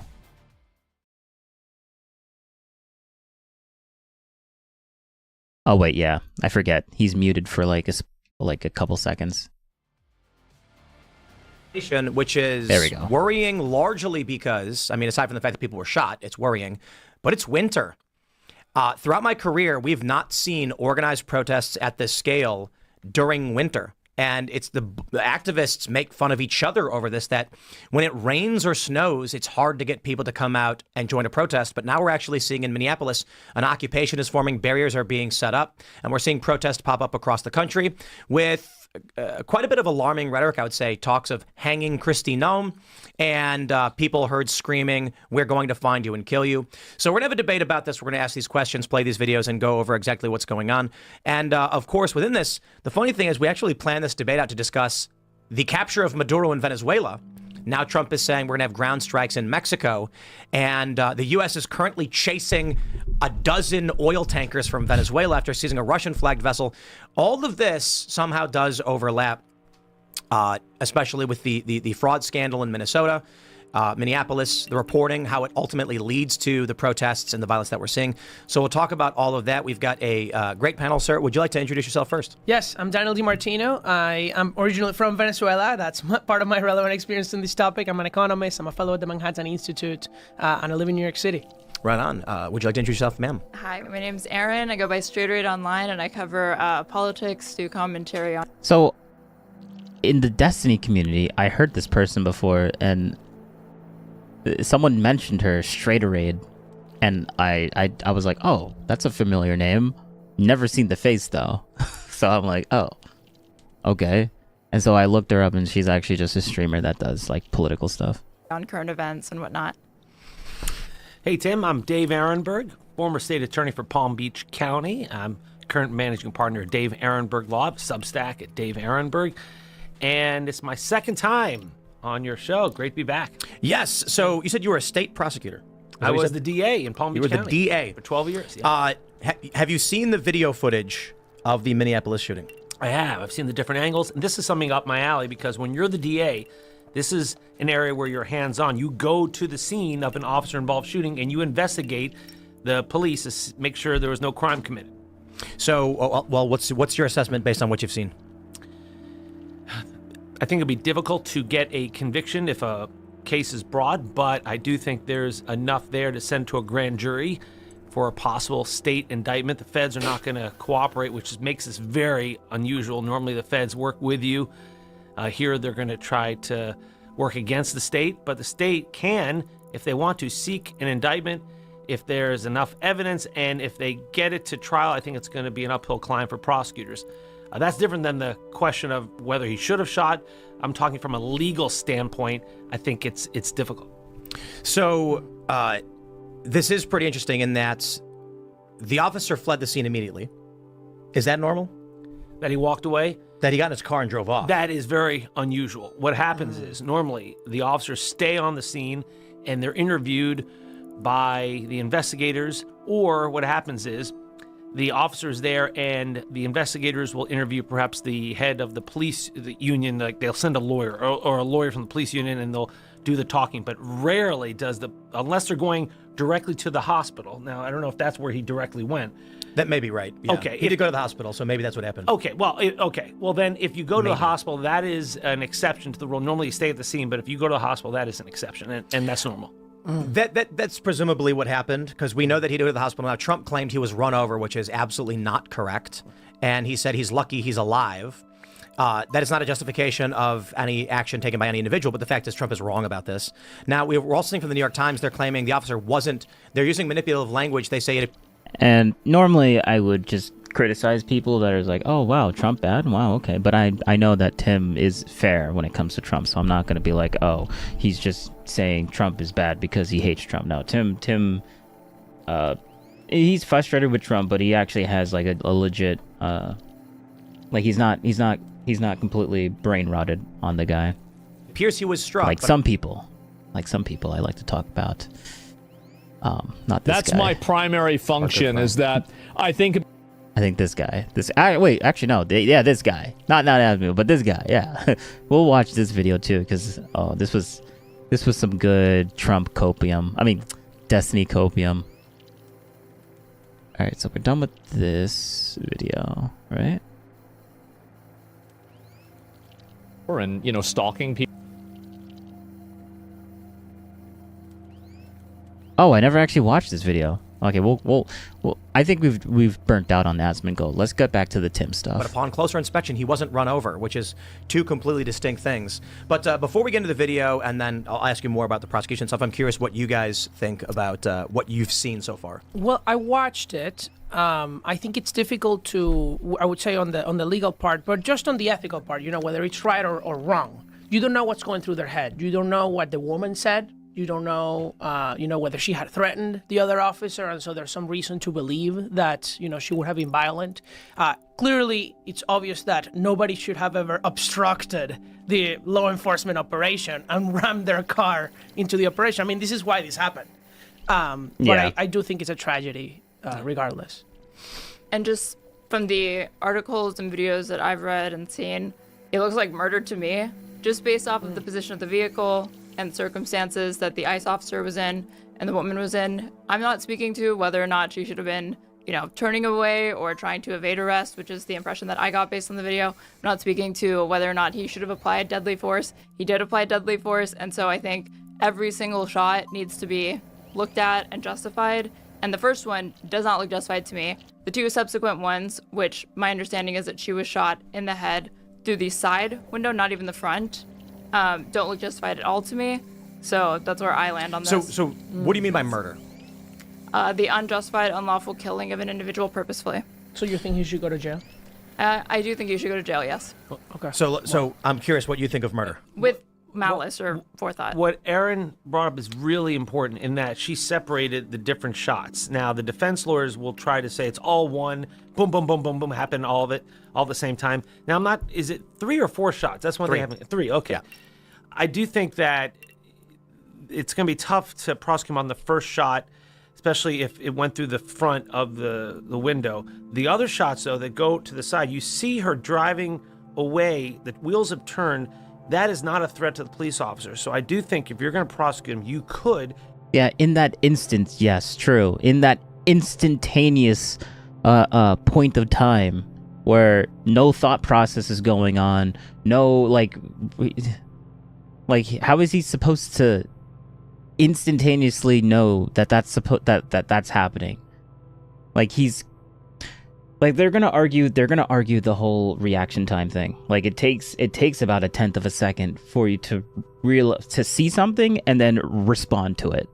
So everyone is always like maybe 1/10 of a second in the past of what's actually going on with what they're seeing visually. Like it takes time to process, to see something and then realize what you're seeing and then react to what you're seeing. Like it takes about 1/10 of a second for the most, like for a healthy human being, let's just say that. And someone that's actually trained in reaction time usually takes about 1/2 a second. Have a better case on the subsequent shots when there was no real threat to the police officer. Was it a threat to other people? I don't think so. He would, by the way, if it was a There was a woman threat. standing to the right of the vehicle. Right, but what was she really going to be run over by this car? Can he tell? Well, that's going to be the defense, saying that I was defending myself and others, but... Also he's not a normal person. He's a law enforcement officer, so he will claim qualified immunity.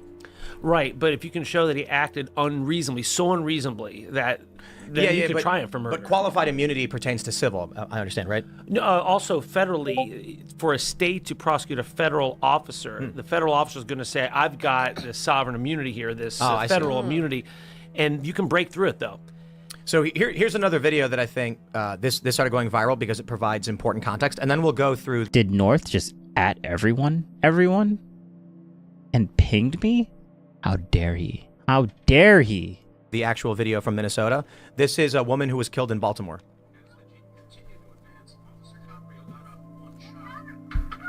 One second. She's standing in front of the vehicle. At 3 seconds, the vehicle accelerates. At 4 seconds, she's dead. Wow. What should she have done? This is a different scenario. This was This is a different scenario. Oh, this is completely different. Bro. Super close. Lady's gone.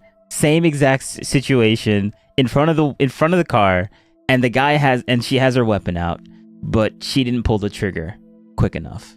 So that dude, props on him for pulling that trigger quick enough. Cul-de-sac. She was backed into a corner. She had nowhere to go. No. She's not. She could walk away from that car right now. Yeah, she could. But the car. She could. She is facing that car could not reverse that. No. Hold on. Wait, are we not in a cul-de-sac here or not? So it is a cul-de-sac, it appears, Okay. but the exit is behind her. Egress is behind her. She's standing to the left side of the front of the vehicle. She could take 2 steps to her right now, Yeah. to clear herself from this vehicle, knowing a suspect is in it, and she's got her weapon aimed at him. Now, she's dead, and people are highlighting this, saying, when you're an officer tasked with stopping somebody who's committed crime, presumably the obstruction committed... Oh, this is nectar to my ears. Bro, I want to see what what liberals or what Wick would have to say about this. Yeah, she could have took 2 steps to the right, and now she's dead. Is that the police's fault for just standing there? I bet they would say yes. And that's why I don't take their opinion seriously. By, and I say presumably because there's no trial for this, Renee Good. This is felony obstruction of a federal law, 8 U.S.C. 1357. So when they say, we're going to stop you and arrest you, and you decide to accelerate, the question is, if you find yourself in front of the vehicle, should you let the perpetrator escape, or is the law enforcement duty to tell them to stop and brandish a weapon? The policy within the Department of Justice and DHS is that you don't stand in front of a vehicle and put yourself in that situation. You don't create the problem. Now here, I believe this guy had already committed a crime, right? This is different? Well, the woman already committed a crime too. Well, but this is different. Renee Good did commit a crime. What was her crime? 8 U.S.C. 1357, obstruction of federal law enforcement, for which ICE does have the authority to arrest her. Because I'm not saying she was proven to have committed a crime, but there's probable cause on the law enforcement's part when witnesses on the scene said she was leading the protest to block ICE vehicles. That's a witness statement, and I know it's hearsay, but she went on to say, additionally, someone told me that she actually was doing it. So she said, I was here, this is what she was doing. So if 3 cops say, out of the vehicle, and you immediately begin to accelerate. Well, witnesses have said that there were conflicting orders. One said, get the F out of the vehicle, and the other one said, get out of here. I saw that as well. There were, like multiple eyewitnesses. Bro, get out of the vehicle, and then the other one said, get out of here.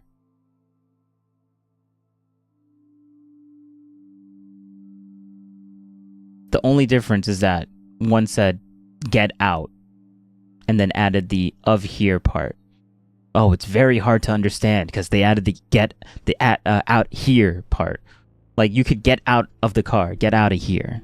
Like, come on now. Were saying that it was unclear whether or not she was trying to comply with one instruction or the other. I also don't think that just the mere acceleration of a vehicle is enough to justify use of deadly force in every. Yes, it is, because it's a vehicle. Vehicles kill people all the time. Yes, that vehicle. If are you about to argue that vehicles don't kill people, then you I have a lot of there's a reason why DUIs are very bad to get. Let's just say that. There's a reason why your license is revoked when you have a DUI. Every single instance, I think it needs to be reasonable. Oh, but they didn't mean to kill the guy. He was just intoxicated. Oh, okay. Yeah, tell it to a judge. From the officer's perspective, that not only was the vehicle accelerating, but it was accelerating towards them. Right. And that their life was truly an imminent danger. But I think this woman, Amy Caprio, is dead. In 1 second. It's on the video. It's from 3 to 4. She's dead. So the moment you hear the engine rev, before you can do anything, you are dead.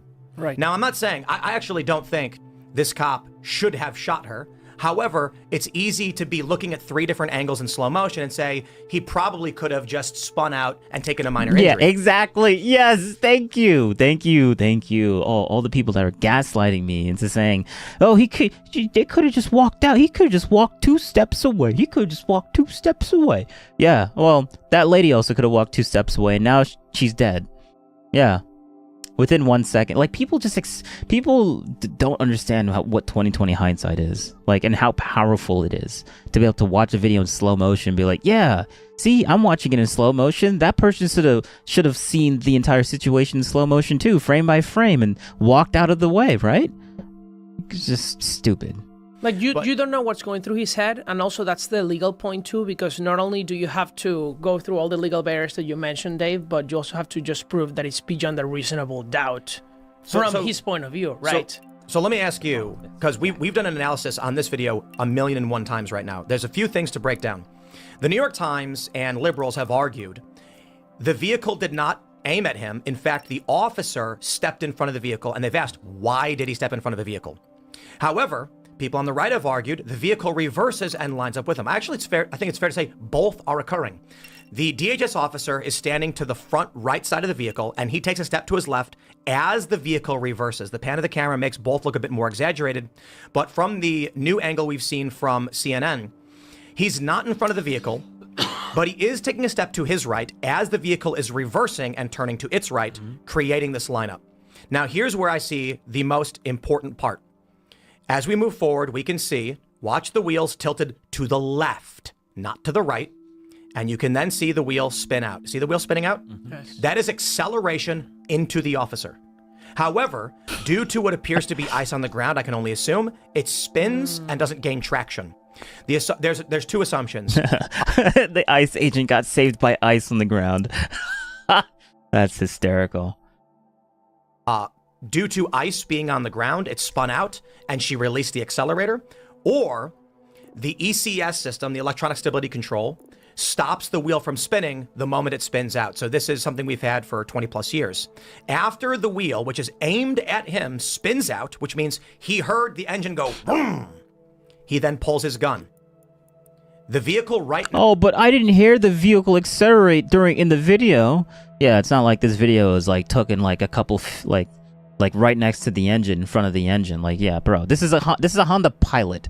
You really think they're known for their engine revving sounds? No, cars they're made to be very, very quiet. If this was a race car, then you would probably hear it. But no, like, bro, like people argue, oh, I didn't hear it on the video. Oh yeah, and you barely heard the gunshots too on the video too. Like, get out of here, man. It's just so stupid. You can see the wheel is beginning to tilt, is still going forward. Yes. He then points the gun at her and steps to his right. He still hasn't turned. And now she's turning. Right? This is the point. The gun is aimed at her. The vehicle begins its turn. Now, the important thing is you can see the officer's leg right here. Watch his feet slide. His feet slide, okay? He's not taking a step, he's sliding backwards. That's because the vehicle is pressing on him. The vehicle has made contact with his body. He is now being pushed back, and once that happens, he fires the first shot. The vehicle then continues a rightward turn. I believe that indicates she is actively conscious. Otherwise, it would have gone straight. It's the two subsequent shots after the fact, right? Which is those are more problematic. Where she dies. She's actively turning right now. Presumably, the first shot did not kill her. It's the other shots that. Where do you see the other two shots? Let's. Well, can we get the audio fixed because the audio is not properly. It's not playing for the show, so no one can hear the bangs. Oh. All right. Let me try something. I'm gonna try and, is it that? I think that'll do it. Let's see if that did it. There we go.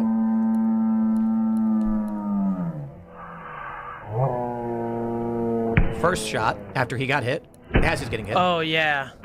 Yeah, especially that third shot. That third shot. That's a problem. Right? That's insane, that third shot. But now the question becomes, all of this, you know, we can see this whole thing was like 7 seconds, but this is, I believe, 8x slow-mo. Yeah. The whole thing took 1 second. Yeah. Right. Again, I think here's a woman who's presumably committed a felony. Again, 8 U.S.C. 1357, obstruction of federal law enforcement, for which they have told her to get out, and the officer is trying to pull her out of her vehicle, but she is attempting to evade arrest and actively driving. There is an officer in front of her, and she accelerates right here. That wheel spins. I think right there, I think that clears him of any charges. Well, the question is, as Aaron brought up, did the witnesses say that they heard the officer, a different officer, say, get out of here? And so that's why she's trying to get out of here. I believe he said, get out, while others get the F out of the car. We heard that on that video, yes. But the witnesses say there was conflicting orders from the officers. Come on. Is that material when you have an officer in front of you, an officer grabbing your door saying, get the F out of the car, and you're accelerating, even in reverse? Well, if another officer's yelling, get out of here. And so she's like, I'm going to get out of here. And also, even if she is trying to flee, you don't shoot to kill someone who's trying to flee. That's against policy. Do they wear body cams? That's not correct. Unless that person poses a significant threat to someone's life. So we know that there are other people standing in the street and she's speeding off. One could easily make the argument, it's really about convincing a jury. Did the officer fear for his life? I think it's fair to say this officer, who had previously been dragged 330 feet 6 months ago and had to get 33 stitches, now standing in front of a vehicle, all within about a fraction of a second. I don't think he walked in front of the car thinking, I'm going to create danger, but that tire spins out. He hears the engine rev when that happens. It's pointed right at him. He's got past trauma related to an attack, and now he's thinking right here, she's going to kill me. The vehicle is not turning as it goes forward. It hits him. He shoots. But it hits the other guy, right? Or him? Who's it hit? It hits her. There's a guy in front. Is that who he hits? No, the shot goes through the windshield. Right, but the shooter is... The shooter gets hit. The shooter is the one. shooter is the one getting hit. Right. You can see like It's and, the and front also, guy, not this guy. It's the front guy, right? Yeah, the front guy. Look at his legs. Right. They slide backwards. He's being hit by the car. I don't think he's being grievously injured or anything like that. But this is arguably hindsight being 20/20.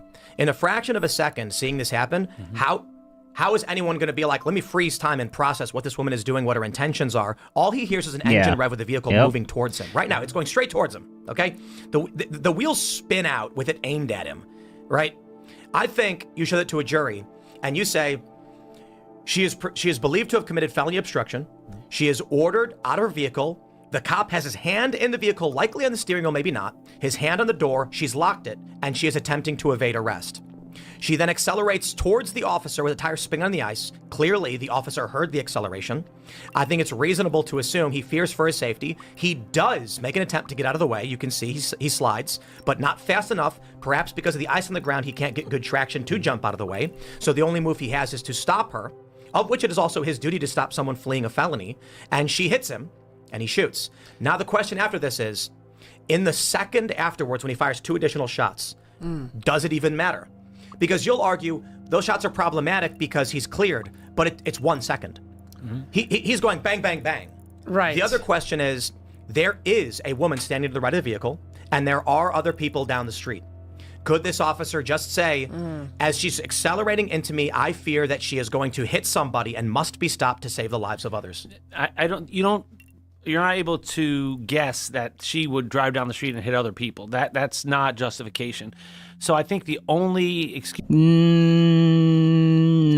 in the moment, yes, you are allowed to guess that, because if she's willing to nearly miss hitting you, then she's probably okay with nearly missing a couple of civilians as well.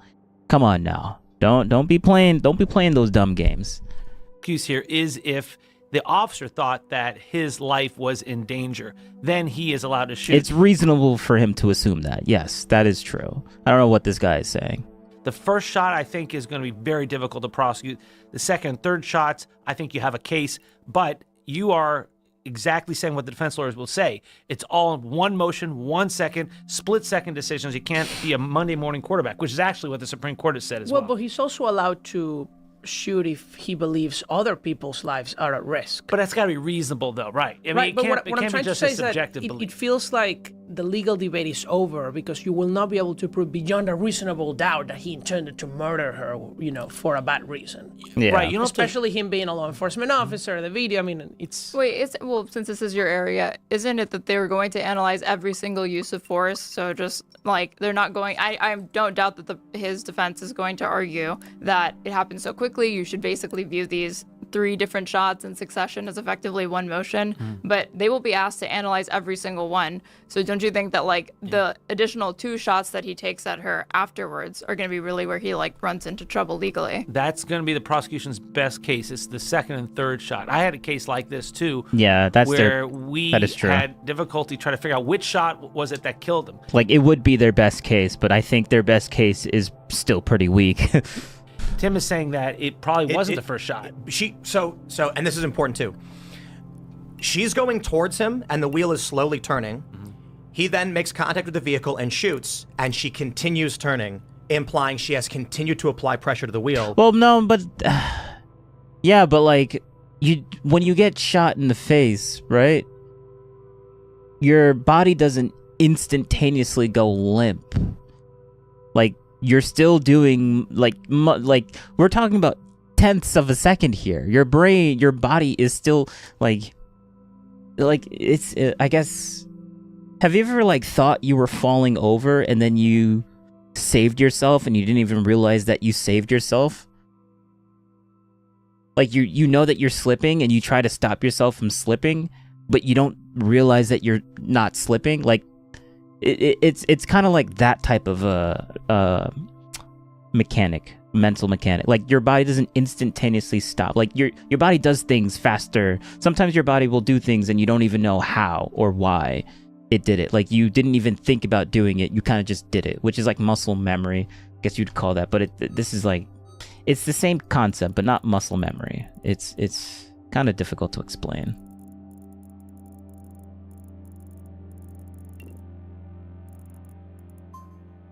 likely still conscious. 2 more shots ring out and the vehicle finishes its turn, but after the 3rd shot, the vehicle goes straight and crashes into a pole, indicating it was not the first shot that ended her life. Yeah. You could always also just say attempt. I mean, whether it was the first shot that deleted her or the second shot or the 3rd shot, it really doesn't matter ultimately if they rule that that was all one instance. Did murder as a way to get around which shot was it that actually caused her death. So there are ways prosecutors can get around it. Here's what's going to happen. I do believe the state is going to investigate independently of the feds. The feds are not going to cooperate. Yep. They're going to make it harder. And the state will bring charges, I think. And then the defendant will remove it to federal court, which he's allowed to do. He's a federal officer. So then it goes to a federal judge who's going to make the key decision whether this officer enjoys the immunity we discussed. And if it does go to trial, it'll be done in a federal courtroom where you have jurors, not just from this county, the Blue County, but from the whole state. That's why they want it in federal court. And a judge who is not elected by the local voters, but appointed by a president. And it will be much harder to get a conviction that way. I think 15 years ago, you'd be right. I think today what happens is, and maybe you're right, but I'm just saying there's a decent probability, if not a greater probability, that the Trump DOJ just says there's no charges to be brought. But it's still a state case, even though it's in federal court. It's still a state. Yeah, the state prosecutors are the ones who do it. I get it. And Trump can't pardon. The state will bring charges, but I think there's a decent probability it goes nowhere. This guy's going to leave the state and say, "Have fun." Do you think that's right? Yes, I do. Do you think all three shots are justified? I think, well, I don't know about that. I literally said he shouldn't have shot her. I think the issue is we've already seen over the past several years complete bullshit prosecutions in one direction. And if Trump allows ICE agents to be targeted like this, then he may as well just resign now. He may as well just say, Democrats take the midterms, Democrats take 2028, the Republicans are unwilling to enforce the law the American people voted for, and we are going to let individuals obstruct law enforcement, threaten the lives of law enforcement, and then when they present clear and reasonable threats to agents, we're going to make sure those agents go down. If Trump agrees that this guy should face any trial, he's not going to. That's why I'm saying Trump might say this man will not face any charges. But he tried pardoning Tina Peters, and he can't because she's at the state level. Correct. And so what can he really do? Well, we are beyond the scope of was it a reasonable use of force. The New York Times is already lying about what happened. And Trump is already lying about what happened. You didn't agree with the video analysis? The New York Times is lying. They're 100%. So I'm going to tell you this right here. This is the key example of how the corporate press, left aligned, will lie to you to trick you into believing things that are not true. Trump and others. Let me. Here we go. President Trump and others said the federal agent was hit by the SUV. He was hit by the SUV. You can see his feet sliding. It's not possible to do an air moonwalk the way he did unless the vehicle's made contact with him. I don't think he was grievously injured by this. In fact, I don't think he was injured by it at all, but he was hit, and he doesn't know which way the wheels are going. Now listen to what they say. I'm going to go back and play the whole thing. President Trump and others said the federal agent was hit by the SUV, often pointing to another video filmed from a different angle. And it's true that at this moment in this grainy low-resolution footage, it does look like the agent is being struck by the SUV. But when we synchronize it with the first clip, we can see the agent is not being run over. In fact, have you guys noticed the manipulation technique they just pulled off? No. When the first statement is, it is true, it does appear he was struck. What does struck say mean? Run over. And then they say, That's two different but things. Upon analysis and synchronization, he wasn't run over. This is a standard manipulation technique that is used in sales and marketing.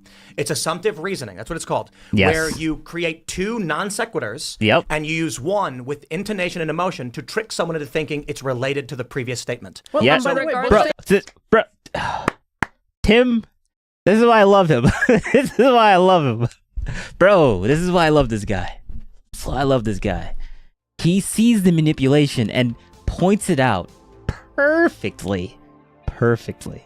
It's nectar to my ears. Statements are factual. The fact is, they are stating through intention he was not hit by the vehicle. That's why they said it looks like he was, but upon synchronization, he wasn't run over. Because people who don't understand manipulative language are now going to walk away saying, the New York Times said he wasn't hit.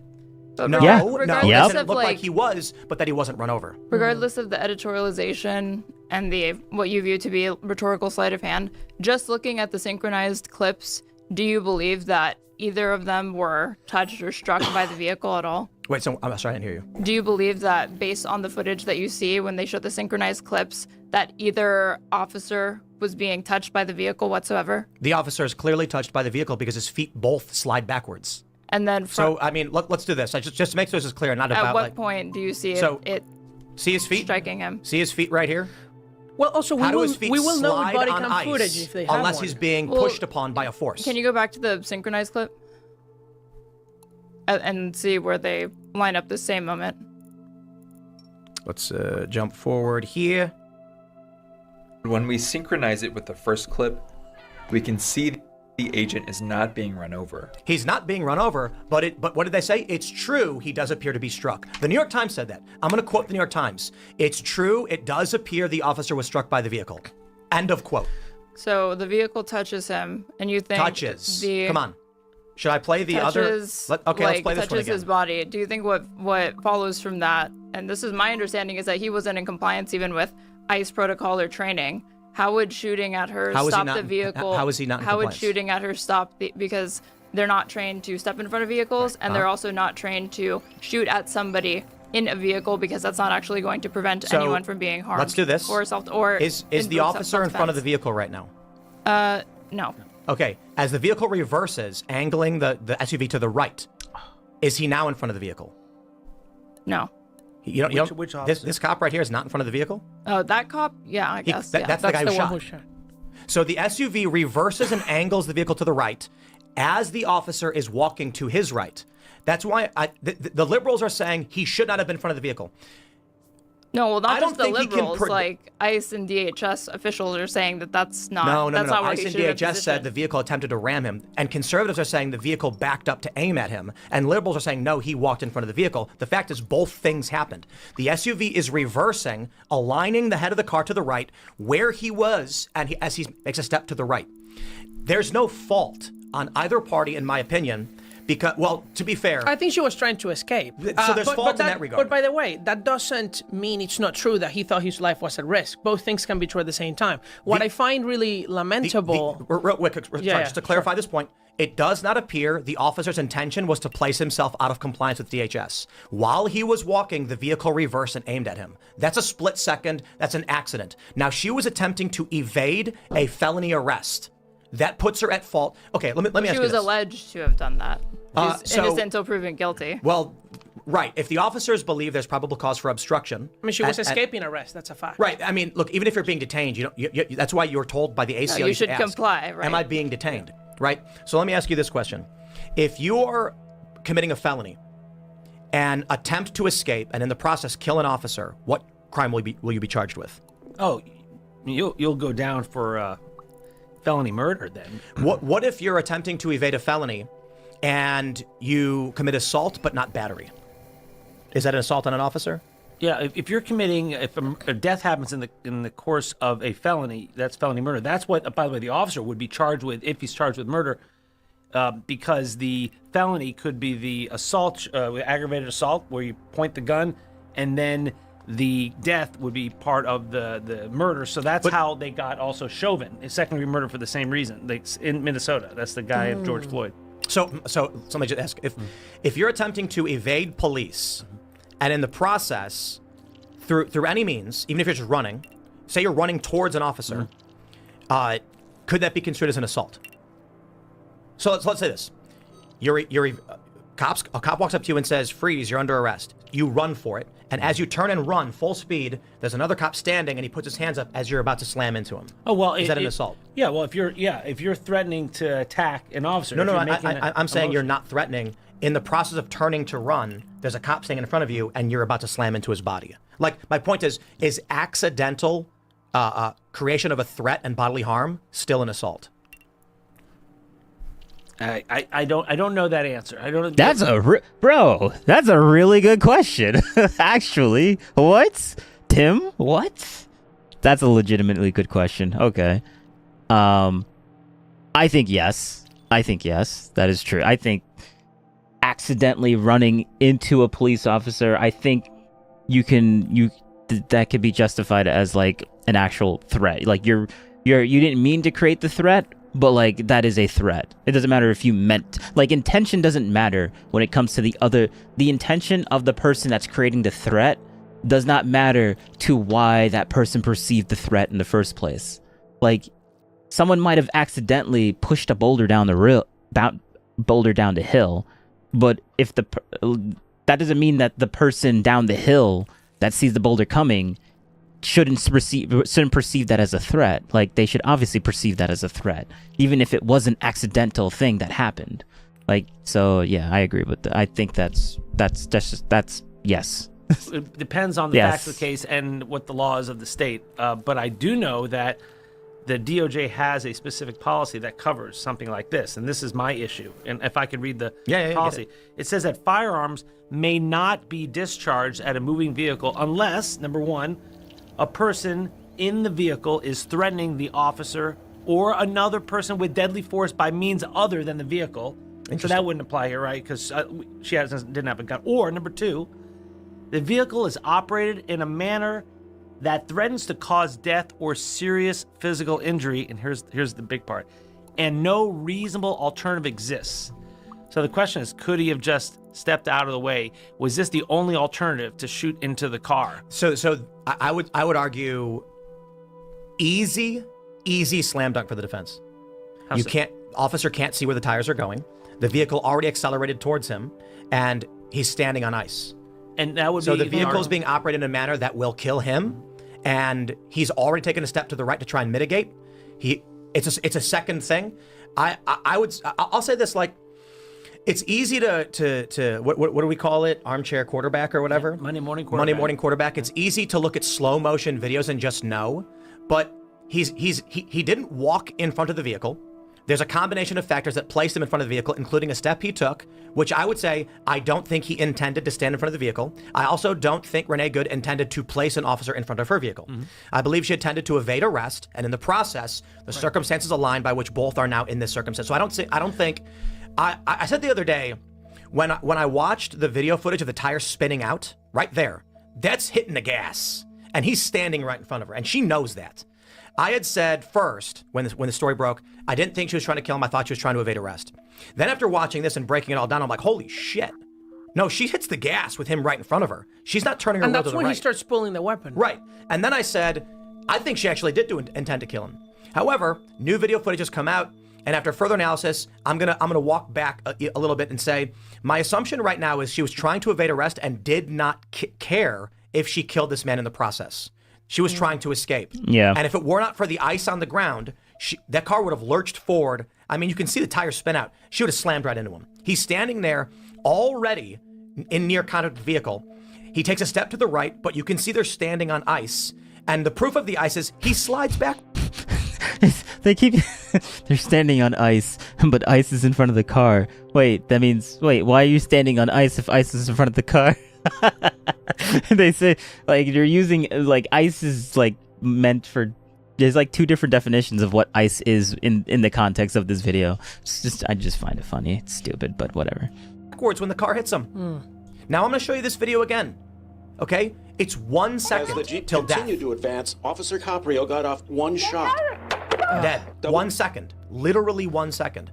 I think this is a slam dunk for the defense, but I'm not convinced Trump will allow it to even go to court. I just find it lamentable that because of the polarization that is happening in the country, right? That it's like, you have to always defend law enforcement, or you always have to, attack law enforcement. We're not actually having a normal discussion about a tragedy.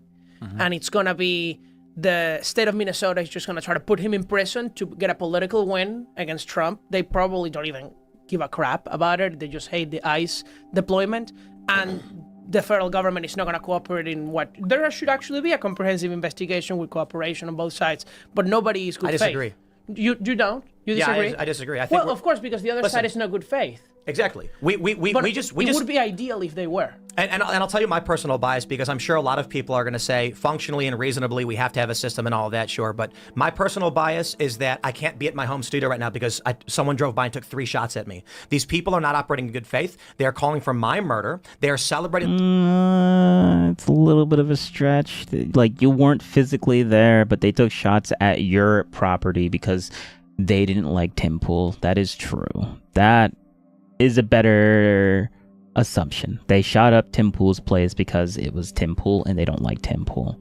Or they don't like the people that work for him. Or they don't like his rhetoric. Or they obviously didn't like the guy's views on politics. So yeah, that's true. They went over there and did that. But you weren't physically there, so saying that they took shots at you, a little bit of a stretch, but I don't really...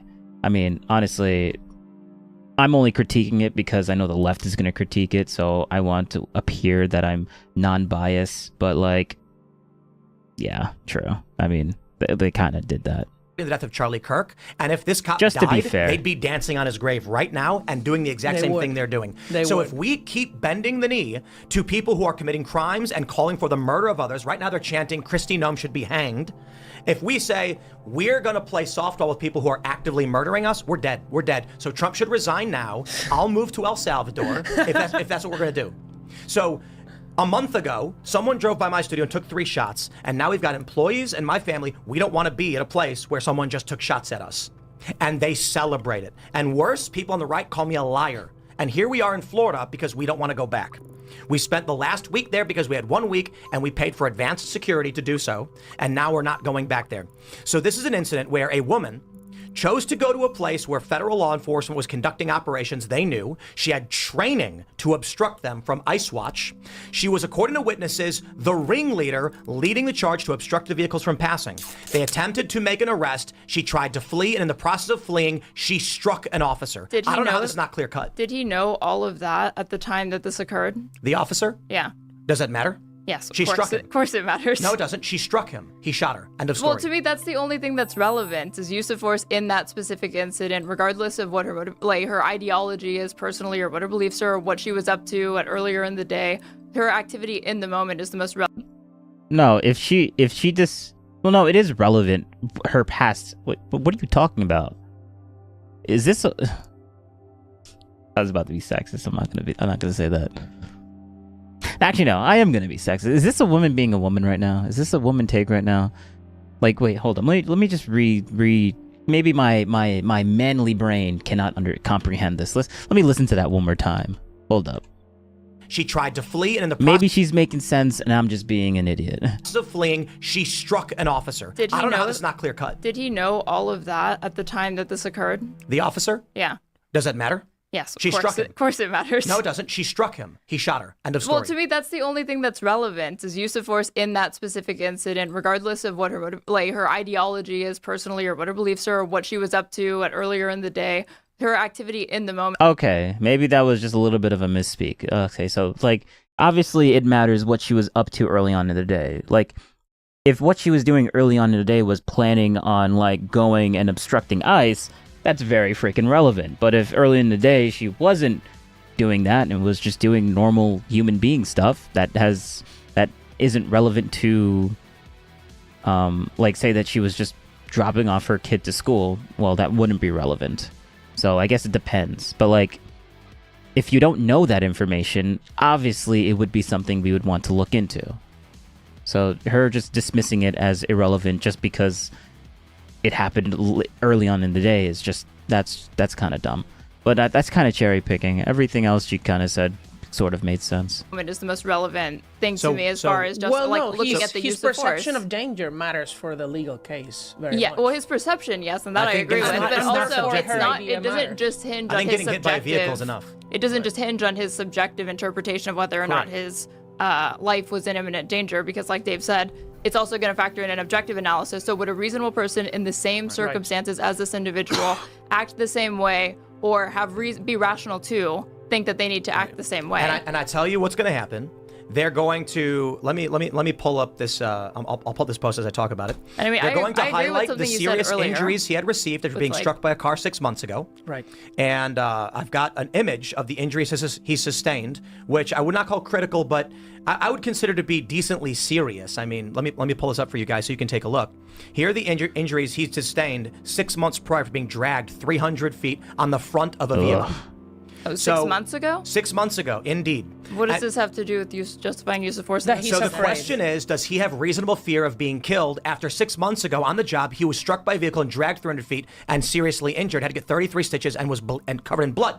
So now a vehicle has struck him And so this does play to whether or not he perceived a threat. Certainly, well, there that has to be. speaks to whether or not he's traumatized, but I don't know that just because he's traumatized in But a that's past the legal incident. standard. It's that if a reasonable person were in his circumstances, not if Well, we were in those exact circumstances, not if they Including lived his his past life. This is the exact Is it, circumstances. Dave? Is it including their past experience, even back to 6 months ago when they experienced trauma? I don't think so. I think it hinges on whether or not a person in those exact circumstances, not factoring in their entire life story. Well, it's based on his training and his experience, what would be reasonable in his mind. So if he had trauma in the past because he was dragged by someone, that could come into play in a trial. It's another reason why it's so hard to prove beyond a reasonable doubt that there was a crime here. I mean, I think he should not have shot. I thought he had a chance to step out of the way. I think he violated the DOJ and DHS policies. But as far as being a prosecutor and convicting him beyond reasonable doubt, it's going to be hard. But let me ask you this. I agree. I don't think he should have shot, but I also factor in this in the mind of law enforcement having dealt with these things. And this was a high-profile story. Not that it necessarily is admissible, but I think cops they see these things. But his trauma, and so I ask myself, why did he decide to shoot? Well, honestly, I don't know what I would do. I mean, he's in front of a vehicle. He can't see its tires. It's accelerated towards him. Its tires spun out. He heard the engine rev. He's standing on ice. He might be like, I'm dead. So you don't know what you would do for the first shot, but what the two subsequent ones after, you would have taken those two shots after? I think the argument is it's all 1 second. You're not taking a shot, freezing time, and saying, okay, where are her hands? What are her hands doing? Oh, she's turning to the right. No, every None single of it matters. use of force is going to be analyzed. It's not just going to be seen as one continuous thing.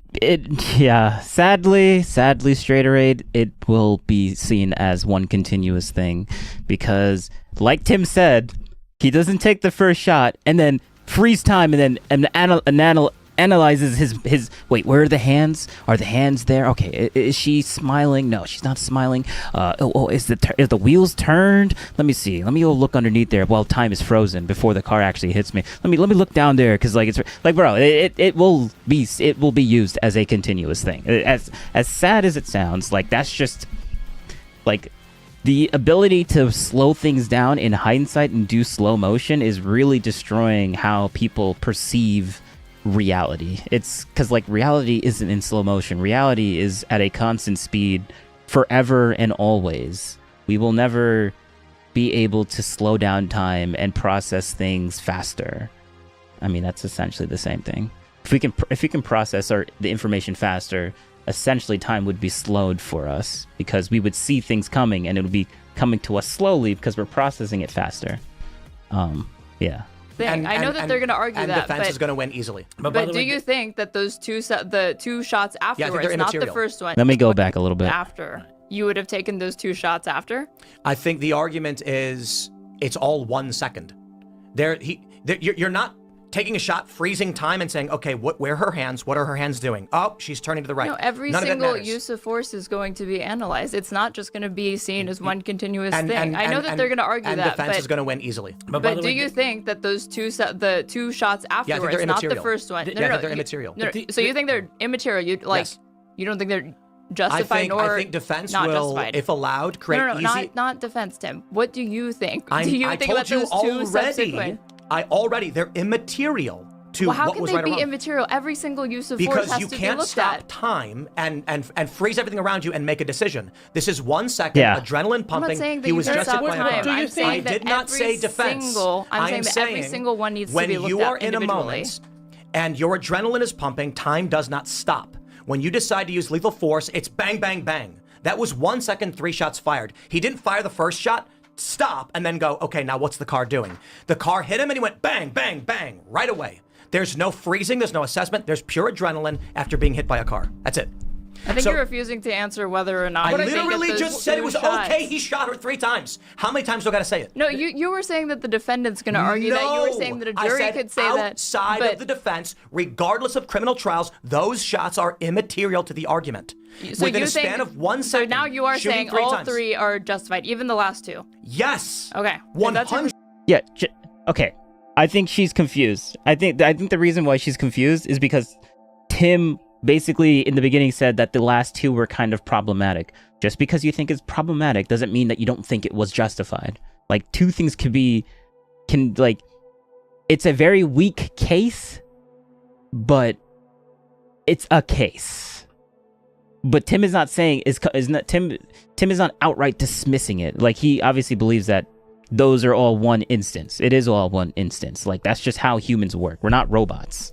100%. We just because disagree. you have never been in a life or death situation like this, have you? No. I have. Okay, there's no stopping and being like, let's freeze time as the bullets are flying and figure what the appropriate course of action is. I had to jump onto the ground and bash my face on the concrete to avoid bullets in Ferguson. There was no time period where after the first shot was fired, I said, stop.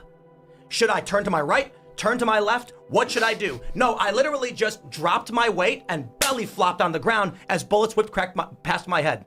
When I was shot at the second time in Ferguson and the police told us to run from the bullets, I didn't know which direction I was running. Even though it took 15 seconds, my brain, it's tunnel vision. There's no peripheral vision. I can only see what's in front of me. I ran through a wall of tear gas, asphyxiated and collapsed. And then a kid came out, poured cold water on my face, which triggered an inhalation response and woke me up from passing out. This shit is fucking terrifying. In the span of 1 second, you have a decision to make. I am being hit by a car. I might die. This happened to me before. She must be stopped. Bang, bang, bang.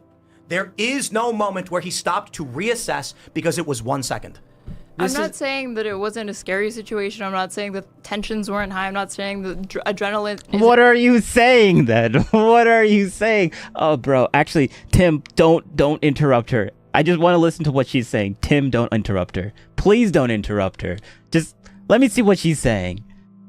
And pumping, but he is an officer. He is law enforcement that's trained to be able to handle a weapon properly. And even in these high-stakes situations, the whole point of all of their training is to be able to act with more precision than the average person. To act superhuman? You get trained to act superhuman to break the laws of physics. Yes, true, true. Okay, I understand what she's saying now. Okay, he should have been able to react faster, though, right? You don't even know the answer to that question. You don't even know the answer. Like, they got okay. I mean, I don't want to bash her. Like,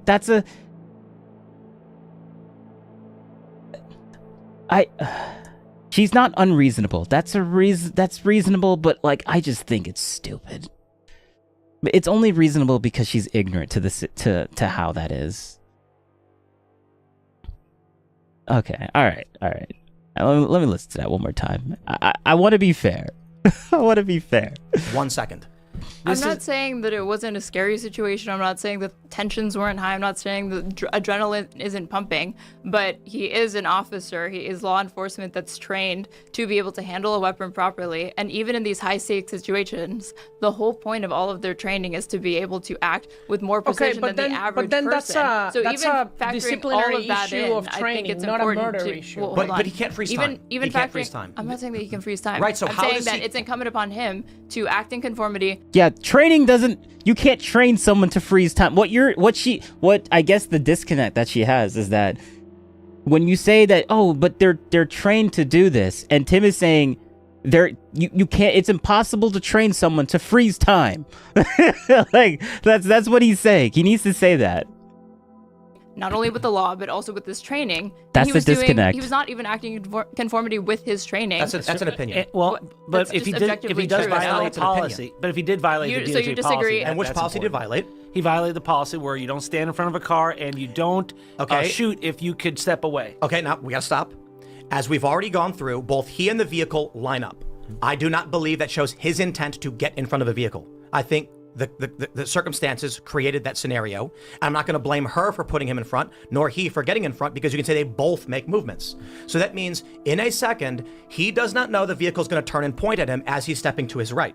He might think he's going to the front right side of the vehicle and not in its path. But So it turned in front of there was him. no alternative there at that point. There was no alternative to avoid the confrontation. He had to shoot to save his life. Did he know? There's no reasonable and humanly possible alternative. Obviously, there is a theoretical and physics breaking type of alternative where maybe if his reaction time was superhuman, he could have gotten and thought this thing through better. And maybe if he got training to stop time too, I don't know.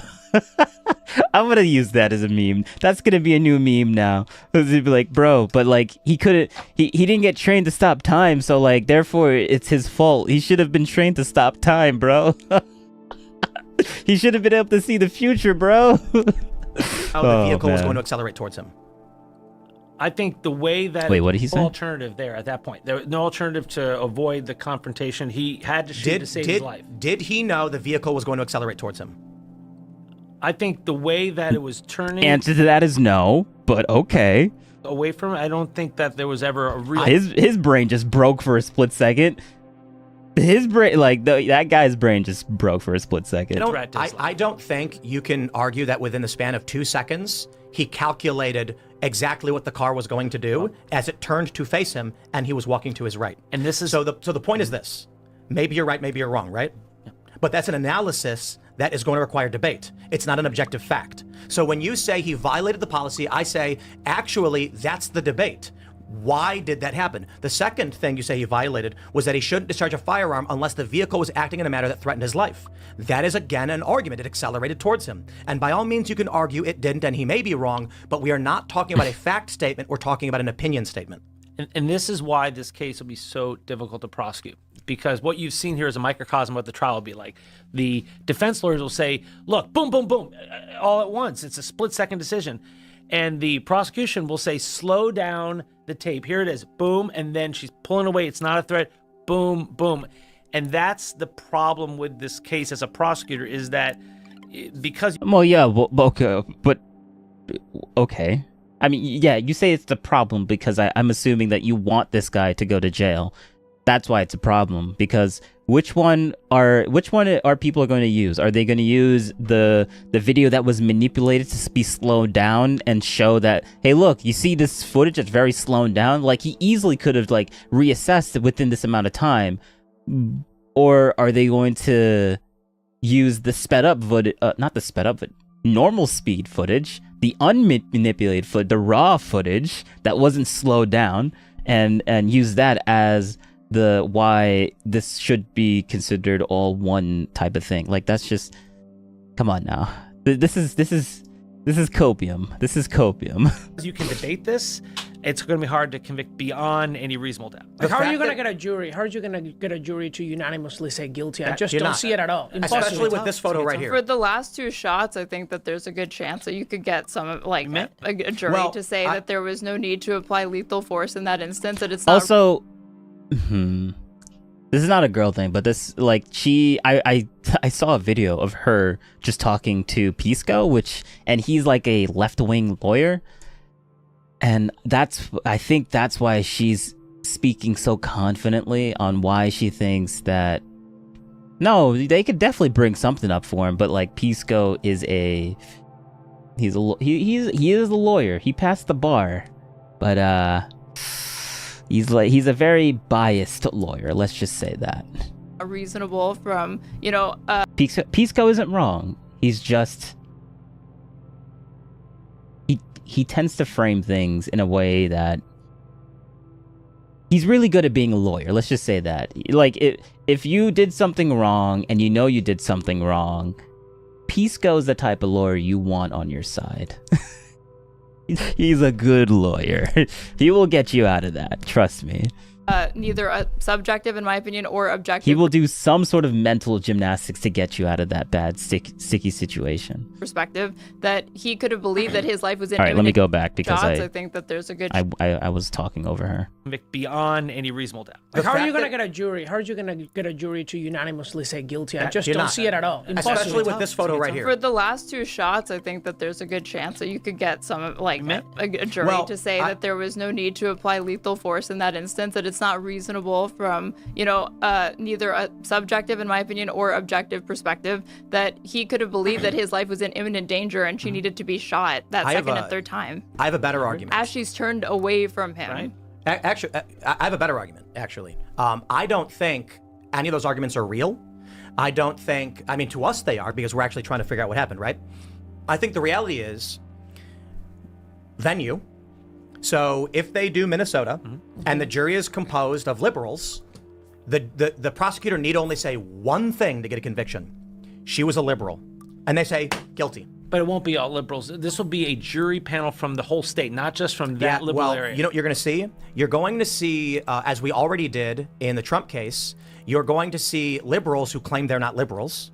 And they're going to go through jury selection, and they're going to say, I don't watch the news, I don't know much about it, I'm not political. And then after the trial, you're going to find out they have a whole wall of Facebook posts about how they're liberals, because that's already happened. So will we just get a hung jury? Well, it could be. Also, I don't think you get a jury at all. By the way, in the Trump case in New York, one of the jurors later on revealed that he was a devotee of the Tim Pool That's IRL not correct. podcast. What? That is incorrect. That's the story. See, They said he was a fan of Tim No, Pool. he didn't. He said he had seen one episode one time. Okay, so that's it? He That's wasn't it. a... Yep, he wasn't a fan. He wasn't a fan? This is what we have to deal with all the time. Like, I was having a conversation recently with a guy who said he was a liberal. And I said, what does it mean to be a liberal or conservative in this country right now? It means you either know what's happening or you don't. And he said, I actually don't watch the news at all. And I'm like, I know. Because my policy positions are like pro-choice, pro-progressive tax, and would align with any normal liberal worldview, except when I say a thing happened, they go, you're a conservative now for having said that.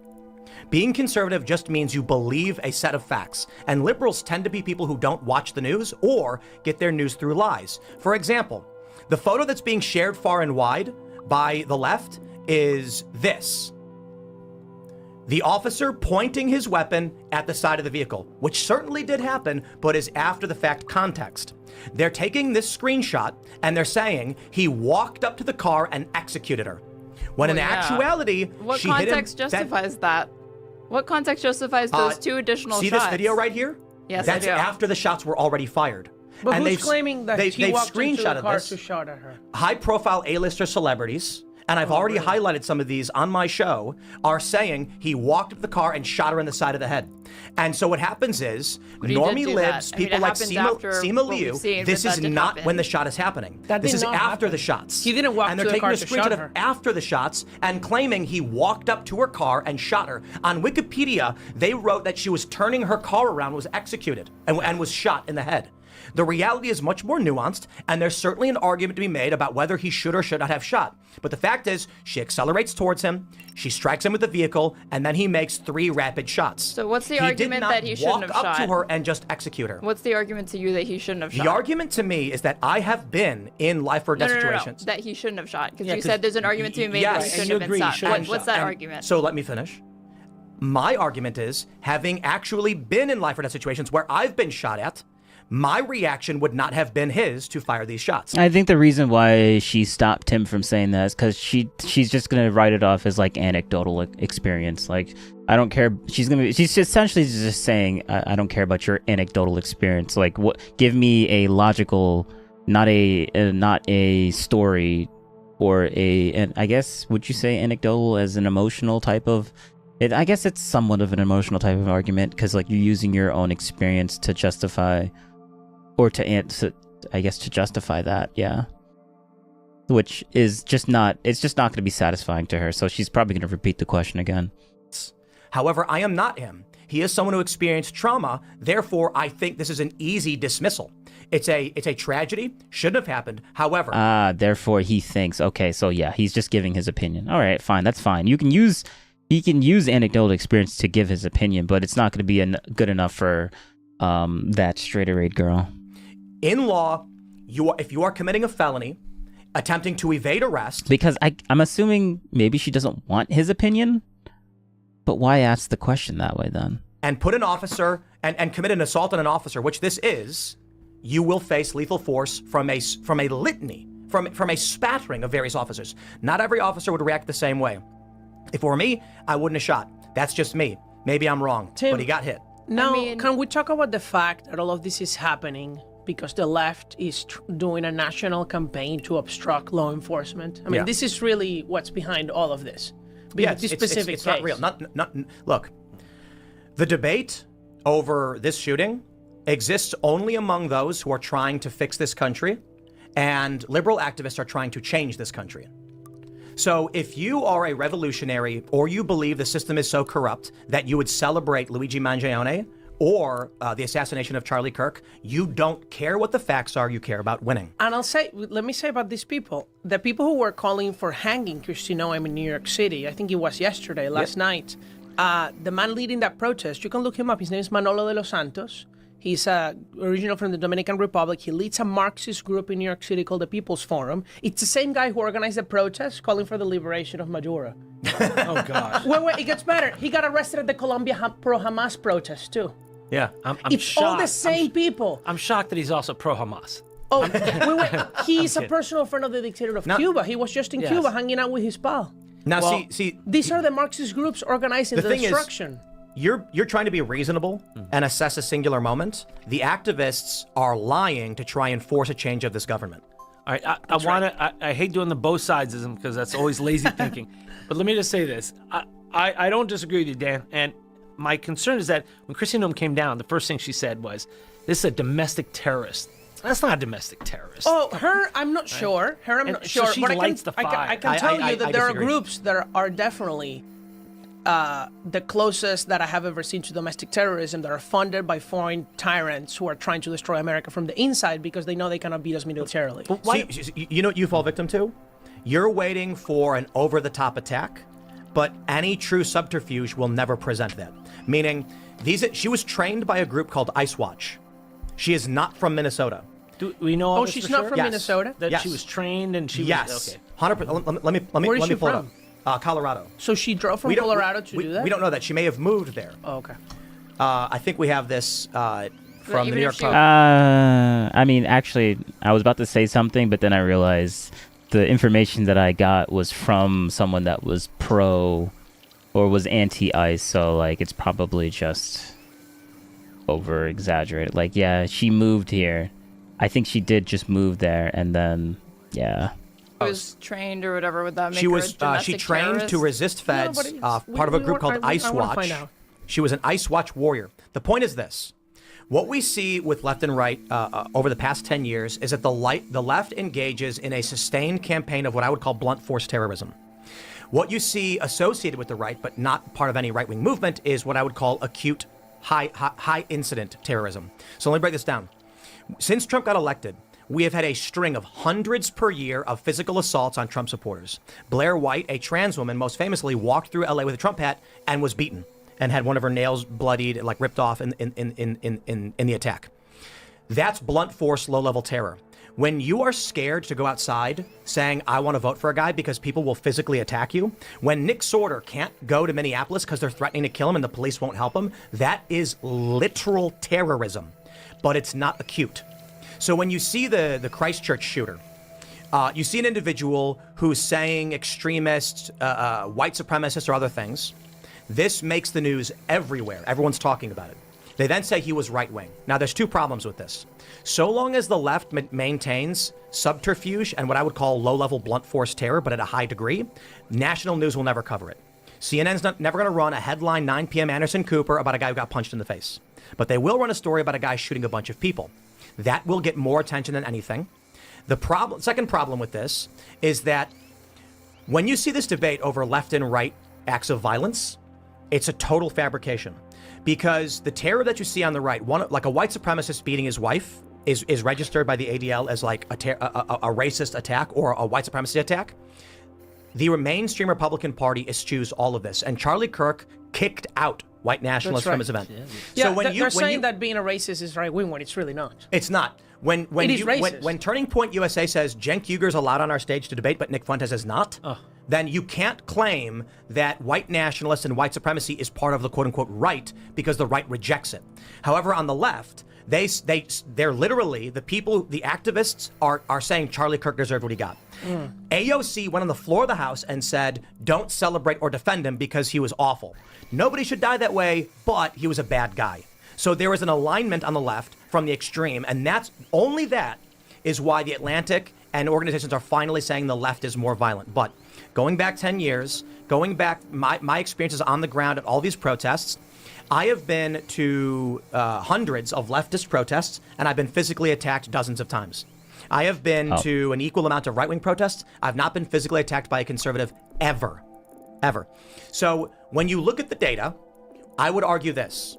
Are individuals aligned with Democratic politicians and the Democratic Party engaging in violence? Yeah, it's low level, but it's consistent. We see the Chaz Chop. We see these protests. We see Andy Ngo getting beaten. We see Nick Sorter getting death threats. We see the corporate press acting toward that same ideology.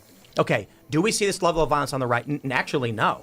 I mean, fringe wackos on both the left and the right will engage in violence, but there are fringe leftists that are not aligned with any political party, and there are fringe right-wingers not aligned with any political party. It makes no sense to lump them into the bigger picture. Wait, you said you've never been assaulted by anybody on the right or like harmed? I've never been physically attacked at a conservative protest by place got shot up. Wait. Well, I was going to say the shooting as well, but I saw a video of you years ago where that guy, Millennial Matt, pulled my hat off? Pulled your beanie off, and I you don't got put that upset on par with with being punched in the face or being shot at. But he was on, I'm not putting it on par with being Right, punched so in the face or being shot at. I don't but I'm consider having saying my that hat pulled off being physically assaulted. I consider someone trolling me, and I got pissed. And the reason why I didn't strike him at the time is because he didn't attack me. He just grabbed but my he hat. was on the right, right? He was at That's the not a Unite the physical Right. assault. But he was conservative, right? Millennial Matt was like And a as dude I that said, was I've never been physically assaulted by a conservative. Well, what about the shooting at your compound, right? That was probably a Candace Owens supporter. We don't know that, and the death threats we've received are all from the left. Right, but what do you think this And Candace Owens is a liberal. Yeah, but she But I think we can she say- cosplays as far right. Yeah. No, she doesn't. She's a liberal. No, but she's trying to take over part of the movement, and certainly her audience considers themselves conservative. No, that's not correct. You don't think so? Anna Kasparian does not consider herself a conservative. No, the audience of Yes, Anna Candace. Kasparian is a I proponent wouldn't of consider her the audience. She I went would mean, on a like, show average and people. said, "I'm a big fan of Candace Owens and watch her all the time." Well, I can tell you, I know That's the horseshoe people theory. who watch. No. It's that her Candace and- Owens. Yeah. Candace has adopted a liberal moral framework. She's not advocating for universal No, health care she's a because nut that's job. not Yeah, what yeah. liberal is. But if you're saying Trump is bad and you're attacking Turning Point USA and you're claiming Israel is the problem, you are aligned with the liberal ideological worldview. I agree absolutely with you. What I'm trying to say. The Candace Owens stuff is kind of weird. It's I don't know if I ever make. I think I streamed it. I think I did stream it. But the Candace Owens stuff, I'm burnt out of the Candace Owens stuff. Like the fight that they kind of had was actually kind of interesting. I'm obviously on Tim's side. Candace's brain is melting because of the whole Israel bad nonsense, Zionism bad nonsense. Like, just because she's wrong on the whole Israel stuff and is kind of a conspiracy theorist doesn't mean that her past exposés and documentaries are just all garbage. No, like, I still respect a lot of the stuff that she put out in the past, but I think her brain fried when her basically very best friend and potentially or probably was a potential life partner ended up getting deleted. Yeah, that would break anyone's brain.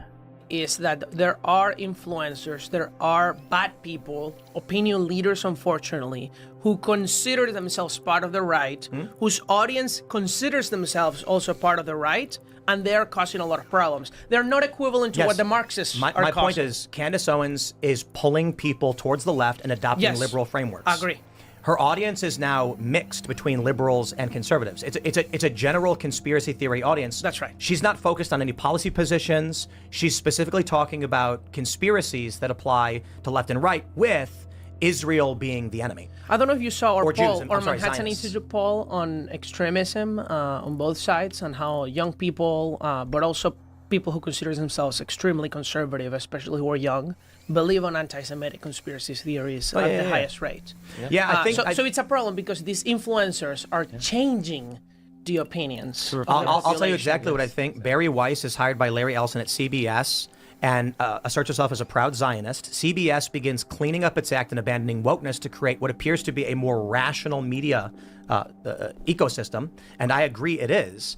But this now erasing woke activism from corporate press is going to make moderate individuals and people like me say CBS is doing a good job, which I did say. However, it's a proud Zionist leading that charge, which creates a positive environment in that perception. YouTube at the same time is putting people like Candace Owens on the front page and boosting her views, which is now pushing conservatives into a the Jews position. It's why the New York Times did a positive picture and everything of Nick Fuentes. Right. They want that. They want the right to be. So for the past 10 years, the left has entertained things that are weird. Child sex changes, tuck-friendly bathing suits.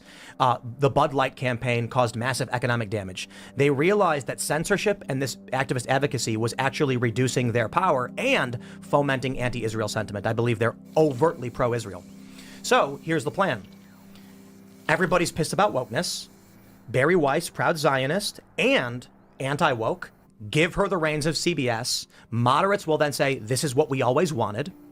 Israel being a sidestep because your average middle American doesn't care about the concept of Israel, but you've now created a news organization that is not going to be anti-Israel, is going to appear more reasonable. Then you promote wackaloons who say the Jews are everyone out to get me, and the right starts adopting it because they're grifters, not all of them, but many of them. They're going to get views. Now they sound like retards, and they'll go to a working class American and say, you know why you got a flat tire? The Jews did it. And they're going to say, you're not. True. Yeah, just like the flat earth people do. Like, why are we, why can't we go to Antarctica? Because the earth is actually flat, and the governments are making us not be able to go there, even though there's obviously evidence of people going there. I mean, I've been scorned by the flat earth community. I've been radicalized by them. Then Barry Weiss is going to say, these people are crazy. Your flat tire's from a nail. But radicalized in the opposite direction. Like, they bother me to the point to where I will make fun of them as many times as I can. Right? Well, okay, Israel's great. Tim, this is why you had, like, all these people. I read people claiming that Israel is the reason that we're taking on Venezuela. Oh, I it's know. like, believe it or not, Israel doesn't have to do with everything in the world. Well, so this is what I mean by liberal. The core element of a lot of these protests has been anti-Israel. The social media has been largely anti-Israel. And you're allowed to be critical of Israel, but it makes no sense when literally everything is Israel. So then when you start seeing prominent conservative personalities, who I will leave nameless for the time being, just we'll see where things go in the next few months. But they're claiming, they're defending Renee Nicole Good overtly with liberal talking points. And by all means, you're allowed to believe. I think I know who you're talking about. There's a handful of them, though. But the point is, you're allowed to have nuanced opinions. Sometimes your opinion might be more aligned with liberals. Like, I agree with Joe Biden on getting rid of the ATM fees. I thought that was great. I agree with Joe Biden on prosecuting the Somali fraudsters in Minnesota. He got 62 convictions. That was under Merrick Garland, who I do not like, but that was a good thing. However, there are a bunch of conservatives that all of a sudden are, Trump is bad on foreign policy. They're saying, they're taking the side of the liberal activists in this regard, and they've been consistently criticizing ICE, which appears, whatever you want to say, I'll tell you straight up my opinion. I think that after the killing of Charlie Kirk, many of these prominent conservatives realized they're going to have to go into hiding. The left has put out a list of people to murder. I'm one of these individuals. These other higher profile conservatives are on this list as well. And all of a sudden, they've stopped talking about the core political issues that got it to this point, which is the culture war divide. They've started focusing heavily on things that do align with the left, particularly Israel and Zionism. So now they've sort of sidestepped the death threat targets because they're anti-Israel along with these liberals. I think they're doing it specifically because they think Trump is going to lose and they don't want to get hanged. Or maybe they're accepting Qatari money like Tucker Carlson. No, I think that's it's a cop-out. I think that's an easy answer. The idea that Tucker one day just decided, pay me money and I'll change my opinions doesn't make sense. The fact that Tucker Carlson fled his home in D.C. to an undisclosed location to do his show is more indicative of his fear of death. And so, but I'm not saying that's why he did it. And I believe he's moved since then. But I can tell you that there are many conservative personalities. Look, I'll be more public about it. We're clearly not at the Timcast IRL studio. We're in Florida because of the shooting. But there are many conservatives who are already in hiding. You just can't tell because they've either replicated their studios, or you may notice some studios have changed. It's a new studio, they say. Well, why is it a new studio? Because they moved 100 miles away from any city, and they're in the middle of nowhere with Starlink because they don't want to be murdered. That's sad. It is terrible where we are right now, and I agree that the death of Charlie Kirk really precipitated that is what was the spark that is just caused the right to have this divide and melt down and cause fear, and maybe that changed some people's views. All of a sudden, they don't want to get killed either. It's all awful. I would say, though, you've seen far-right violence, too. Nancy Pelosi was attacked in her home. That wasn't right-wing. Nancy Pelosi's husband. But that wasn't right-wing. Well, it was a guy who was... We never know what happened at the end with that one. Who broke into the house and hit him with a hammer. But it was... It's not a conservative. But he was going after Pelosi for a reason. He was yes, but liberals don't like Pelosi, too. So this is the problem with saying it's right-wing. A guy who shows up to a Charlie Kirk event is not breaking into the Pelosi house and hit him with a hammer. A guy who shows up to an AOC event is... The people who are going to AOC rallies made videos celebrating Charlie Kirk's murder. Oh, and I condemn all that in the loudest possible The point terms. is, you can't compare progressive activists who engage in direct action with a wackaloon drug addict who believes stupid shit. Well, and that's not right wing. What about the Vance Butler guy, the guy who killed those? Yeah, that's not a right wing thing either. Or in Minnesota, I don't understand how on one hand you're going to say that Candace Owens can now be considered a liberal because her criticisms align with some liberal and left criticisms of the right in this country, the GOP, Trump, etc. But then when it comes to somebody attacking Nancy and Paul Pelosi, which obviously aligns far more with the right, you're not going to say that you're going to say that that's just a crazy person. Position. Someone attacking someone else does not indicate political position. Not necessarily, but in this particular case, so we know that he was politically motivated. He wasn't an activist. He wasn't a campaigner for any right-wing causes. You don't have to be an activist to be politically motivated in your shooting. Okay, then let's stop right here. Let's pause real quick, and I'll make sure we all understand the distinction. Violence from the left is often from ideological individuals trying to advance a cause. What you describe as violence from the right seems to be random. If that's the distinction we're making, then that's fine. But that's when fair. you say that, you're still conceding that's violence from the right. You're making it sound like no violence from the right ever occurs. So I'm giving you the language to say this. Let's clarify. Like the Straighter Rage should ask him: is the basically, I mean, literally the execution that happened with those state representatives in, I forget which state, but like it was a pro-life guy that deleted these state executives or state legislators because these legislators were pro-choice, and then they end up finding the guy, finding that this guy had a list of a bunch of pro-choice politicians on a list, like the people that he wants to go and delete, assuming that's what happened, because the guy ended up either deleting himself or the altercation ended up deleting him. But yeah, that's like they need to bring that up. That I would say that's right-wing violence, because being pro-life and then deleting people that are pro-choice, I would say that's a right-wing violent attack. But the Pelosi thing, I understand the distinction between there, and I guess you can say, oh, it's just cope, whatever. But like it's gonna sound like cope, but like the distinction there is that this guy wasn't at Pelosi because he was pro-choice and she was pro-life. No, he went there because he was a wackaloon. Like there was no inherent reasoning for why he was there besides he was a drug. His mind was broken. Like just because his mind is broken doesn't make him right wing or left wing. He's just a crazy person.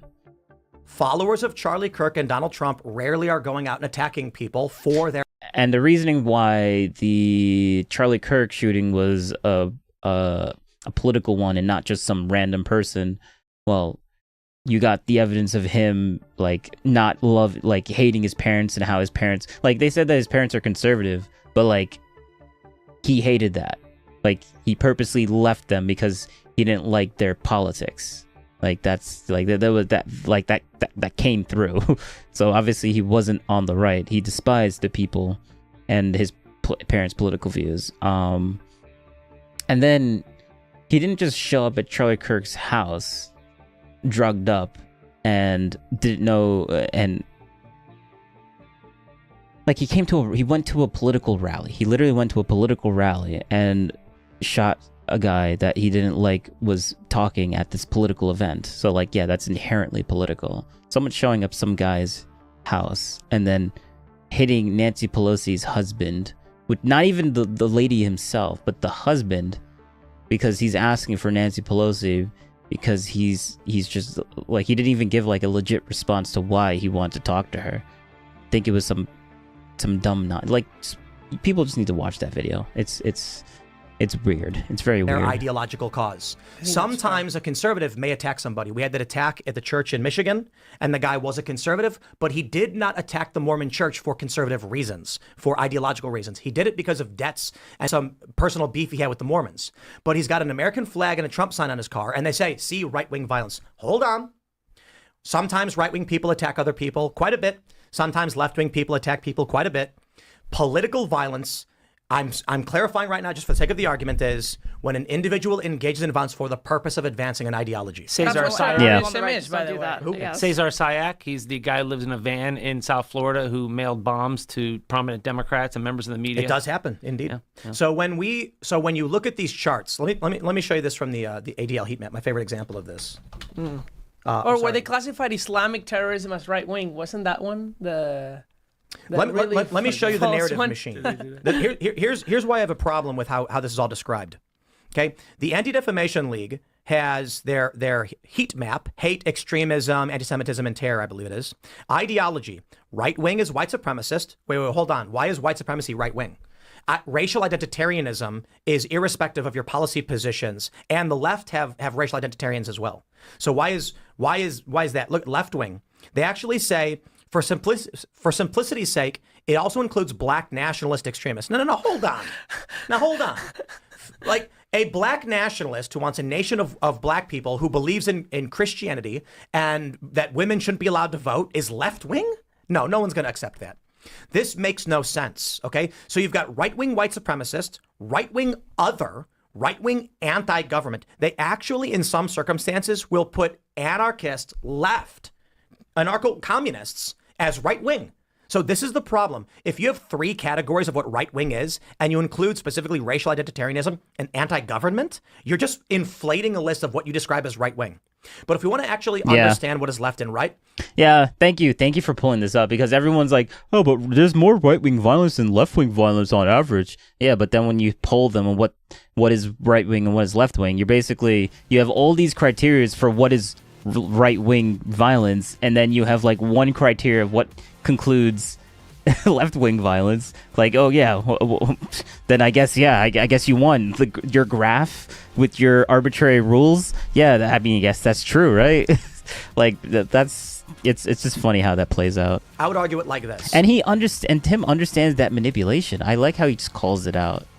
How about we call it Democrat aligned, Republican aligned? And I say aligned because I don't like the Republican Party. I think they're trash, but clearly I'm Republican aligned. If there is somebody who aligns with the political ideology of the Republicans and they engage in violence to pursue those ends, I would call that right wing. If there is somebody whose political ideology aligns to the Democratic Party and they engage in violence for the purpose of pursuing that ideology, I'd call that left wing. I think that's how we'd break it down. Yeah. If you break it down that way, you will find that the right commits substantially less violence than the left. How does it compare if you put the right wing anti-government, which I think it's fair, like anti-government? Patriot movement, Oath Keepers, sovereign citizens, but how many of and those tax are protests. There? How many of those are there actually? Just those. Anti-government survivalists. Click apply. 2. No, 3. Let's see. Actually, those dots are actually more than one. So that is how many anti-government ones. Does that include January 6th? No. That's the thing that I was going to ask next. We're talking about how the right doesn't engage in political violence, and we just had the. I didn't say they didn't. I said it's just less than the left. Oh, sorry. Okay. Yeah, I think the rioters on J6 should have gone to prison, and they did. Regardless of how the ADL classifies these things and their methodology, the more important thing to me is not long after the Charlie Kirk shooting, I remember there was an article from The Guardian that the Trump admin on a .gov website had quietly deleted it was some sort of study aggregating political violence in this country that had found there was disproportionately more political violence coming from the right than on the left. And why'd they delete it? And I don't know. But the point is that the findings showed that the right, there was more violence on the right. Because it included a white supremacist who punched his wife as a case of right-wing political extremism, which is the point I'm making. There is no value presented to the American people by creating a list where you're going to claim a white supremacist redneck in a trailer punched his wife, so we're going to put it on a map of right-wing extremism. That doesn't inform anybody. But even if but it doesn't inform people about what our threats really are. Right. Regardless of that, The Atlantic has already published the left is more violent than the right as of this year. So by whatever metric you want to go by, currently the left has taken the cake. What did The Atlantic publish? The left is now more likely to engage in violence. Let me pull it up.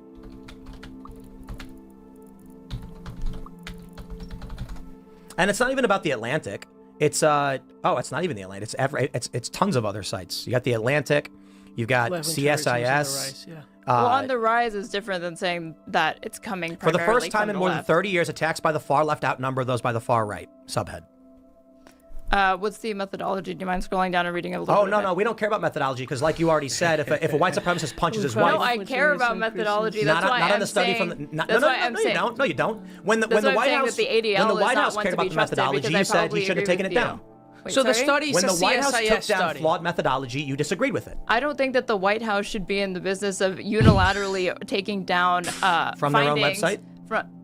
Not when they personally disagree with the findings, unless those people that authored the study have a reason to retract their findings or have some sort of methodological error that they find themselves or some sort of peer review comes in and sees an issue with it, then I could see the argument to take it down. But partisans within an administration, whether it be a Democratic administration or a Republican administration, should not be concealing data from the American public simply because they have personal disagreements with it. Then I think this should be on every Democrat politician's website too.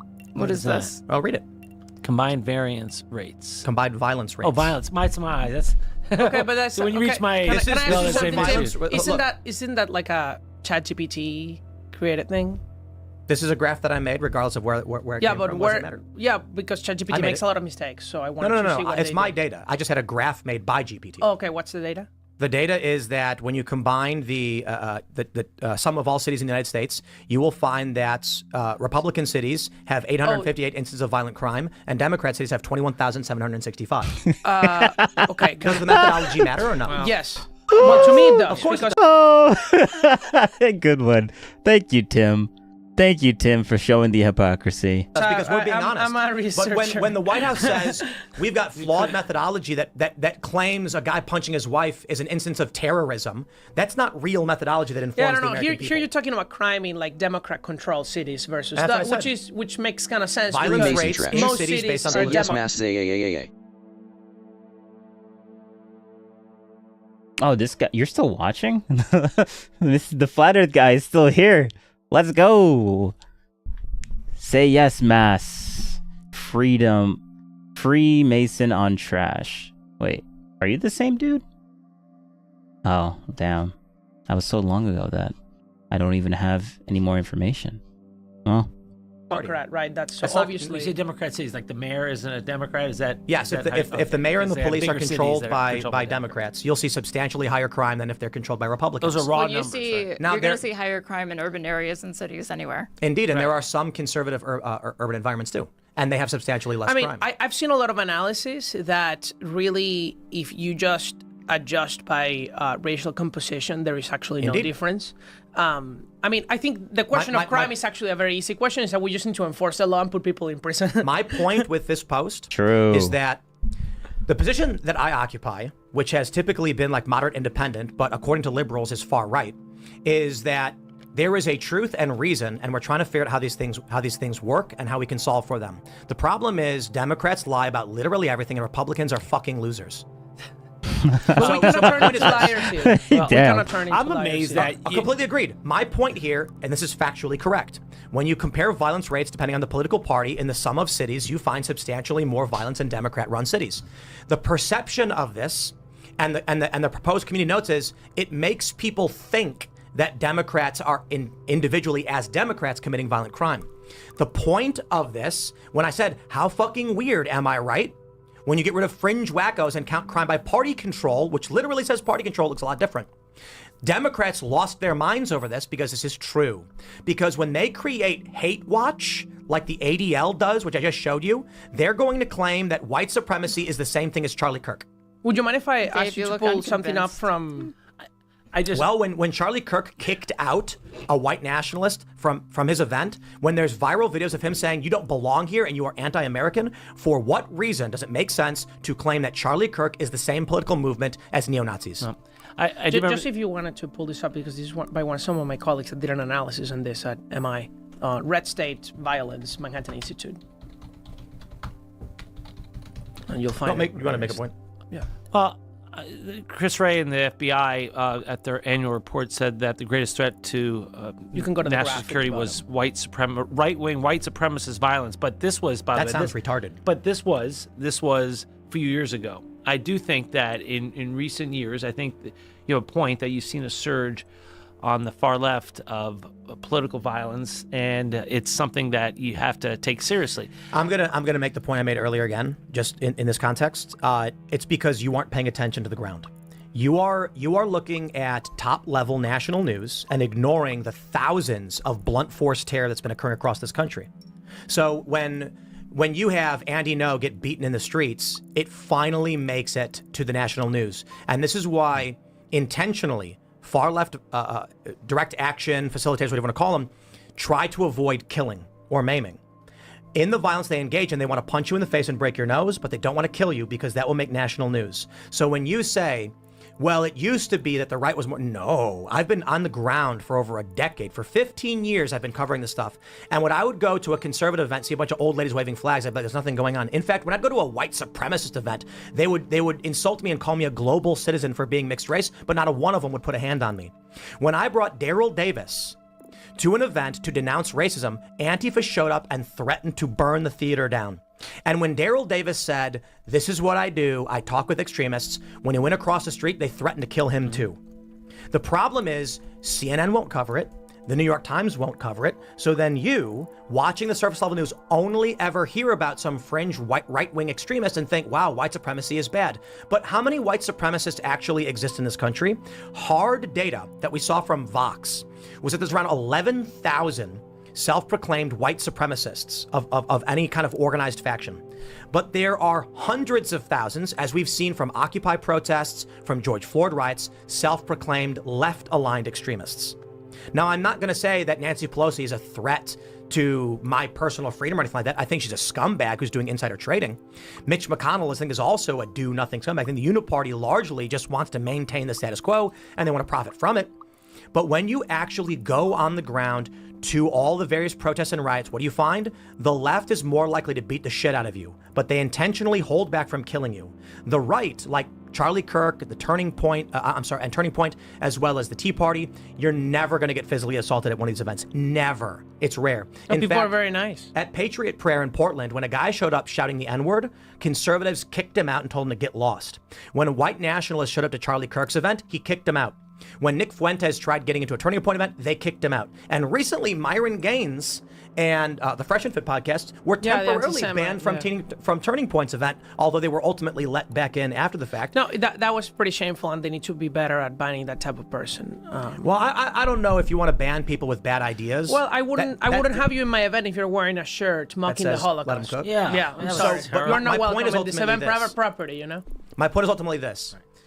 For the people that sat back and didn't pay attention to the ground level violence, they're like, what do you mean? The left is never violent. For people like me who've been on the ground, I've only ever been shot at by people on the left. What about January 6th? January 6th was very bad, and sometimes it happens. How did you feel about, one, I don't think sometimes it happens or whatever when you're talking about an insurrection, but for two, what did you think about President Trump pardoning all 1,500 of them? Including the violent ones. Yeah, absolutely correct. Oh, yeah. Sorry. Yeah, Temple denouncing January 6th. Wow, what a surprise. We've never heard that one before. Huh, wow. Big gotcha. Good for you. I hope Strader Wade feels so good about that one, I guess. The violent ones? Absolutely correct. Indeed. That was a good gotcha. So how many years in prison do you get for assaulting an officer? You get a lot. What is it? Like, first offense, assault an officer, what are you going to get? If you're physically violent with an officer, you're going to serve real prison time. How many years? It depends on your rap sheet. Exactly. Right. First offense, you are at a riot and you're hitting or shoving and just generally fighting with cops. How many years in prison do you get? I think you should go to prison. I think maybe 18 months to 2 years for a first offense. It's 2 years a long time. But if you're fighting a cop in a riot, you should go to prison. Right. Okay, so if you think that, then you shouldn't have pardoned them. Yeah. No. Right. Hold on. We're going somewhere with this. Peers. Do you think 2 years is a good amount of time or not enough? No, it's whatever the federal I'm asking you guidelines personally. 2 years? It depends on the rap sheet. Do you think a first offense, assault on an officer, no rap sheet, they got in a riot, attacked a cop, do you think they should go to prison for 2 years? It depends on how badly they assaulted the cop. Right, I'm talking did they just push a cop, or did they choke him or use the taser against him? Yeah, let's say shoving and pushing a cop at a riot. How long should they go to prison for? Again, it depends on I'm asking you what your thoughts are as a human being outside of the law. Okay. Should someone go to prison? If it's a first-time offender with no prior rap sheet and it was just a push of a cop, Just let's say a consistent scuffle where they're shoving back and forth. Yeah, yeah. 2 years seems to be fine. Okay, so when these guys were in prison for 3 years, I think a pardon is fine. But Why? that Why because should the jury the and the president judge be interfering with the sentence that was because issued that's to what them? he does. That's what the presidential pardon power is for. Well, It's but then plenary there's power. also a question of whether you think to pardon this is somebody an who's abuse of the going to go to power. prison for 20 years for a first-time assault on an officer. And how about this? Why Wait, should that be up to they're the talking about president seditious to decide? conspiracy. That's different. That's a different crime. Who committed seditious conspiracy? Enrique Tarrio. Yeah, what did he do? He helped plot an insurrection. I know what. What did he do? That's a general overview, I suppose, of the claim against him. But literally, what did he do? He was convicted by a jury of his peers. No, he wasn't. He wasn't convicted. What's the political makeup of D.C.? Well, when you're saying a jury of your peers is a jury that is vetted by the prosecution and defense both to make sure that there's no biases and they look at all the evidence. All right, but They're in the courtroom we're every being day, silly, not. and I think the problem we have in this country is that you live in a textbook reality and not reality, right? So if I went before a court of French people, is that a jury of my peers? It Well, depends of how you- course it's not. You It don't depends need how you- to be. What about It doesn't have to be. a Republican or a Democrat to believe The that he was point- engaged in conspiracism to Yeah, he advance wasn't. January 6th. He wasn't even in D.C. By the way, I just don't want to have to say, be in You have to you be look in at the charge political of makeup of conspiracy. DC, Biden won 92% of the vote in Agreed. the 2020 So election. all the That's right. DC convictions are illegitimate? Against conservatives for political reasons, there is a high probability they're going to be illegitimate. Why? Well, let's talk about Derek Chauvin. What do you mean, why? There's going to be a higher probability that that Republicans are going to get convicted in a Democratic state. You're asking why? Do you not understand? Bro. Oh my God. She's purposely being obtuse. I don't even need to respond to that. Judge in the Chauvin case said there is no jurisdiction in Minnesota where he will get a fair trial. What is the process by which the United States handles a case where a judge admits there will not be a fair trial for a defendant? Do we prosecute him? Wait, the judge said they wanted you to will mo- not get a fair yes, trial. They wanted to move venue, the defense did, because they said in Minneapolis, the jury will be biased against him. We should put him somewhere else. And the judge said there's nowhere in Minnesota you can go where you're going to be free from this bias. Oh, well, that's different than saying that they're not going to be able to have a free or That's like true. a fair jury. Right. Well, You know, judge- so what a he's biased saying is jury that- is a fair jury. Well, He's what saying he's- that like no matter where you move it or within the state, jury's you're- biased. you're going to. Yeah, but that's always true. No, and by No, the way, it's the not. jury's not biased. of The jury course. may have learned of the case, and they may have their biases. But Yes, the key that's what I is mean. that can you set them aside and follow the evidence and the law? So We let's do it all the time. let's go back to January 6th. I don't want to lose that point.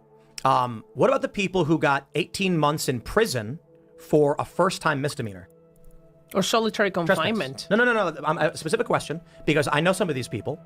There are two individuals that I met. They approached the backside of the building after the riot was cleared out. So this is around like 3 or 4 o'clock. The doors were open. There were people milling about on the grass. They had just left Trump's speech and walked to the Capitol by themselves. They entered the building and were inside for about 2 minutes. They walked through open front doors, looked around, didn't really know what was going on, and left. Their home was raided in Maryland, and they were sentenced to 18 months. Should they have been pardoned? Look, you're bringing up. I'm asking this you for your case. opinion. I'm asking for your opinion. No, I need to In see the this specific circumstance case. I I don't think that's fair to give me a situation unless I actually see. I want to see the specific charges. I want to see the Then let's probable make it a cause hypothetical. affidavit. Two individuals who stumbled 2 hours after a riot to a building and didn't know what was going on. Should they go to prison? Oh, well, it depends. It depends on if they were at the Capitol and they went inside. Yeah. That's trespassing, and they should so be punished, and they shouldn't have. By the Let me way, ask you a none of question. these people, I think, should So, have been so let pardoned me ask you a question. If I walk on a private property, can I be arrested for trespassing? after you've been warned. Okay. So if these people weren't warned, they can't be charged? The Capitol grounds, they were warned. There are signs up. Nope. The signs were all removed by the rioters. Sorry, I'm not laughing at what's going on in the video. I'm laughing at what's going on in a text group chat.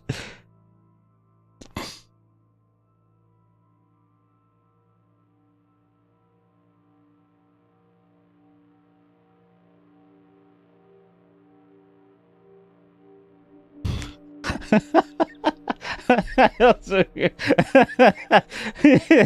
oh, they're probably gonna be like, "Shut up." They didn't know that they were improperly entering, and were they busted How or would they have trespassing known? or improperly entering a government building? That's also a different charge. So they got charged with, they got the obstructing an official proceeding charge. Right.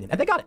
And so for Trump to pardon, so the issue is violent individuals went to prison for years. Some got solitary confinement, and they deserved it. The individuals who trespassed and didn't know what was going on and walked peacefully through the velvet ropes shouldn't go to prison for years. They should probably get community service and maybe like 12 months of probation or something like that. That's what appeals are for. Everybody got years in prison just because of their participation in January 6th. You said one more time? I don't know that everybody who was at January 6th actually ended up being given sentences of like 2 years minimum. Right, but the point is some did, and those people should not be in prison for simply walking in an open door. I don't even know if they are. Yeah, But I let don't me know if present they you got with, prison like, for that. Did They just did. walk in I an open door where personally they know just these people. and they were they were sentenced to prison? But 18 months. But the answer to that, if you disagree, Man, is y'all to are appeal fascists. it. No, but the answer You're is you fascists. have to have a system and treat everyone consistently. So you appeal And it. they didn't. But then you appeal it. You know, Or Trump pardons them. Yeah, but that's what it something exists that's for. And I disagree with that, but he does have that power. But he should have blamed his partner at You know who 1,500 else Joe people. Biden It put in wasn't prison? even The tailored to anti-abortion people like protesters. that. You remember those? I know when. Bruh, thank you for throwing the fascist word back into their face. Thank you. Those cases. Right. Yes, exactly right. That Biden also put in Oh, prison. it must feel so bad being called a fascist all the time. Yeah, it must really feel so bad. I wonder how a lot of people feel. Like this is just people who were simply protesting and praying in front of abortion clinics. Oh, That is true that they obstructed. You know, See, I know Biden that there's put a in law. prison. The Biden administration, the Biden DOJ. On Biden, wait, can I present you with a hypothetical? No, then? but this is a real case where Trump also pardoned them, and it was a very good pardon. Yeah, you it should was. look up the No. case of John Hinshaw. I know his family. So if Joe Biden, during his last term, had decided to find 1,500 individuals that had been imprisoned because of participation in BLM riots, arson, etc., and he pardoned them because he felt the same way. That these people have, this is their first time I wish offense. Trump These had are arrested low-level 1,500 offenses. I think that I'm going to find 1,500 individuals and pardon them because I think BLM is a righteous cause. You would support that? Well, I don't know that Trump said the word righteous cause, so I'm not going to agree with the moral this is my statement. hypothetical. So let's say that I'm saying that that's, I guess, Biden's motivation in my hypothetical. If Biden is saying that these people I genuinely believe are doing wrong, but the wrong benefits me, that's a bad thing. But if Biden were to pardon 1,500 individuals who were engaged in a violent riot where they received exorbitant terms, I would agree with their pardon, absolutely. So yes, you would agree with Biden pardoning 1,500 violent BLM rioters. Absolutely. But I think that it would have been great if 1,500 violent BLM rioters had gone to prison for 3 years, which they didn't. The issue is we saw multi-billion-dollar damages in the George Floyd riots, and instead of arresting the criminals who murdered people, they raised money on their behalf. That's right. So listen, Kamala included. If Biden's DOJ or the Trump DOJ, let's say the Trump DOJ during the George Floyd riots rounded up 1,500 people and gave violent rioters 20-year sentences, I'd be saying, holy shit, dude, 20 years? Like, come on, some of these people are just retarded. A I mean, year the president to shouldn't maybe. be in the business of unilaterally deciding any individual person's sentence. But that's what the pardon power exists for.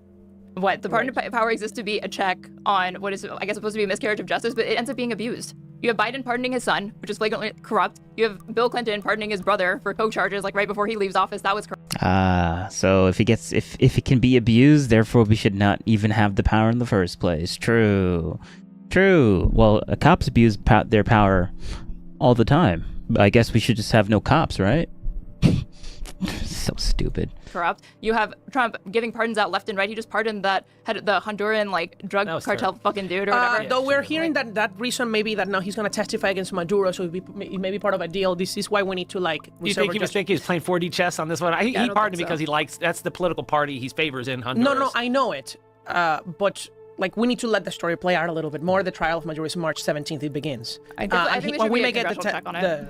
When we may get a deal because of that. I think all that really matters is what you described to me and the way I perceive your worldview is if it is legal, it'll happen. And maybe it's not just, but we're going to let it happen. I view you as an ideologue who will say whatever you have to advance a political ideology. But there's a reality to what is going on. And some things are good and some things are bad. And some people are innocent and some people aren't. And we live now in what I call the machine state, where an individual will be arrested on fake charges or trumped up charges. And your worldview says, so be it. And I've been victim of that. I think your worldview is the system is corrupt and should be burned down by any means necessary. Neither of which are good for anyone who lives in this country. Well, I'm literally criticizing the president for going against what I view to be the spirit of the law by mass pardoning 1,500 violent no circumstance criminals exists from January where 6th. leftists are getting arrested. That's not, so your how is hypothetical that is easy to say. anarchy? How is that? I'm saying that the law ought to be enforced and that their convictions ought and sentences ought to be carried out. Conveniently, when a woman accelerates her vehicle into a cop hitting them, you're magically on her side.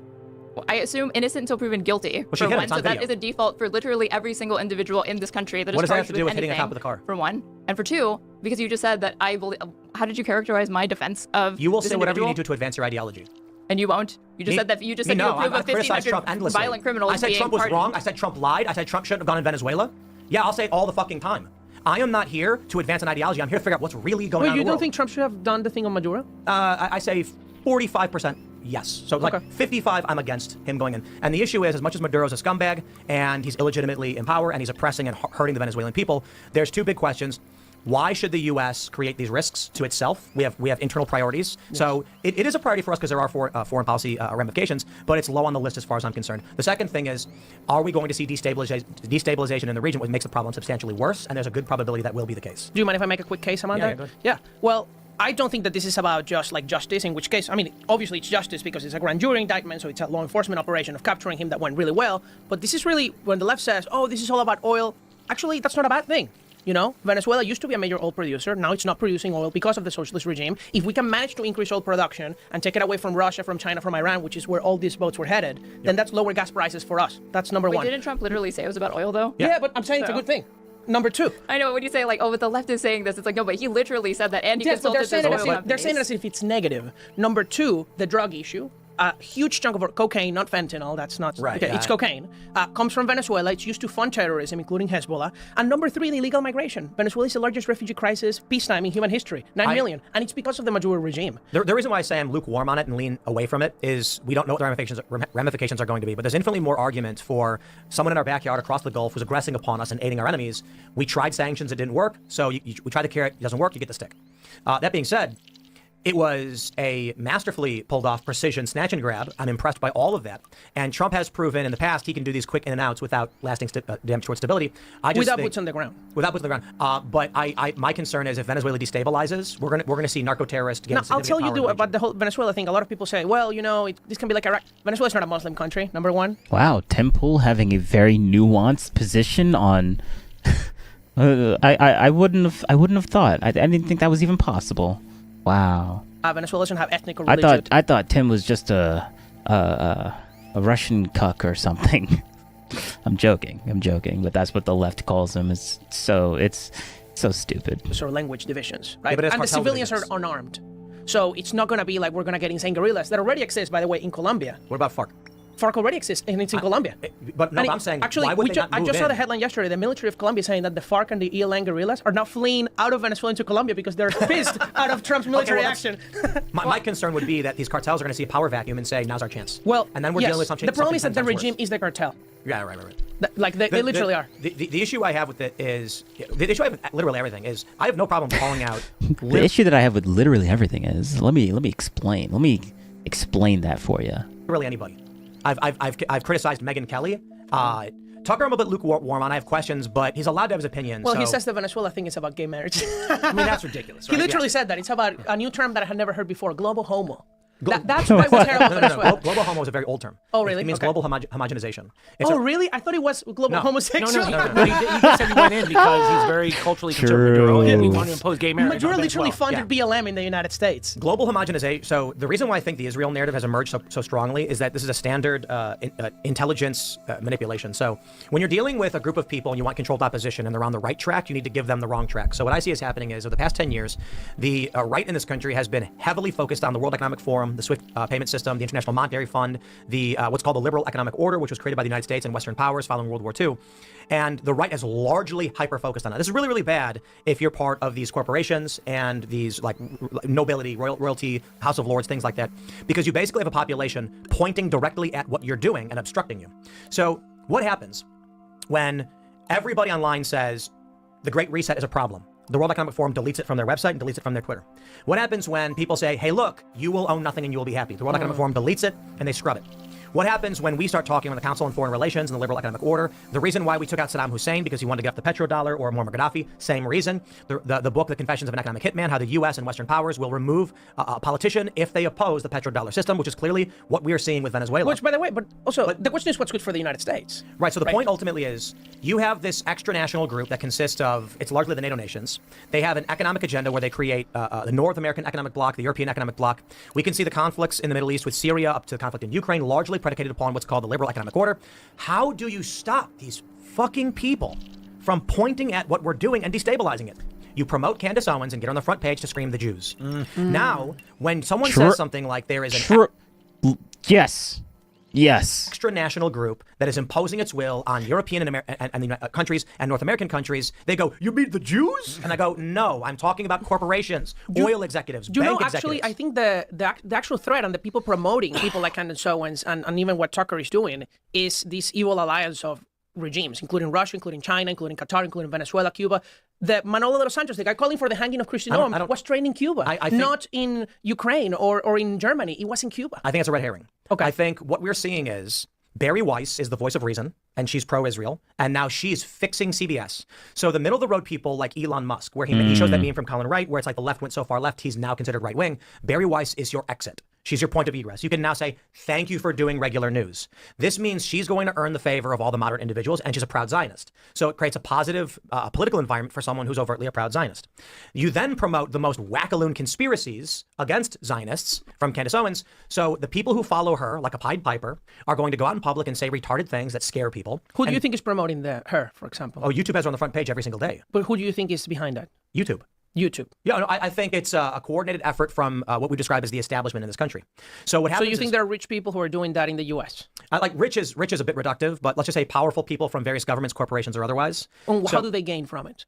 Okay, so let's go back to 2016. Donald Trump should not have won. In the leaked emails from WikiLeaks, the Democratic Party said Donald Trump was the Pied Piper candidate. They wanted Donald Trump to march all the conservatives into the sea to their deaths, figuratively. That by having him be the nominee for the GOP, Hillary Clinton would get a slam dunk. Unfortunately, Hillary Clinton is massively detestable, and Donald Trump was actually able to pull off a win. This was largely due to what the Democrats and even the Republicans missed. The Republicans did not want Trump to win. They were fighting against him. The Democrats didn't want Bernie Sanders to win. But the internet allowed for a bubbling up of a generation of populists. On the Democratic side, they used superdelegates to push out Bernie Sanders. On the Republican side, they had no such mechanism, and Trump wins. Well, what happens next? They accuse Trump of being a Russian asset, of colluding with Russia. Well, in reality, it's the worst thing that's happened to Russia. Things that were all just silly and nonsensical. They impeach him, and they wage all sorts of political... They did impeach him. Well, Vladimir, I don't think Trump's the worst thing that's happened to Russia. Oh, I do. I think Russia is very much in trouble. We're seizing their boats, the illegal oil boats, destroying their oil supply. Let me wrap up this chain of thought, just so we can move on to those points. Donald Trump winning was outside of the plan, and it was only possible because of the media, social media, the ability of user-generated content, which had just for the first time emerged. Barack Obama famously used Facebook in his first two elections, but ubiquity was not there. CNN was still getting 5 million viewers every single night, and social media was in its infancy. But around Trump is when the flip started to occur, which allowed for a media environment where people were promoting Trump, and he actually crossed the finish line. Political lawfare was then waged, trying to stop Trump. He was, again, accused of being a Russian asset. He was impeached. We spent millions of dollars doing it, all of which turned out to be silly. He never had hookers pee on a bed. All just utter nonsense. So eventually you get the 2020 election, and he does lose for whatever reason you think he lost. But then something happened. Joe Biden was massively unpopular. His presidency was miserable. The Afghanistan withdrawal was the turning point in which his popularity collapsed, and it's very difficult to maintain Democratic enthusiasm going into 2024 when Trump gets to point the finger and say, I was the right choice. And so what happens? Thanks to the work of Charlie Kirk, Donald Trump wins. And I believe almost entirely Charlie Kirk. Of course, there were many efforts by people like Scott Pressler. Elon Musk funded a lot of this. But Charlie Kirk's $160 million organization went to high schools and colleges and got a generation of young men to shift rightwards and create these trends. How do you stop an emergent phenomenon? Well, there's a couple ways you do it. First, Charlie's got to go. You cannot have this leadership that is guiding a generation. So he's dead. Whoever did it, whatever it may be, maybe it's progressives, that's what the FBI is claiming, maybe it's deep state. Well, there's a brainwashed generation like this kid who killed him. The point is, presumably the kid, it's Robinson who killed him. Either it's left-aligned advocates who are like, he's making Trump win, it must be stopped, or the deep state, whatever you believe. Charlie being gone is a major advantage to those who never wanted Trump to win in the first place. The next thing we see is the overt demonization of everything he like. I like how he's just explaining it, but not he doesn't care about the conspiracy around the explanation. He just cares about the explanation on like thing happened. Like that's basically what he's doing right now. Thing happened. Turning Point was one of the most powerful organizations making young people vote right-wing, and those young people are entering their 30s. Gen Z is now about to be 30 years old. They're trying to buy houses, and they are leaning rightward. So Charlie Kirk gets eliminated. Then you need to eliminate Turning Point. Well, what do? Candace Owens starts chasing the narrative. Turning Point intentionally killed Charlie Kirk, or at least knew about it. So if you are an elite establishment, liberal world order guy, you say she needs to be the most prominent individual for conservatives. Put her on the front page of YouTube. Nick Fuentes. Nick Fuentes is banned, but they have on Instagram blasted him out like crazy. And so the presumption now is, based on what we're seeing, if I was intelligence and wanted to make sure J.D. Vance does not win, well, you've got Nick, who hates J.D. Vance, and you've got Candace, who also hates J.D. Vance. But Candace is accusing J.D. Vance of weird things that are off-putting to a suburban middle-aged woman. Updating my camera presets. YouTube puts her on the front page and makes sure that new users on air-gapped machines are going to get her show, and she gets 120,000 concurrent viewers. There we go. Making her the biggest live stream in the country. You now are creating the Pied Piper, who's going to lead conservatives, either through a desire for money, clicks, or because they believe her, into sounding like retards. We call this the retard right.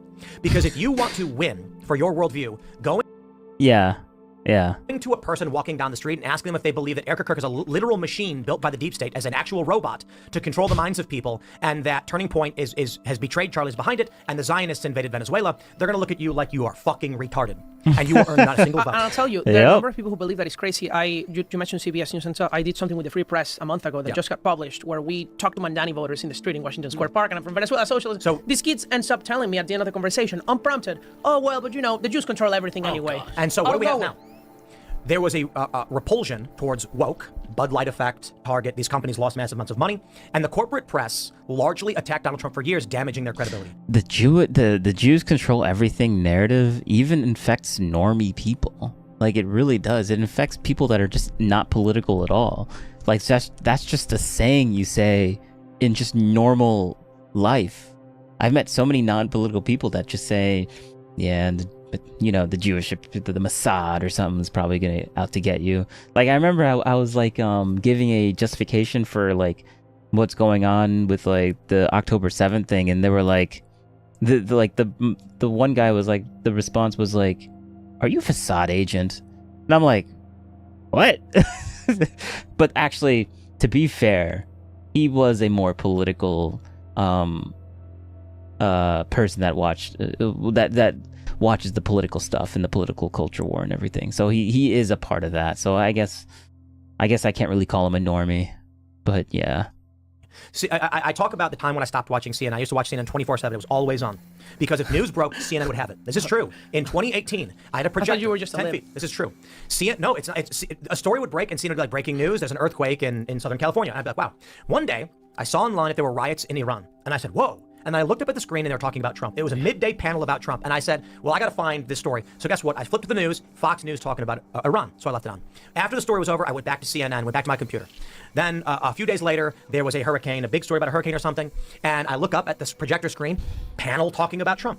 And so I waited for a minute and said, okay, I need to figure out what's going on. So I turned on Fox News, talking about the hurricane. And then I posted a video on Instagram and said, let's play the CNN challenge. At any given moment, if there's breaking news, will CNN be talking about the news or Trump? And I switched between the two, and I said, I will never watch CNN again. The efforts here by the establishment was to create the perception that Trump was bad, but they didn't realize it was a Chinese finger trap problem. The harder they pulled out, the tighter the trap became. They destroyed their credibility, freaked people out, and pushed people to Trump. They finally figured it out. Censorship does not work. And embracing wackaloon bullshit doesn't work either. Maybe that's why they have to make them the wackaloons and us the reasonable ones. Yeah. So now what do you have? Barry Weiss leaves the New York Times, launches a news organization. It's anti-woke, it's reasonable, and she's very she's overt Zionist. They then give her $150 million, which is an insane purchase for her organization, to put her in charge of CBS, where she has begun to weed out the activism, which I'm a huge fan of. She's done a fantastic job. I agree. Now you have someone finally giving us real news at a corporate news outlet, and we're all going to praise it. Elon's going to praise it. I'm going to praise it. And it's all coming from a Zionist who's being reasonable. All I saw was the Erica Kirk town hall that was being like shoved down my throat, even though I'm like... So, a guy that's this Wick TV guy, I think we might start watching some of his stuff, but only because I mean, I'm like a server booster on his server or whatever, but I don't know. It looks like he's doing some dumb women. Do they lack accountability or whatever? It might be a perfect segue for this video that we're watching. It might be a perfect segue. Why is this being shoved down my throat? This is not even like in the top 100 thing. Like, so most I'm important talking thing that happened specifically this about week. CBS News ran an article about the Somali daycare fraud where they mentioned that Merrick Garland, the Biden DOJ, prosecuted and convicted 62 individuals in Minnesota. And I said, wow. I pull up CNN. What do they say? Minnesota investigators say daycares are running legitimately. And I'm like, sure, I'm sure they're saying that. But CBS runs a story that says, here's what we know about the fraud. They say Nick Shirley published a video. Biden had prosecuted these individuals. Here's the details of the prosecutions. It was very boring, neutral, and straightforward. Here's what happened. CNN's doing we're on one side of this thing. So I ignore CNN. But the cherry on top, the final point is, a circumstance has been created by a corporation where people like me are going to be happy to once again read the corporate press run by a proud Zionist.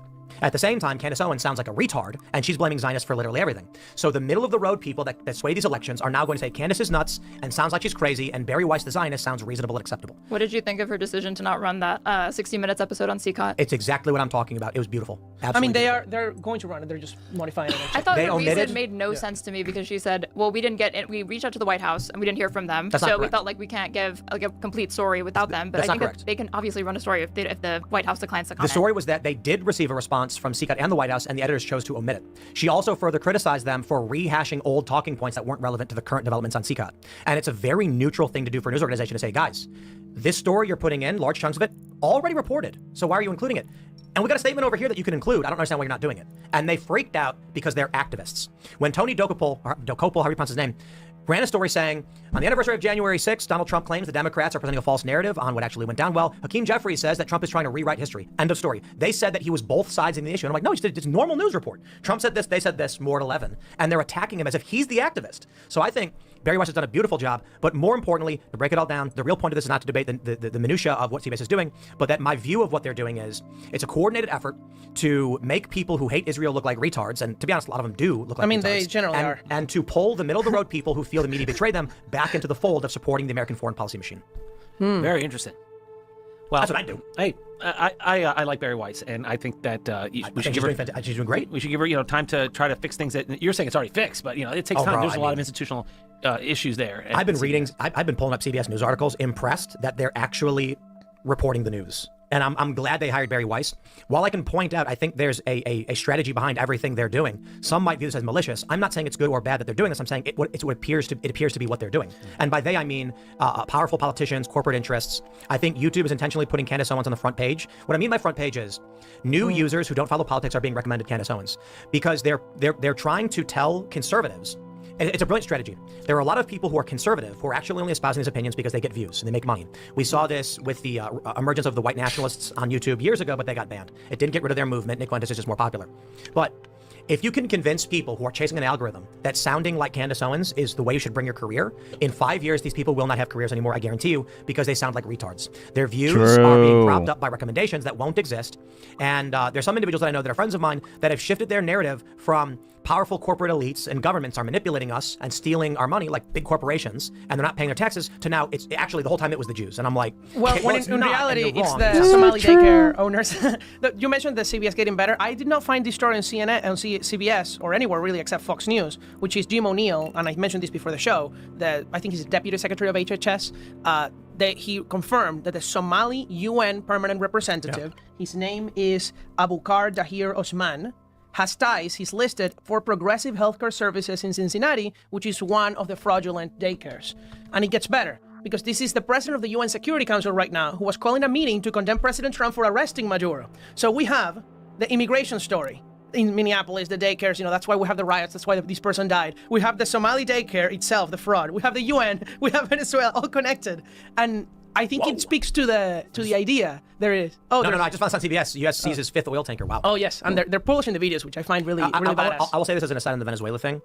People need to understand that in 2006, Chavez stole American oil infrastructure to the tune of billions of dollars. My family's gas station actually was a British Petroleum gas station. And I don't mean even like the gas stations for sure, but there was oil refineries, wells, and these were owned by American oil interests through a legitimate agreement. And Chavez said, it's mine now. That's right. Not just oil, mining, car manufacturers, like everything you can imagine was seized. I think people need to understand that after we had billions of dollars of infrastructure seized by the Venezuelan government, the U.S. did not engage in connect retaliation. We largely just said, man, you mother. And then for 20 years, sat back as they utilized our investment. And destroyed it, really. Well, but yes. It's been destroyed. That's mismanagement. Yeah, well, but that's what happens because the government doesn't have the incentive to make profit, only to win elections. Right. And so they give everything for free. They didn't do maintenance. The refiners that you talk about exploded. You should look them up. It's called El Palito. I know. They didn't want them to. They didn't want them to. Of course, it's bad for them too.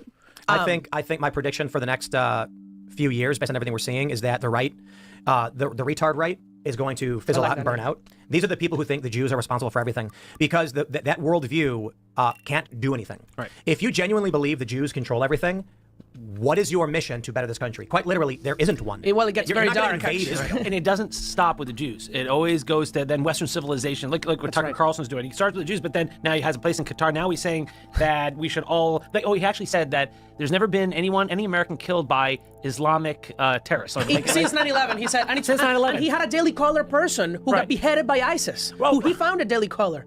Right. How about the people at the Pulse nightclub in Orlando or San Bernardino, California? Yeah. So, I do think, I wonder where that eventually leads. Well, listen.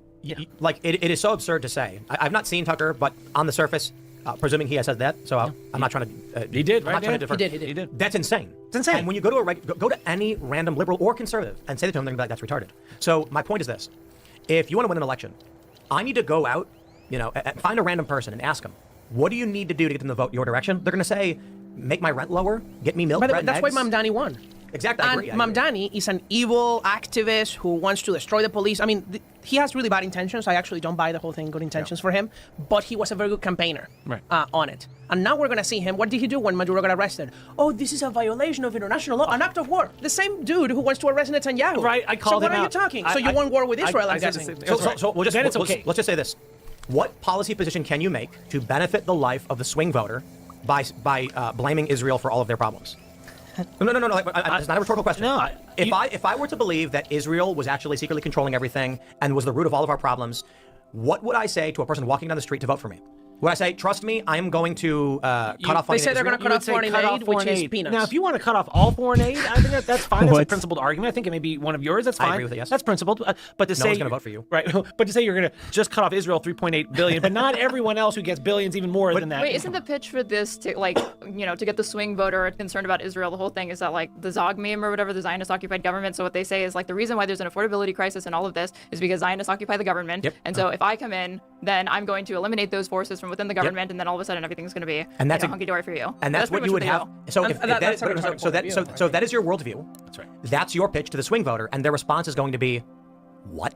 No, that is increasingly more Jews? and more people, because more and more people are flocking towards Candace Owens, towards Nick Fuentes, because and Nick YouTube Fuentes wants and Candace them Owens. to. Well, and the Because schools YouTube are not. YouTube wants clicks, so I don't No. I mean, I know people within YouTube obviously have Mr. political Beast biases. gets clicks. And the reason why is because YouTube makes him default for new users and for so the algorithm tries to find what you're going to watch. The other day on X, and I got questions about Elon on this one.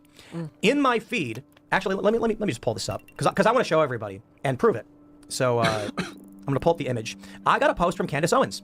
I don't follow Candace Owens. And so I screenshot it saying, this is really weird that X is putting her in my page when I don't follow her. Maybe a lot of people you follow are interacting with the post. No, look. I get people This on is my my For You following feed that feed. I don't follow all the time. This is a post from Candace Owens that is not a retweet, nor is anyone responding. Did she pay for an ad? And no, it would say promoted, and it would say retweeted, and there would be a comment, and I do not follow her. X put her in my following feed even though I don't follow her. And so this is why I don't just blindly say they are actively pushing her worldview. And again, I agree more. Oh, wait, but it's a Candace book club. I think, well, I would say that maybe she's trying to promote this and that's why it went onto his feed. But Tim said, usually if someone's promoting something, it would say that it's a promotion. It would say specifically a promotion. Yeah. So that is kind of weird. More people are adopting this worldview, but it's not swing voters. It's people targeted by YouTube. Right now, it's not swing voters, but I think increasingly, as that becomes a bigger faction within the right, the Republican Party, they're going to start coming for swing voters. Absolutely not. Yeah, of course. They're going to want to increase their vote share. There's not going to be ever a swing population where Israel is the principal issue. It's just not going to happen. I don't think Israel's going to be the principal issue, but I think it's going to be more of the kind of America First isolationism that they're talking about. That's an esoteric and faction. They're going to contrast themselves against what Trump is doing now, because Trump with his FIFA Peace Prize award, I'm not going to start any new wars. I completely agree with you. There's the Argentina bailouts, there's Israel-Iran, there's the Venezuela invasion. There was no Argentina bailout. I got to make this point. You are correct. Just intervention is my point. And then they're going to contrast themselves and be like, no, I'm going to be the actual anti-war candidate, which is why Tulsi and JD Vance have been pretty quiet on the Venezuela stuff throughout all of this. Now let's flesh this out. Let's flesh this out. What you were describing is the right, conservatives adopting a new worldview, not middle of the road people who don't pay attention. You have to actively choose to watch political news in order to adopt this worldview. But if you go to Times Square, if you go to Orlando or Studio City, if you go to LA, go to Hollywood, most people are going to say, I don't know where Israel is.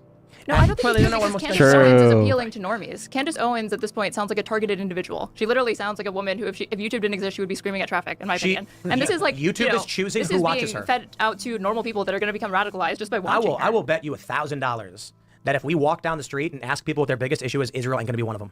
No, I don't think it's going to be like It's ever always the named, economy. But I also It's think that always there's the like a economy. tension between what voters state is their top Yeah. 10 priorities versus what actually motivates them subconsciously Again, to get I want to to the clarify. I voting think booth. what you're missing on this is swing voters are not involved in any of this conversation. So when you go to Ohio and you see some dude like, and he works for, he's a garbage man, he's going to be like, I don't watch politics at all. So there's no Candace Owens. He'll say, I don't know who that is. No, that's but they that's the don't swing watch voter. that, but then they don't even think of it as political. No, my point is, you're describing political factions. Swing voters tend to be nothing. Like I said, it, every story whenever I talk about. Regardless, this person, regardless of whatever anyone says, she is obviously an intelligent human being. True. There were some little meme moments where I was like, wait, that doesn't really make too much sense. But this person has a brain, and legitimately has a brain, not some idiot, but like legitimately has like a brain. So like, just don't automatically dismiss them because it's female. Like, it's not really like, there's some good ones out there. Then they don't even think of it as political. No, my point is because like so many people like to dismiss women so easily, and I'm like, I understand that, and I get it, and sometimes, and usually it makes sense to dismiss them, but like, this is a good representation of why you probably shouldn't just automatically just jump to that conclusion, right? You're describing political factions. Swing voters tend to be nothing. Like I said, it, every story whenever I talk about whenever I have a story about talking to someone, it's always a poker table. So You play poker? I play all the time. And so when you go to a poker table, you've got either it's nine players or 8. So there's 7 people around me. Everybody's talking, and I would say 80% of the time people go, I literally don't watch news. And I'll say, do you know who this person is? No. What about this person? No. They'll say things like, I was literally just playing out here at One-Eyed Jack's card room. It's beautiful. And literally a guy next to me, it's like 2 days after Maduro is captured. It's the biggest story in the world. And he goes, who's Maduro? Of course. That guy is not voting based on Israel. That No, guy's but, voting like, because his I mean, rent went up. I don't think that like Venezuela is any American, certainly not the swing voters' top issue. Of course not. But they can, when you poll people, No, but he they didn't might know who support Maduro it. was. No. That's the point. Right, He's like, right. who's that? That's because his mind focuses on how many outs there are on the table. No, Yeah. he barely understood poker. If I go to someone and say, do you know who Benjamin Netanyahu is? They're going to say no. Don't most say, people know Tim, BB that's is actually like the more reason to pursue the right policy rather than the popular policy. Given that most people are uninformed, you want to do things that are going to improve their lives. I agree. And so what improves their lives? Things that lower their cost of living, for example, increasing oil production. For Or example, not no, gonna be you mentioned the deal Argentina bailout. Like, that's like a left talking point to smear Trump on something that was super successful to stop communists from taking over Argentina at no cost to us. Regardless of whether or not it's successful, if he positions himself as kind of the anti-war, anti-intervention president, And there's been but no then does these war, sorts of and things he's allowed. pursued our interests. No one wants all People these are wars, uninformed, so but they kind of see this stuff and they see it as like a his fog of highest war. approval rating is on foreign policy now. That's What's true. tanking him? What's tanking him is the economy. His approval rating is above Obama's and Bush's for the same time period. It is ironic. That's that true. America First, but his best ratings are his foreign interventions. In fact, if you look Because at they're right? America First interventions. Well, but if you look at the polling, when you ask people, should we go and remove Maduro, it was overwhelming, no, do not And now it's invade. yes. And now it's the opposite because everyone likes he a did it winner. right. Because the military is just the best in the world. And they like a winner. Yeah. So I tweeted. And I think that the reaction of Venezuelans is actually helping of owning the libs, and you have the Venezuelans saying, yes, screw socialism, and the libs saying, no, we want Maduro. I'll make one last point because we're just about out of time. But going back to the original argument I was making about a good portion, I'd say the majority of liberals will say whatever just to be aligned with a group and not actually for something. I tweeted after Maduro's captured, the American economy is about to boom because we're about to get a whole bunch of free oil. And I get all these liberals saying Tim Pool's a hypocrite who now supports intervention.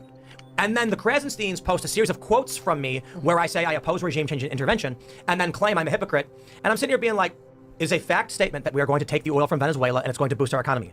And it is a fact statement that I disagree with the intervention. But they are lying. It's all one big political game. They don't actually believe anything. They said, I can misconstrue what he's saying to make it sound like he supports the intervention. It is all fake.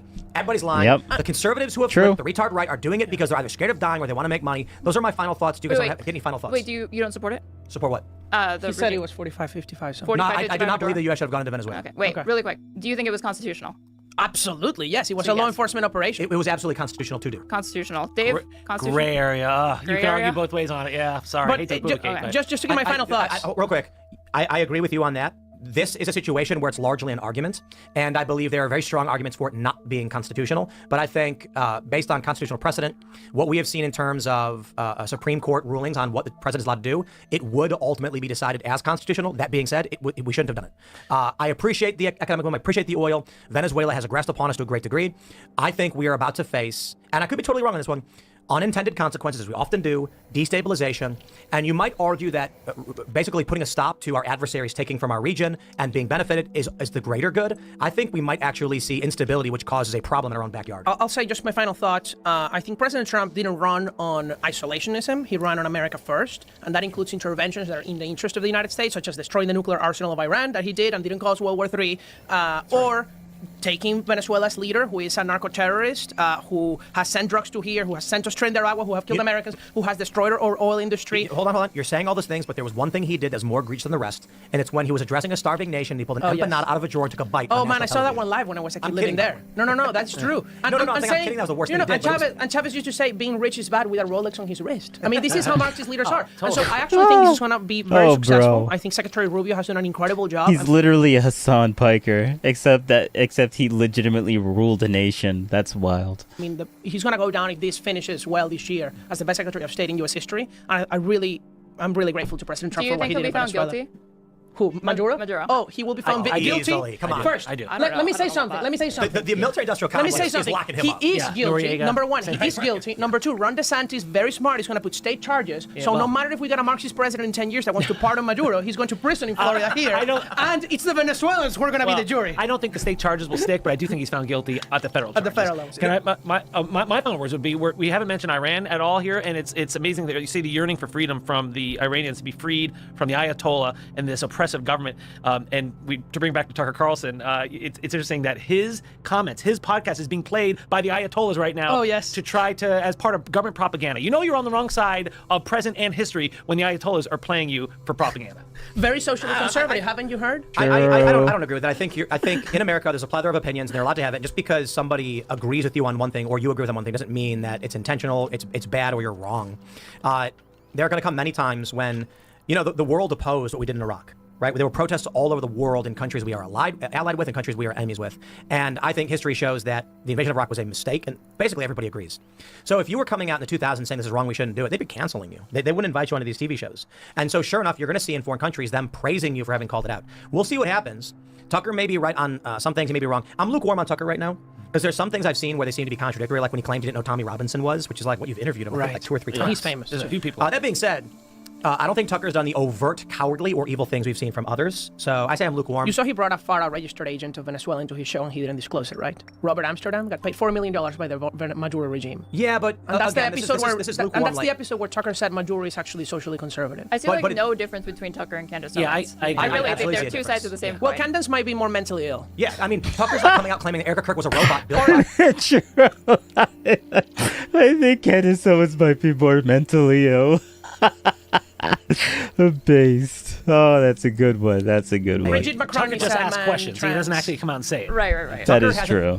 That is actually true. Agreed. And a focus that many people think is backed by an agenda. I'm lukewarm on it because I think people ought to have opinions. Do you have to disclose someone's FARA if you interview them? I don't know. I think it's fair to criticize, though. Candace has said psychotic shit. Like Charlie came to her in a dream. I'll make it personal. She claimed, quote, the shooting Tim Pool survived was committed by his brother. That is just making shit up. She said that. Yeah, she said that. And it's just not real. There was never a shooting I survived committed by my brother. There was never an incident where my life was in danger because my brother was trying to kill me. It's just not reality. It's fabricated. And that's very, very different from what Tucker does. Tucker just seems to have a bias. And you can disagree with it and say he's hyper-focused on issues that are bad for us, whatever you want to think. Candace is just saying psychotic shit that makes no sense. That is a good distinction. I appreciate that distinction. Yeah. But we're out of time. Yeah. So if you want to nail some final points, or I don't know who did or who didn't, whatever, I don't know. I think I said what I wanted to say. Definitely, I'm Daniel DiMartino for the people who didn't hear it before. You can follow me on Instagram and Twitter, just Daniel DiMartino. And I'm Aaron, aka Straighterate or @Straighterate_ on everything from Twitch, YouTube, Instagram, Twitter. I do political commentary and React streaming. I'm Dave Ehrenberg, former state attorney for Hey, so she's a me, except bigger. True. Palm Beach County, aka the Florida Lawman. You can find me on Substack at Dave Ehrenberg and on social media. Thank you all so much for hanging out. We're going to be back tonight with Timcast IRL. Don't miss it. It'll be at 8 p.m. It's going to be fun. And we'll see how things go. I think there's going to be a lot more protests and riots across the country. But you can follow me on X and Instagram at Timcast, and we will see you all then. All right. That is it. That is it. What are we doing now? What are we going to? What are we going after? We're gonna watch some Destiny Cope, the Greenland thing, and watch him do some mental gymnastics? Ooh, actually, should we? I don't know. Do I want to do this or do I want to get food? I think I'm going to... I want to watch some Destiny Copium. Yeah. I want to watch some Destiny Copium. Alright, when did this happen? I actually want to watch the full thing. When did this happen? This was dumped 10 days ago. He was wearing this kind of a shirt. To invade Venezuela. This is the background. This is the shirt. He was playing Arc Raiders.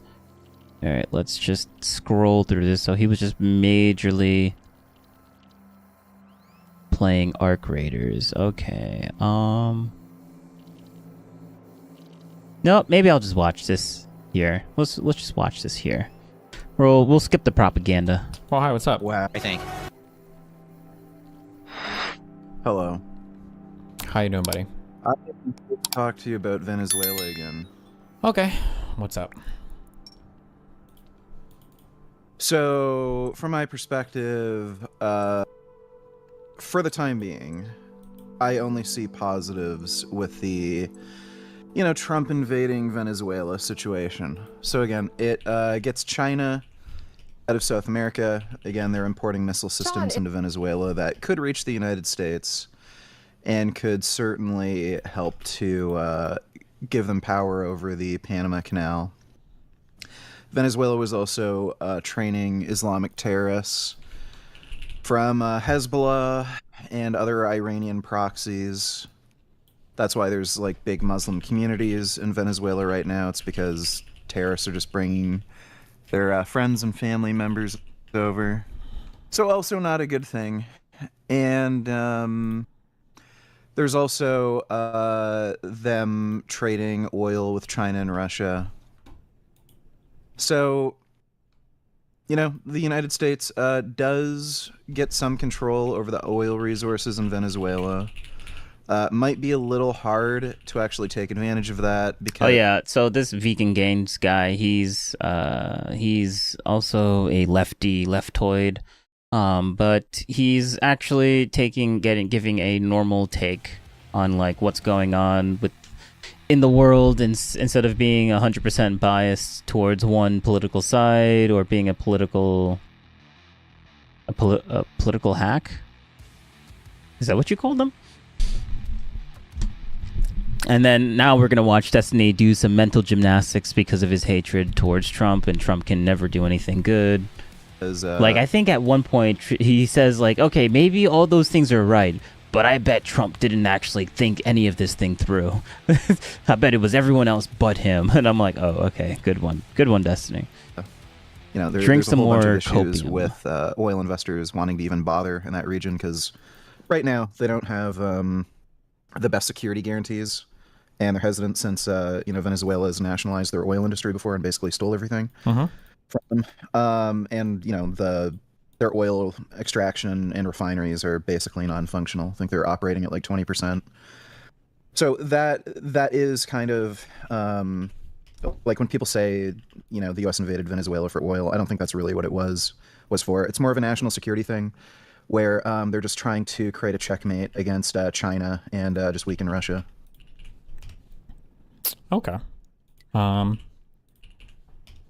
me... Actually, no. We're done. I specifically went out to do some Minnesota stuff, so if there's no other Minnesota things, then probably should just... Oh, yeah. I think that's unlikely. I do think there is... Actually, no. Wait, hold up. Should we do this? Should we watch some Copium? Some lefty Copium? I don't know. We'll do this another time. It's 4 hours long. I'm not. We'll do this another day. Another day, boys. Another day. I guess just do what's on screen. Thank you very much. And yeah, we're done. We're done, boys. We're done. We are done. I'm gonna get food because I'm hungry. Yeah, thanks for watching. Thanks for being. This is good. This is great.